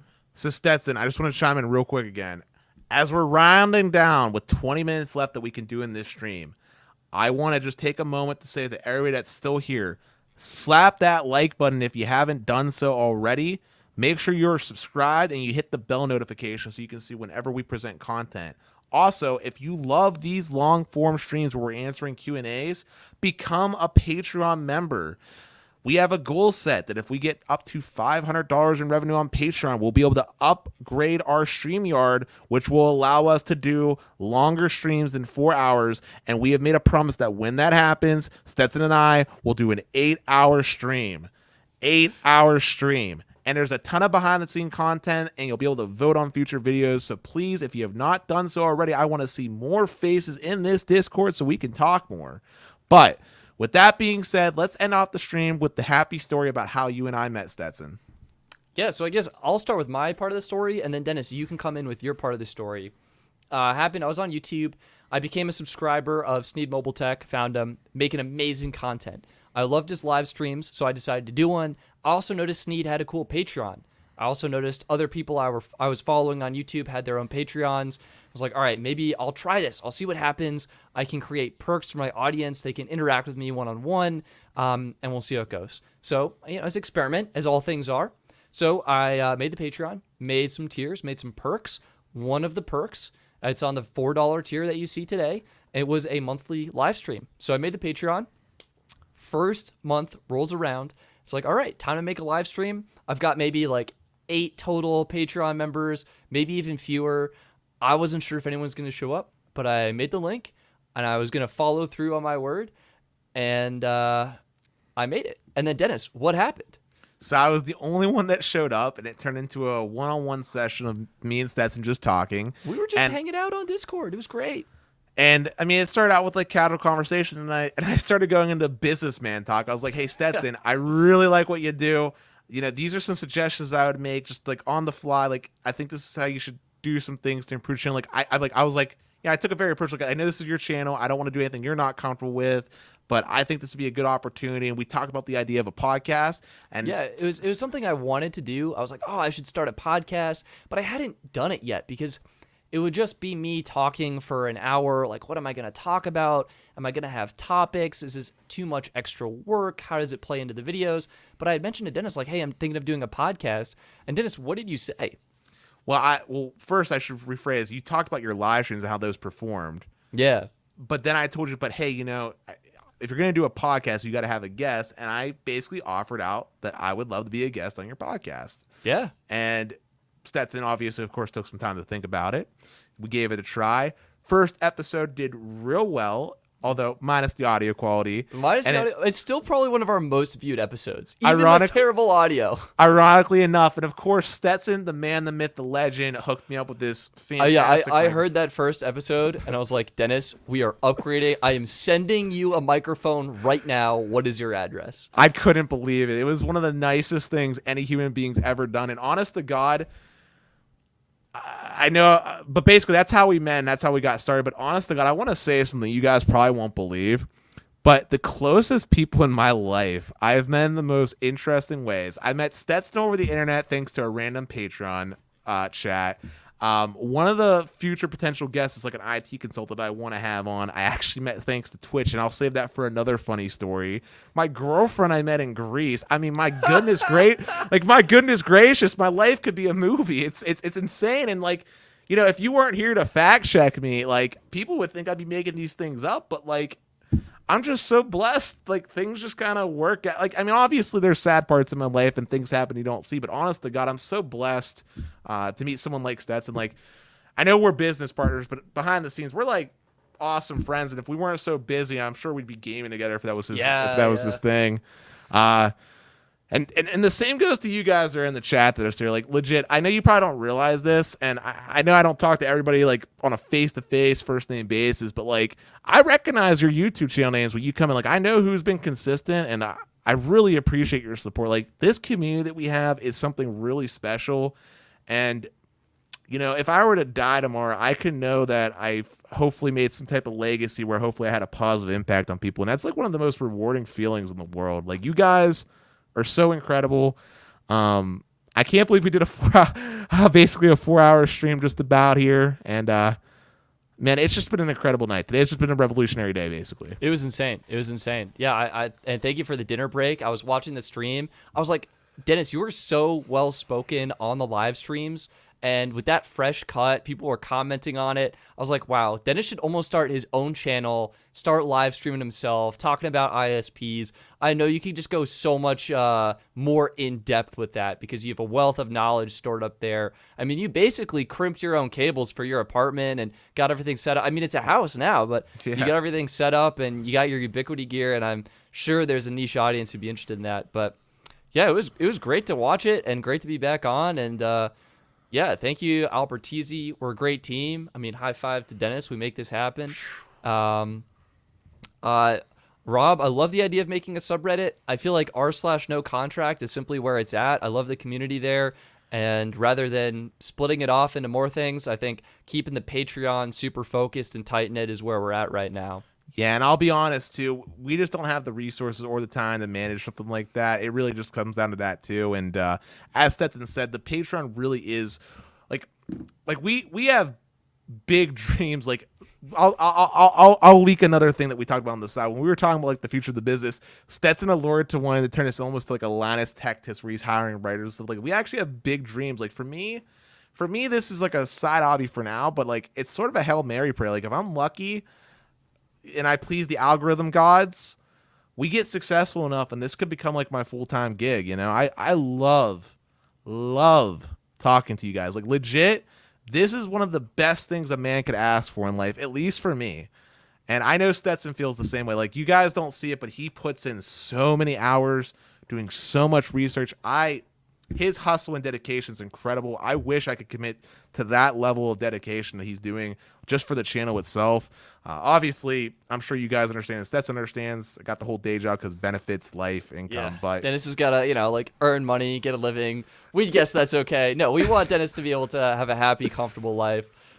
So he does great work outside of YouTube. And then when he's on YouTube, he keeps doing great work. And it's just for a different cause. oh, hey, CJ from earlier gave us a response. He said he was around back in 2005. Didn't work for them more than 2 weeks when he quit. They refused to pay him. Okay, gotcha. Well, I'm really sorry about that, CJ, but I really appreciate you sharing, man. It was good to hear that story as well. And Moose, thank you for the super chat, my man. He said that Stetson, we still need you in a podcast to debate the unlimited international roaming. My gut instinct is this is Sneed. Moose, am I right about this? Because first of all, Moose is a character on the Sneed show, someone very respectable on there. And I got a text from Peter, and he was like, yo, Stetson, SMT is looking for you right now. Where you at? Unfortunately, I was busy at the time, wasn't able to hop on. But it sounds like I had a hot take on the unlimited international roaming. Yeah, you were the one that was against it, remember? I'm still against it, but maybe I'm off base there. Maybe I'm wrong. I'd love to debate it. Hey, Moose, if you can, by the way, I don't know if you... I mean, I'm in the SMT Discord. If you can DM me as well, man, I would love to have you on as a guest on the show. You're a wealth of knowledge when it comes to... No, it was me that was asking for you. Oh. I got it. So Peter was just like, I am being summoned. And Moose, it was you. So thank you for summoning me. I apologize. I was not able to make it. So... Oh, my God. Oh, my God. Oh, my God. Rubiel Hernandez, Rubiel. Thank you so much. We truly, truly appreciate your tremendous support. It's getting so late, my lights have turned off automatically. I just can't believe the generosity of this community. Like, my goodness. You guys are absolutely incredible. Oh, my God.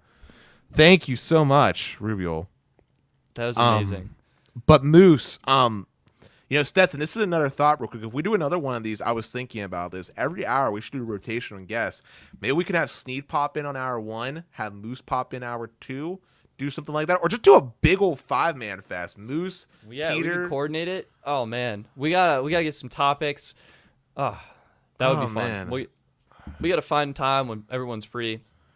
Coordinate something. And Stetson, I know you're getting tired. I just want to get this 4-hour cap, just so we got the 4-hour cap. Let's do it Dennis once. is Let's going. He's going for it. Listen, Also- I've had to go to the bathroom now for like 45 minutes. I've just been holding it in. I'm Oh my committed. God. Dennis, it's okay to leave. I can take No. the show. No, we gotta finish through strong. It's like a marathon. Okay. So we've got a couple updates. Oh my God, another super chat. Ethan, thank you so much, my man. Oh my God. He wants to see Moose go ham on the podcast. You hear that, Moose? The audience demands that you come on this show. DM me or Stetson. Actually, please still DM me. I would love to have your contact. And come on this show. We're gonna make it happen. We've got a guest next. Oh my week. We're God, doing they're right. It's past, dude. We went into the next day. It's the 23rd for me. Oh my gosh, Dennis, we're across time zones. We're breaking time reality. Wow, we've been getting this question a lot, Dennis. Do you think Verizon will change their best plan with unlimited priority data in the next couple months? Not We're next going couple months. We're going no, okay? We're putting it out there. We don't think so. They don't need to. And quite frankly, I don't think their network can handle it right now. I don't think it has to do anything with their network handling it. I think it just all comes down to money, but I think we might see it maybe Q1 of next year or at the earliest Q4 this year. I think Verizon is the only carrier that could get away with introducing a new plan at a higher price point with unlimited priority. That's what I think. I could see that happening too. Cade with the update, 152 likes. This is amazing. Wow. 153 likes. Oh my Guys, gosh. if you're still here, smash that like button. And for anybody that's part of that hashtag rewatch gang or anybody that's catching this later, slap that like button. I want to see this do well. Like, this is exciting. You guys giving these thumbs up means that we know that we should be doing more 4-hour streams, and Stetson doesn't have an excuse. Yeah, it's true. Actually, I was thinking about it. For the 8-hour stream, Dennis, I think we try and review every single carrier. And that'll be a segment. And then we'll do guests for the second half. Dude, we'll review every single MVNO. Like, when we talked about like the worst plans and stuff, it'll be like, oh, that's a good idea. We'll have to clip that for ourselves to remember for when we inevitably forget. Yeah. Also, I'm just saying we should not hire one of these guys, but make somebody here like make timestamps so we can. Oh yeah, timestamps would be huge. Yo, I know there was someone that made a joke about applying to be moderator, but if anybody I wants saw that, was that you, Cade?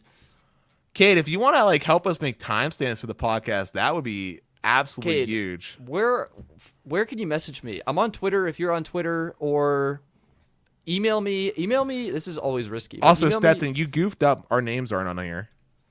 What do you mean? Yeah, they are. It's No, because I have a comment highlighted. No, Dennis BP3 and stuff? Yeah. It's because I get rid of this comment. Boom. See? Oh, I didn't know that's how that worked. Yeah. I think it's because if it's one big person and I add a comment, Oh my God, we just had a really big 166 likes. Big spike. Big push. Can we get to 169 though? All right, email me, Stetson at bestphoneplans.net if you want to add timestamps. That's what we would appreciate. I'm going to figure out how to grow this to the next level is what we got to do. But Dennis, we're running out of time. I'm like kind of curious what StreamYard is going to do. Are they just going to shut us off, or is it just going to end? I'm curious too. Are we gonna lose the save? Mid sentence? We'll see what happens. No, YouTube will save it. Okay. Oh, we got to celebrate with a T-Mobile 5 Gin. Dennis, I have them. Did you mail it out to me yet? Not yet. It's in the box. Here, let me get one. Okay. See, this is when the boys and girls really get together. When you guys are here on the late night, that's when it really gets wild. He's about to whip out some T-Mobile gin that he ordered, which we're definitely going to drink. Maybe we'll do that on the Patreon exclusive stream. We'll drink the gin. Maybe that's when we'll try it. Yeah, I think you're right, Dennis. This is it. This is the 5G ginger beer from T-Mobile, and we're going to be testing it out. I got to ship some to Dennis. I haven't yet. I'm trying to ship a bunch of stuff all at once, and quite frankly haven't coordinated that, but I'll probably send it out tomorrow. Wait, what else are you shipping to me?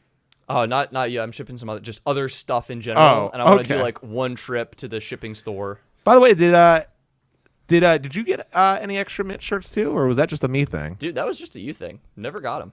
They sent over some great shirts. I was like, wow, Dennis is wearing some nice minty clothing there. Dude, I was gonna wear a green shirt today, but I didn't want to turn on the green screen. But next time I might wear the green shirt. I really like it. Yeah. Oh, CJ, I really appreciate your recommendation of US Mobile. I'm in the process of switching. Hey, I really hope you enjoy it and the service works for you. and you're able to reduce your cell phone bill. And Green said his grandma and uncle appreciate the advice. Thanks for helping them save money. They really appreciate. Wow. Yeah, no worries. That's what we're here for. I'm glad we were able to help your grandparents / uncle find plans that better meet their needs. Yeah. And also, so for the ID, this is non-alcoholic. This is just like root beer, not root beer, but it's just like non-alcoholic. It says it's Jones cane sugar soda is what it says on the bottle. So there's no alcohol in here. You did need it though because it was from like a proper alcoholic site. But I thought it'd be fun to try out. I'm shipping a couple bottles to Dennis, and then I'll probably have one, and I might like just keep one just to have. It'll probably look cool in the background of a video or something. I don't know. I learned something interesting, but apparently it's illegal to ship alcohol across state lines.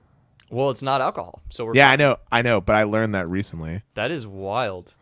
Unless you have like a liquor license and stuff like that, like you can't just like go willy-nilly doing it. It's like a thing. Yeah. And the reason why I was looking into that is because I was actually planning to ship you out some like Pittsburgh like local breweries that are out here. It's like, oh, okay, I guess I can't do that. But man, we got T-minus a little under 6 minutes, and we're at 172 likes and still climbing. You guys are beasts. How high can you get it within these last 6 minutes? Come on, guys. Let's see if we can get to 200. If we can get to 200 before this ends, you'll see me. I'll start dancing if there's still time left. All right. Kate, I got your message on Twitter.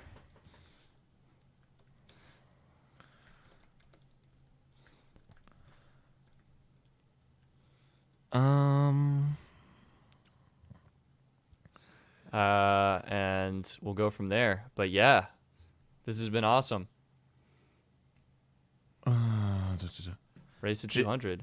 JC Hernandez said, any update when will FirstNet get access to 5G for iPhones? They only have it for Samsung and the Nighthawk. I didn't know that. Did you? I didn't know that either. That's crazy. Huh. Yeah, I had no clue, honestly. I don't know what to say. There's not enough time for me to do enough research, but we'll rain check that question, pocket it, and we'll definitely answer it. Or if you haven't done so already, become a member of the Patreon. We can answer it in the Discord for you. We got a lot of awesome, smart people in that Discord. So, I'm just trying to catch any last minute questions. PA Tech speed test 200, just like my AT&T speeds. Okay. Albertese, yes, stonks. It is soda. It's soda. It's like it's like probably ginger ale is what I imagine. Dennis, I think that's what we need. We need to get actual like Canada Dry ginger ale. Do some side-by-sides testing, speed, sip testing, whatever beverage. I mean, I want to do a drinking stream. I know there was people that were down for a drinking stream, and I would love to see a little bit of a tipsy Stetson. It's never happened before. I know. You told me that's going to be Patreon exclusive for sure. That is definitely going to be Patreon exclusive, and then we'll talk about maybe we'll talk about a party story of Dennis's party phases as well during that stream. Guys, seriously, if you want to see some cool stuff like this is like age restricted, so it's going to be Patreon exclusive, okay? Definitely become a member of the Patreon. We got big plans. Ooh, Joel's hyping me up. It's got a stronger ginger taste. Dennis, maybe we should get some additional ginger beers to test out with this. From where? We're going to find local stores. Oh, my God. Green with another super chat last minute. He just said, with my hotspot on N41 on T-Mobile, he gets over 400. I'm assuming that's supposed to be megabits per second on his iPad. Yeah, that's probably, yeah. Wow. Wait, so Green, do you also have a tablet line? That's my question. We're running out of time real quick. No. Yeah. I want to answer Kate's question real quick. He says, honestly, he thinks we should still stay streaming and make a new link considering the views are climbing up. No, we got to call it. We got to go to bed. We got to call it. I got work in the morning. It's already past midnight for me, to be honest. And look, we've been going for 5 hours. 5 hours. Absolutely insane. But yeah, Shane, thank you so much. If you want to join the Patreon, you get awesome perks. And, Makeo, do you think a Pixel 4 XL is worth buying with the new Pixels coming out? I would say 100% yes. Pixel 4 XL actually had great LTE support. If you can get a good value on that phone, I think you're going to be happy with it. If you're someone who enjoys new phones, you might want to wait. Dennis, what do you have to say? We have 1 minute left. I want to just I'm seeing 2 minutes on my end. I know. Okay, finish your sentence quickly. Oh, I was finished. I was letting you. Okay, good. Last couple minutes here. I want to thank everyone that made it all the way through the stream. We talked about so many different things. It was so fun. I look forward to seeing you guys this upcoming Thursday. We actually do have the Airlu guest booked again, which is going to be super exciting. Obviously, we'll have another exciting after show. And for the people that are part of the Patreon, as Stetson alluded to, there will be an exclusive show. And Jason, thank you so much for the super chat. Last minute, going out with a bang. This He is just amazing. got We 700 did like megabits per fireworks or second. something. Wow. Thank you so much, Jason.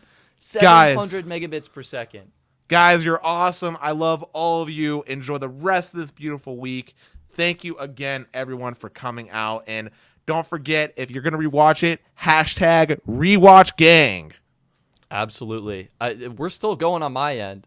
I'm going to try and load up one more thing, but we'll see. You got 58 seconds. I know, dude. The pressure is on. I'm just trying to load up Swappa. I want to see what the pricing is on Jesus B with another super chat. My Wow. man. Thank you for the support. Good night. Good night. Enjoy this live stream. This is great. Dennis, when do you think we're going to cut out? Should we not look at the time and be like mid-sentence? I don't know, man. Ooh. Juan Reyes is saying Netflix is getting into video games. They could take on Google Stadia. Maybe. One, save that topic. Become a member of the Patreon. Become a member of the Patreon and remind us on Discord so we could talk about it next week. Oh my God, it's ending so soon. It's ending so soon. Yeah, guys, it's been awesome talking with all of you and interacting. And Dennis and I are thinking of, well, we're thinking of maybe doing a Q&A, but we'll see what happens. But this has been it. Oh my God. Oh my God. Thank you, Jason. 5, 4, 3, 2, 1. Is it over? It's still. Huh? Oh, it passed 4 hours. Wait. Is it... Oh. Is it still live? It's still live. Do we stop? Dude, we got to stop. We got to stop. Yeah, no, we're done. No, seriously. I gotta go. This was amazing. Thank you all so much. Please take care. Have a wonderful night, wonderful evening. Shout out to Dennis. You were a rock star tonight, my friend. Cheers, everybody. Cheers.